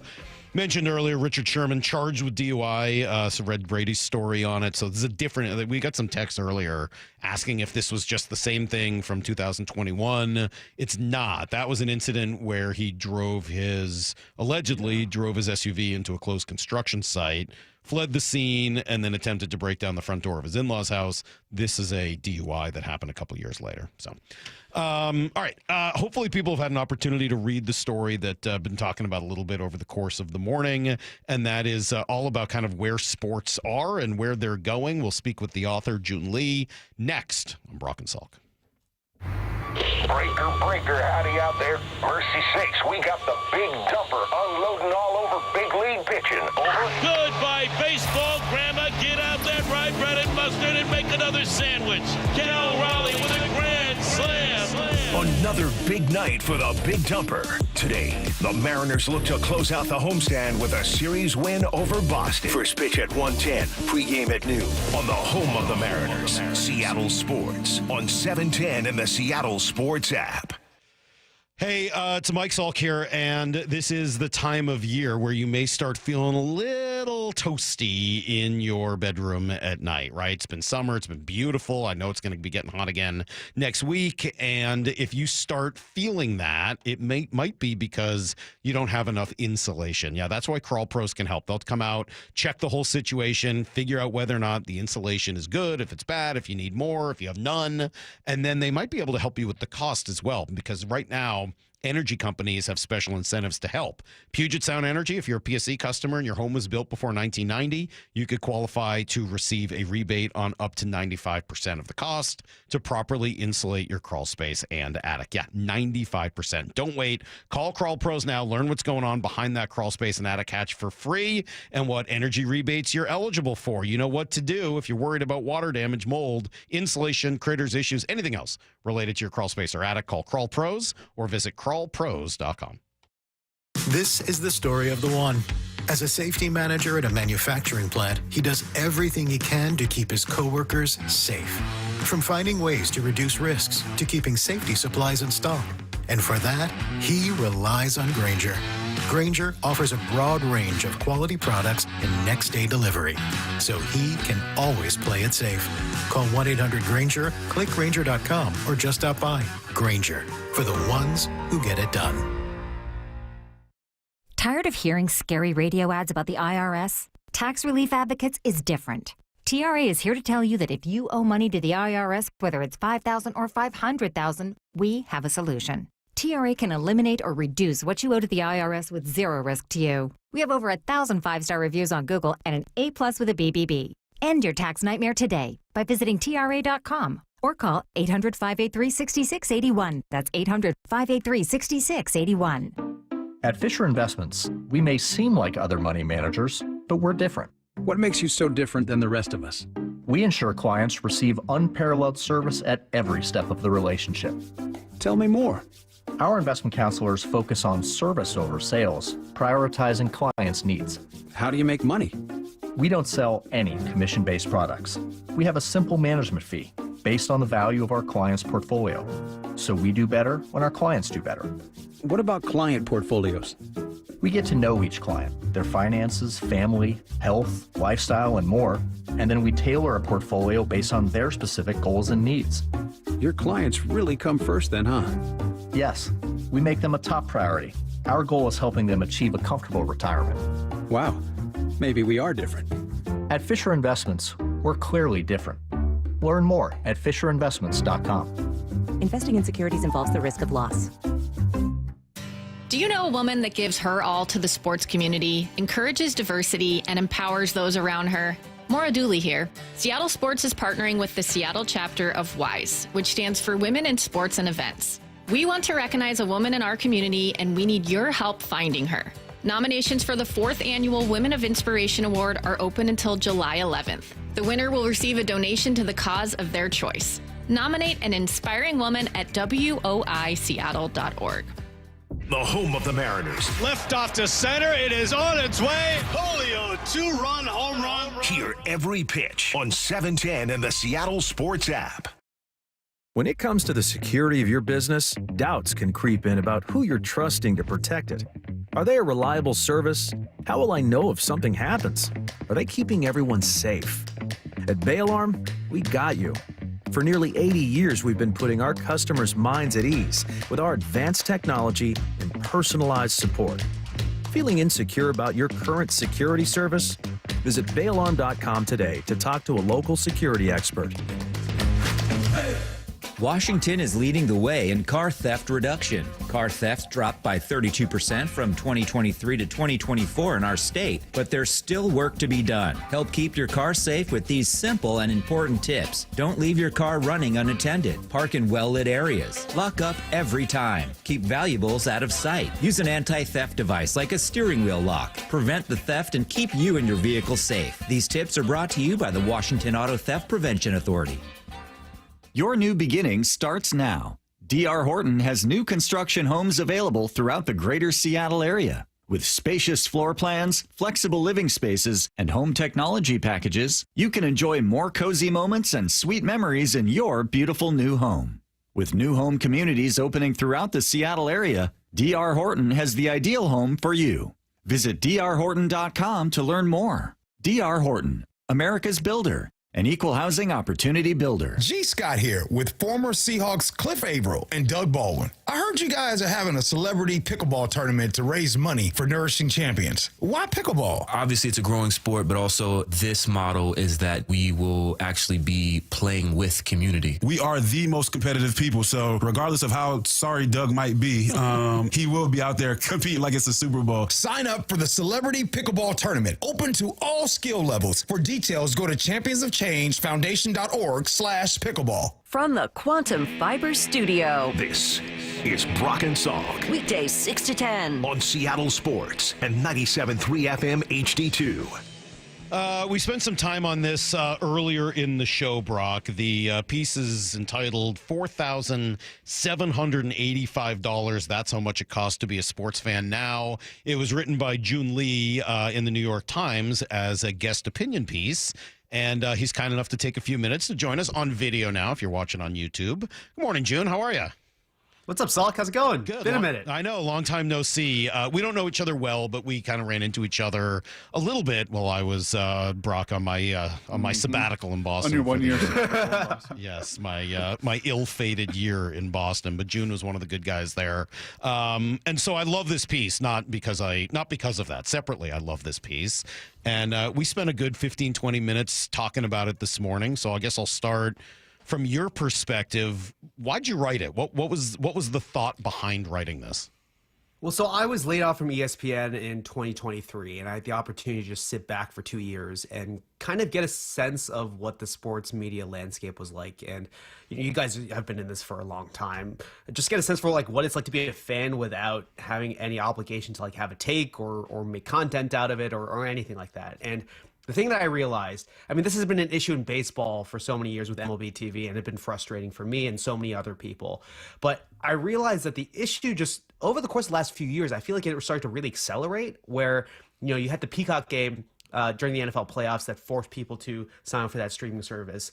The Christmas games on Netflix, which I think most people have Netflix at this point, but, I had friends who were struggling to help out their moms on Christmas trying to get that game up because it was just kind of a departure from everything that had kind of happened. And, in some ways, it's more accessible to watch sports in some ways because, you can watch all games everywhere all the time, but because they're so spread out and because of the financial barrier to get into watching sports, I've noticed it's created a lot of barriers for people to connect with people over sports because, there's the group of people who are like us who are probably watching sports on a night-to-night basis and it's our job and we're hardcore sports fans. And then there's the other group of people who maybe want to get into sports, are more curious about sports, are following on social media, but getting from that like social media, following the soap opera of sports type of fan towards being someone who like engages in sports media every single day, is kind of in the day-to-day weeds of it, is watching a lot of games. That barrier is enormous now because of the financial cost of being a sports fan. And that doesn't even, take into account the price of tickets, the fact that you need high-speed internet to be a sports fan. And that's not accessible to everyone around the country. And then there's also just, the blackouts of it, the cost of jerseys and that kind of stuff going up. So, it isn't just limited to the accessibility of sports broadcasts. It's just every little thing in the sports experience just getting more and more expensive. And all of that small uptick in cost really adds up when you kind of look back and take a step back and think about what it was like to be a sports fan 20 years ago. And there are so many parts to it. Joon, I read the whole thing as well, and really well done and well written and totally captivated us and our audience as we discussed it earlier. And there's so many different pieces to this. But I do think of my friends in Pullman. I think of my friends in Corvallis. I think of my friends, at those institutions that for decades and centuries were a part of a conference and no longer were. And I think they would tell you, because some of them are my dear, dear friends, of how much the networks and the tail wagged the dog, that the networks had so much power. And the network figures at Fox and ESPN and the biggest brokers of it all have played so much of a role in this. How would you kind of answer to that, and how much of a role do you think the networks have played in this? I mean, the networks play a role in it, but I think this is all downstream from the way that the leagues have reacted to the shifting consumer behavior.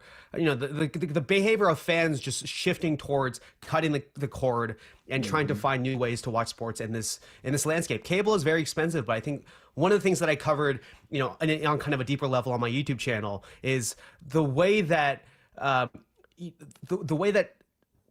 the cost of watching sports used to kind of be hidden from sports fans. There was a lot of people who weren't watching sports at all that were subsidizing in many ways our ability to watch sports. And now that those costs are kind of out in the open, for the average person, it's kind of crazy to think about the fact that it costs $30 a month to watch your favorite local team on like a streaming service. But it costs $10 a month to watch the rest of Major League Baseball or the NBA. Like, I can understand on a surface level why that thing wouldn't compete compute for the average sports fan. And so, I think that this is all downstream from the way that the leagues themselves looked at the loyalty that sports fans have, that people like us who can't get enough of sports, who will ride the ups and downs, who are going to pay for sports no matter what, they are preying on the loyalty of us as fans to want to pay for it regardless of the circumstances, no matter how difficult it is. And I think it's preventing more people from getting into sports. Like, one of the numbers that really jumped out to me when I was reporting this in my YouTube channel is that Chicago Blackhawks switched over to a completely streaming only option in the last year. They're no longer getting carried, I believe, on Comcast in that local area. Their ratings have dropped 78%. And so while these national games, the Super Bowl, these big events, the ratings are still maintaining themselves, it's at the local level that this kind of stuff is starting to fall apart. Well, and that's with a budding young superstar, one of the best in the game, and Connor Bedard, and a market that loves that sport.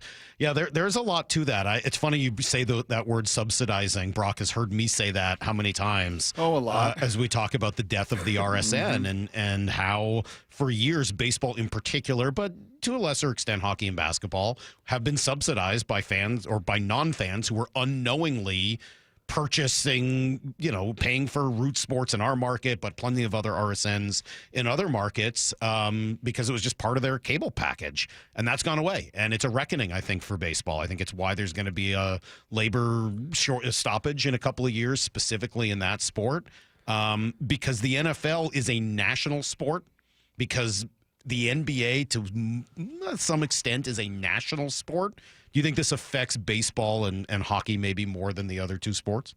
So I think that there's a macro, even bigger story happening here beyond just the things happening with the sports and the streaming situation.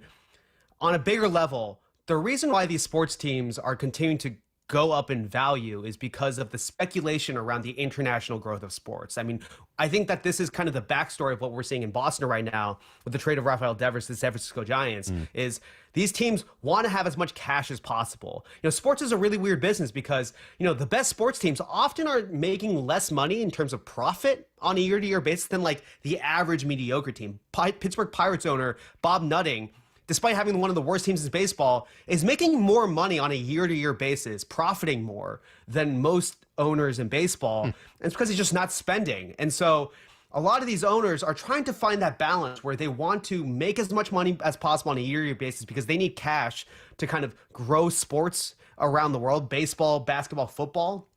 I think one of the other dynamics too, when I talk to people around sports on the business side, they talk about how, the NFL is obviously the most popular sport in the United States, but Major League Baseball and the NBA might be better positioned for this kind of global growth of sports because the games are simpler, the rules aren't as complicated, and there's already kind of basketball culture that the NBA has invested in for, going on 2 decades now, dating back to like the establishment of NBA Africa, and obviously Asia with Japan and Korea, now Taiwan.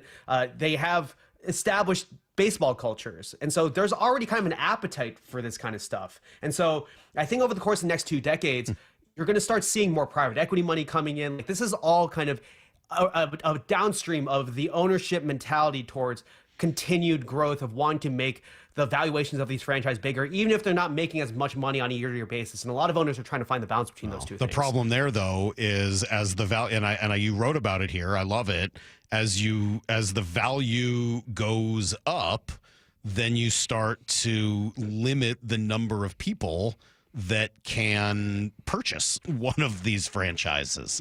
And as you go away from single billionaire owners and more towards either conglomerate groups that have come together or in some cases now groups that need to use private equity in order to subsidize it. How else are you going to put together a $6 billion package for a team? That's part of the challenge. I think we've lost June, so I'm going to get you. I'm going to send more of his number. Give me just a moment here, Brock. But that's why we've talked about the importance or the emergence of private equity here. It's interesting. June was at ESPN, and obviously that's where I started a lot of my national work at ESPN in 07 and 08. And I remember at that time leaving SeaTac Airport, and I would fly either through Washington Dulles or Chicago O'Hare and get to Hartford, Connecticut. And I remember flying out and looking at the rooftops going, $5, $5, $5, $5, $5. Mhm. I mean, the gazillions of dollars that ESPN was making when I started there in the mid 2000s before the cord cutting, because that $5 was just folded into your cable bill. And most people didn't even know, right? You know, that if their cable bill was $30, $5 of it was ESPN. Mhm. You know, and then all of a sudden you cut those cords, and all of a sudden, you're Yeah. like, okay, now I've got to pay for this amount. I had somebody I saw say, well, I'm not paying $20 directly to some team.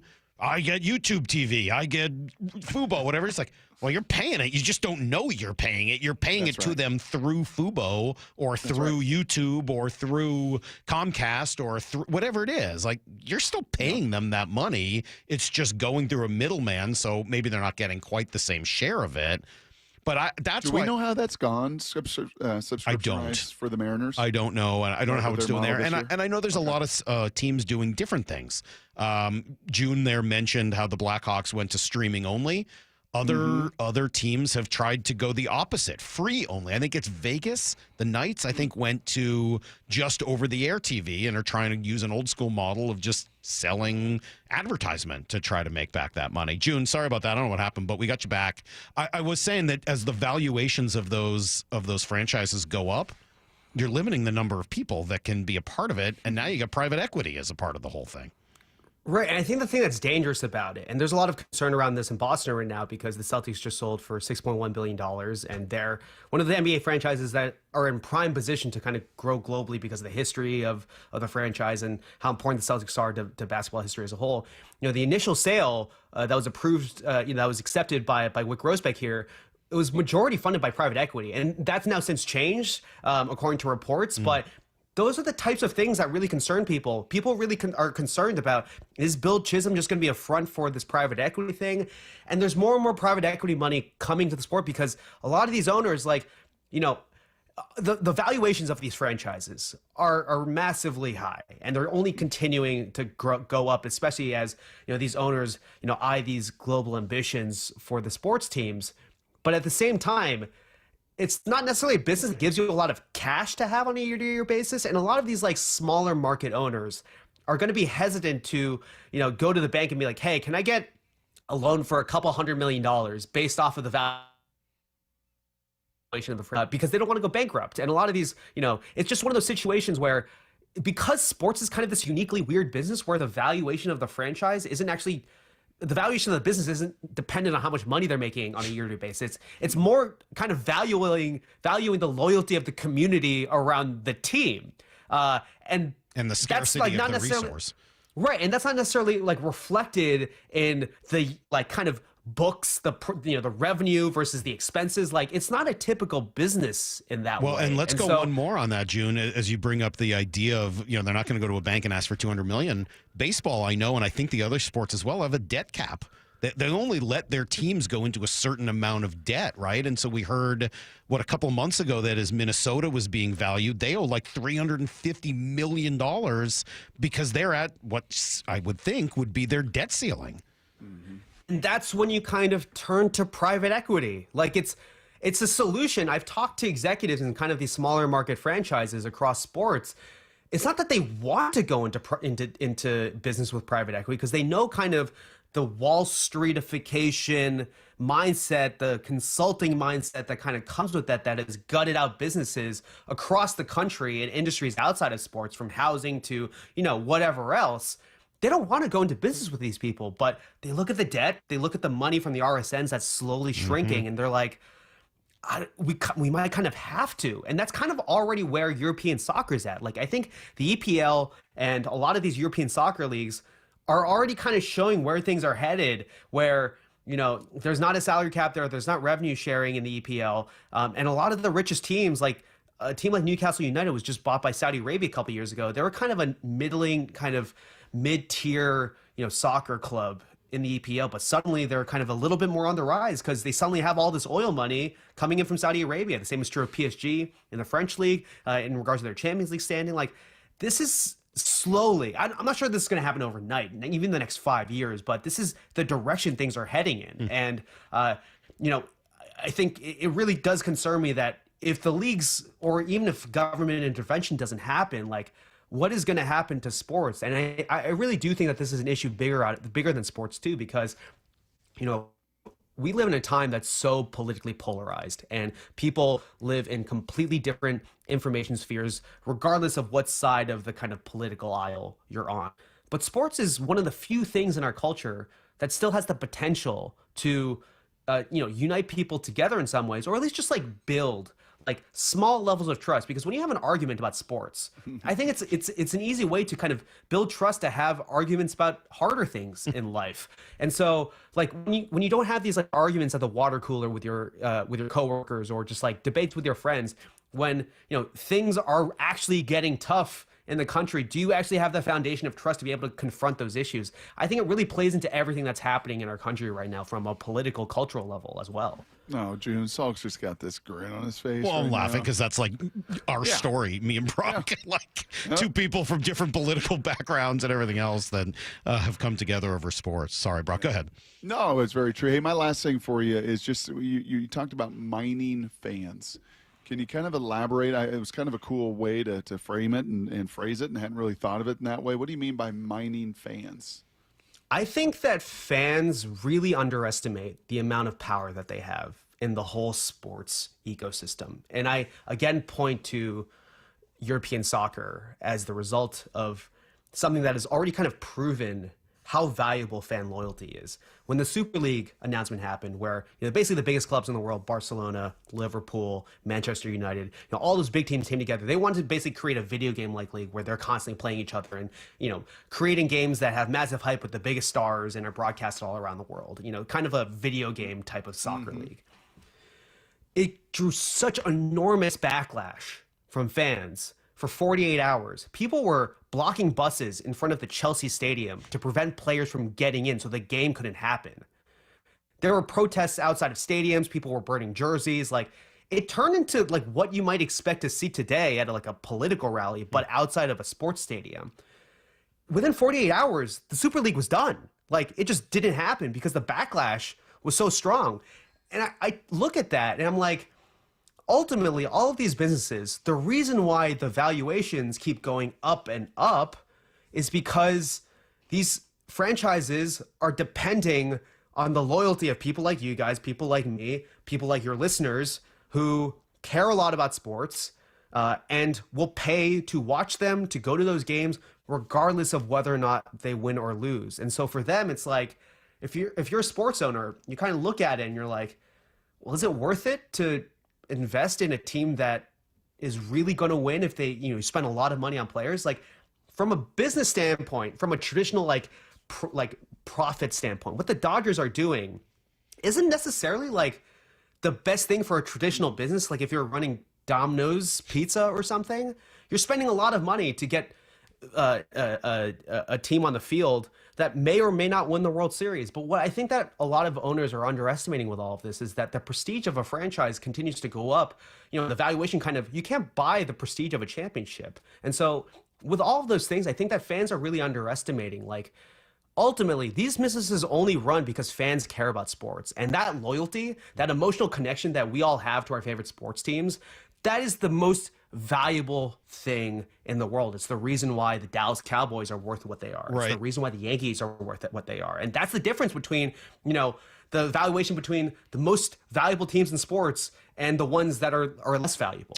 What about the player's role? Just a couple more minutes here with Joon Lee, and I recommend this piece in the New York Times, his opinion piece from a couple days ago. I tweeted it out just a few minutes ago, just so that you could find it easily. Player salaries have risen with a lot of the, that money we talked about that came in via people that were subsidizing the sports industry. I don't care whether an owner makes $1. It doesn't affect my life at all. I'm not interested in them making money. That's not my reason for being here. But I also am realistic enough to assume they're not going to be willing to lose money.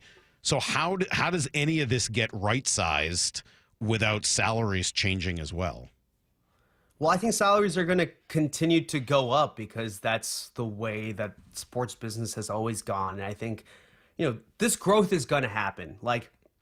In April, when Major League Baseball opened their season, the Dodgers started in Japan. 27 million people watched the Dodgers play in Japan. That was a bigger audience TV audience than any audience that Major League Baseball had since I think the 2017 World Series. Like, this stuff is already underway, and the internet's making it easier and easier to be able to follow sports, around the world, whether it's, me following Liverpool from, my house in New York City, or, someone in Tokyo following the Los Angeles Dodgers, or someone in, Berlin following the New England Patriots. Like, it's easier and easier to do that. And so as all this money comes in, like these athletes are going to become much more like celebrities. I think this is where Hollywood and sports are kind of slowly starting to merge. These leagues are starting to think of themselves as media companies, and the stars of these media companies are the athletes. It's the reason why like Juan Soto kind of only has like 3 options for teams he can go to, because there's only 3 teams that can kind of give him the market value that he justifies. I think to tie this all up too, like Shohei Ohtani is, I think, the best example of this. I was talking to someone who I know who just moved from India 6 to 8 months ago and now lives in New York City. And he was telling me India doesn't follow baseball really at all, but people in his life know who Shohei Ohtani is because he's kind of this like singular Messi, Ronaldo, like transcendent figure for baseball. And it's creating a level of publicity for the sport that like you literally can't buy. And so when Ohtani got $700 million from the Dodgers a couple years ago, people were kind of gawking at that contract. But, I heard from sources that Andrew Friedman was kind of openly saying at the World Series, like, oh, Ohtani's contract paid for itself in year 1. Like, this is a guy in terms of his, like, financial impact on the Dodgers, the amount of advertising he's bringing in from Japan. You guys have seen this with the impact that Ichiro had in terms of the Japanese market in Seattle. Like, it's one of those things that's like, you can't really buy that like international prestige. And now like the Dodgers, they might have like the Babe Ruth of this century. The images of Ohtani being in a Dodger jersey are going to last for hundreds of years now.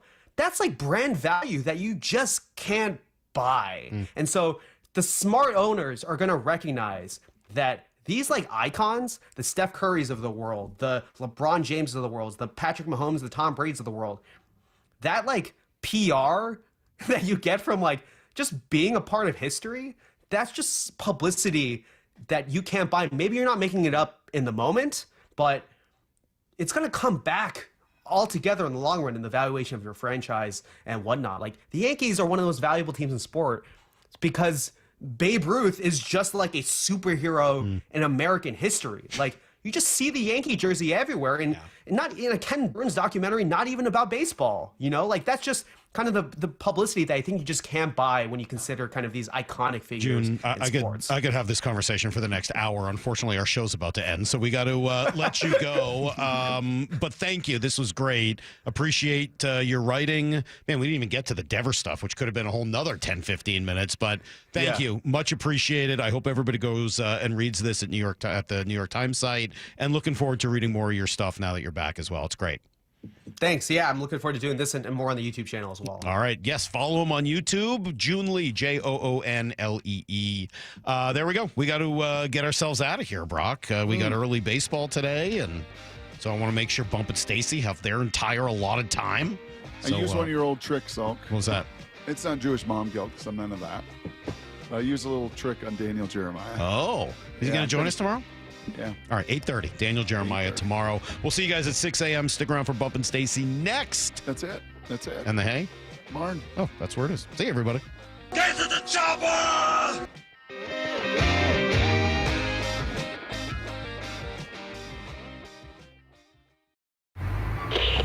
Breaker, howdy out there. Mercy 6, we got the big dumper unloading all over big league pitching. Over. Goodbye, baseball. Grandma, get out that rye bread and mustard and make another sandwich. Cal Raleigh with a grand slam.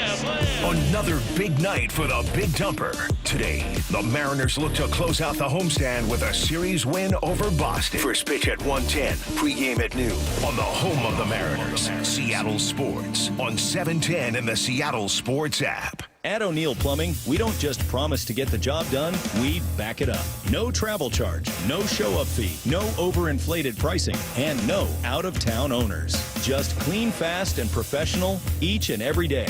O'Neill Plumbing. Rare and luxurious 100 years of exceptional automobiles is currently on display at Raleigh, America's Car Museum. Feel the thrill of racing simulators. It's excitement for all, and out-of-town visitors will love it. Visit americascarmuseum.org. Hi, Zoe Saldana. Welcome to T-Mobile. Here's your new iPhone 16 Pro on us. Thanks. And here's my old phone to trade in. You don't need a trade-in. When you switch to T-Mobile, we'll give you a new iPhone 16 Pro. Plus, we'll help you pay off your old phone up to $800, and you still get to keep it. There's always a trade-in. Not right now at T-Mobile. I feel like I have to give you something in return for karma. That's okay. I don't really have much in my purse. Oh, let's see. Hand sanitizer. It's lavender. I'm good. Seriously. Let me check this pocket. Oh, mints? Really, I'm fine. Oh, I have raisins. I'm a mom. Wait 1 sec. I've got cupcakes in the car. It's our best iPhone offer ever. Switch to T-Mobile. Get a new iPhone 16 Pro with Apple Intelligence on us. No trade-in needed. We'll even pay off your phone up to $800. With 24 monthly bill credits, new line $100 plus a month on experience beyond finance agreement $999.99 and qualifying forwarded. For well qualified plus tax and $10 connection charge. Pay off via virtual prepaid card. Allow 15 days. Credits end and balance due if you pay off early or cancel. See T-Mobile.com. Hey, Brock Hewitt here for my friends over at Xfinity. You know, change is always happening. It's part of life. And when it comes to music, we know that change is all around us. Songs are rewritten and remade. Classics are remixed. Bands and artists, well, they come and go. Even our taste in music, as we get older, can change a bit. But no matter how things change in 5 years, there's one thing that will stay the same, and that is the price of your internet. That's right. Xfinity is introducing a 5-year price guarantee. It means you get 5 years of the most reliable Wi-Fi with their best equipment included for a price that stays exactly the same. Are you surprised? Well, life is full of them. One internet price, 5 years, guaranteed. Learn more at Xfinity.com/deals. Now, restrictions apply. New residential customers only. Taxes and fees extra and subject to change. Most reliable Wi-Fi based on Open Signal Awards USA. Fixed Broadband Experience Report, August of 2024. Go check it all out right online at Xfinity.com/deals. Was drafted in 1999 by the Philadelphia 76ers, and that was just absolutely a dream come true. Todd's playing in the NBA is unique. His battle with neuropathy is not. I first started noticing problems a couple of years into my NBA career, and I felt like my sock was just balled up right in the arch of my foot, and there'd be areas of burning and tingling, and then there'd be other areas of deadness where there would be no response to touch. We tried everything possible, from surgery to different drugs, to try and take care of some of the symptoms. I'm Dr. Mark Shelley, a chiropractic physician and board-certified functional neurologist at Sound Pain Solutions. Our neuropathy treatments can rehabilitate damaged nerves. We use FDA-cleared, non-surgical, non-drug, pain-free procedures that have helped thousands of neuropathy sufferers find relief. Now I'm able to spend more time doing the things that I enjoy, being on my feet. If you experience numbness, shooting, or burning pains, or loss of balance, call us. Sound Pain Solutions, 855-996-0025, or click soundpainsolutions.com. It is that time of year. I cannot wait for the weather to get warm like it is now on consecutive days. That means I can break the motorcycle out, ride to work, ride all over the place, and I love it more than just about anything. But I also know that it's not a matter of if, but when you get in an accident, what are you going to do? Well, I'll tell you, when you're injured in a motorcycle crash, don't settle for firms that say they're motorcycle lawyers. Trust the ones who live it. Law Tigers has been a part of the writing community for nearly 25 years nationwide. They're here 24/7, 365 days a year, because writers deserve real support when they need it. Law Tigers is the resource writers can turn to when they are in need. Law Tigers is out at all the events and supporting all clubs and shops. The Law Tigers are always by your side. Your case evaluation is always free. There are no fees until your case settles. The Law Tigers, you never ride alone. Law Tigers, Washington's motorcycle lawyers. Jimmy Cook, 539 Broadway, Unit 104, Tacoma, Washington, 98402. At Toyota of Kirkland and Toyota of Renton, experience the power of choice. Whether you're cruising in a fuel-sipping Prius, tackling trails in a rugged Tacoma, hauling with the mighty Tundra, or commuting in comfort with the Camry or RAV4, your perfect Toyota is waiting. Whether you're in the north or the south, they've got you covered. 2 locations, endless possibilities. Toyota of Kirkland and Toyota of Renton, the power of choice is yours. Visit their incredible team and beautiful showrooms today, or online at toyotaofkirkland.com and toyotaofrenton.com. O'Brien. is Seattle Sports. Streaming through the Seattle Sports app. KIRO AM Seattle. KIRO FM HD2 Tacoma. Home of the Seahawks, Mariners, and everything Seattle sports.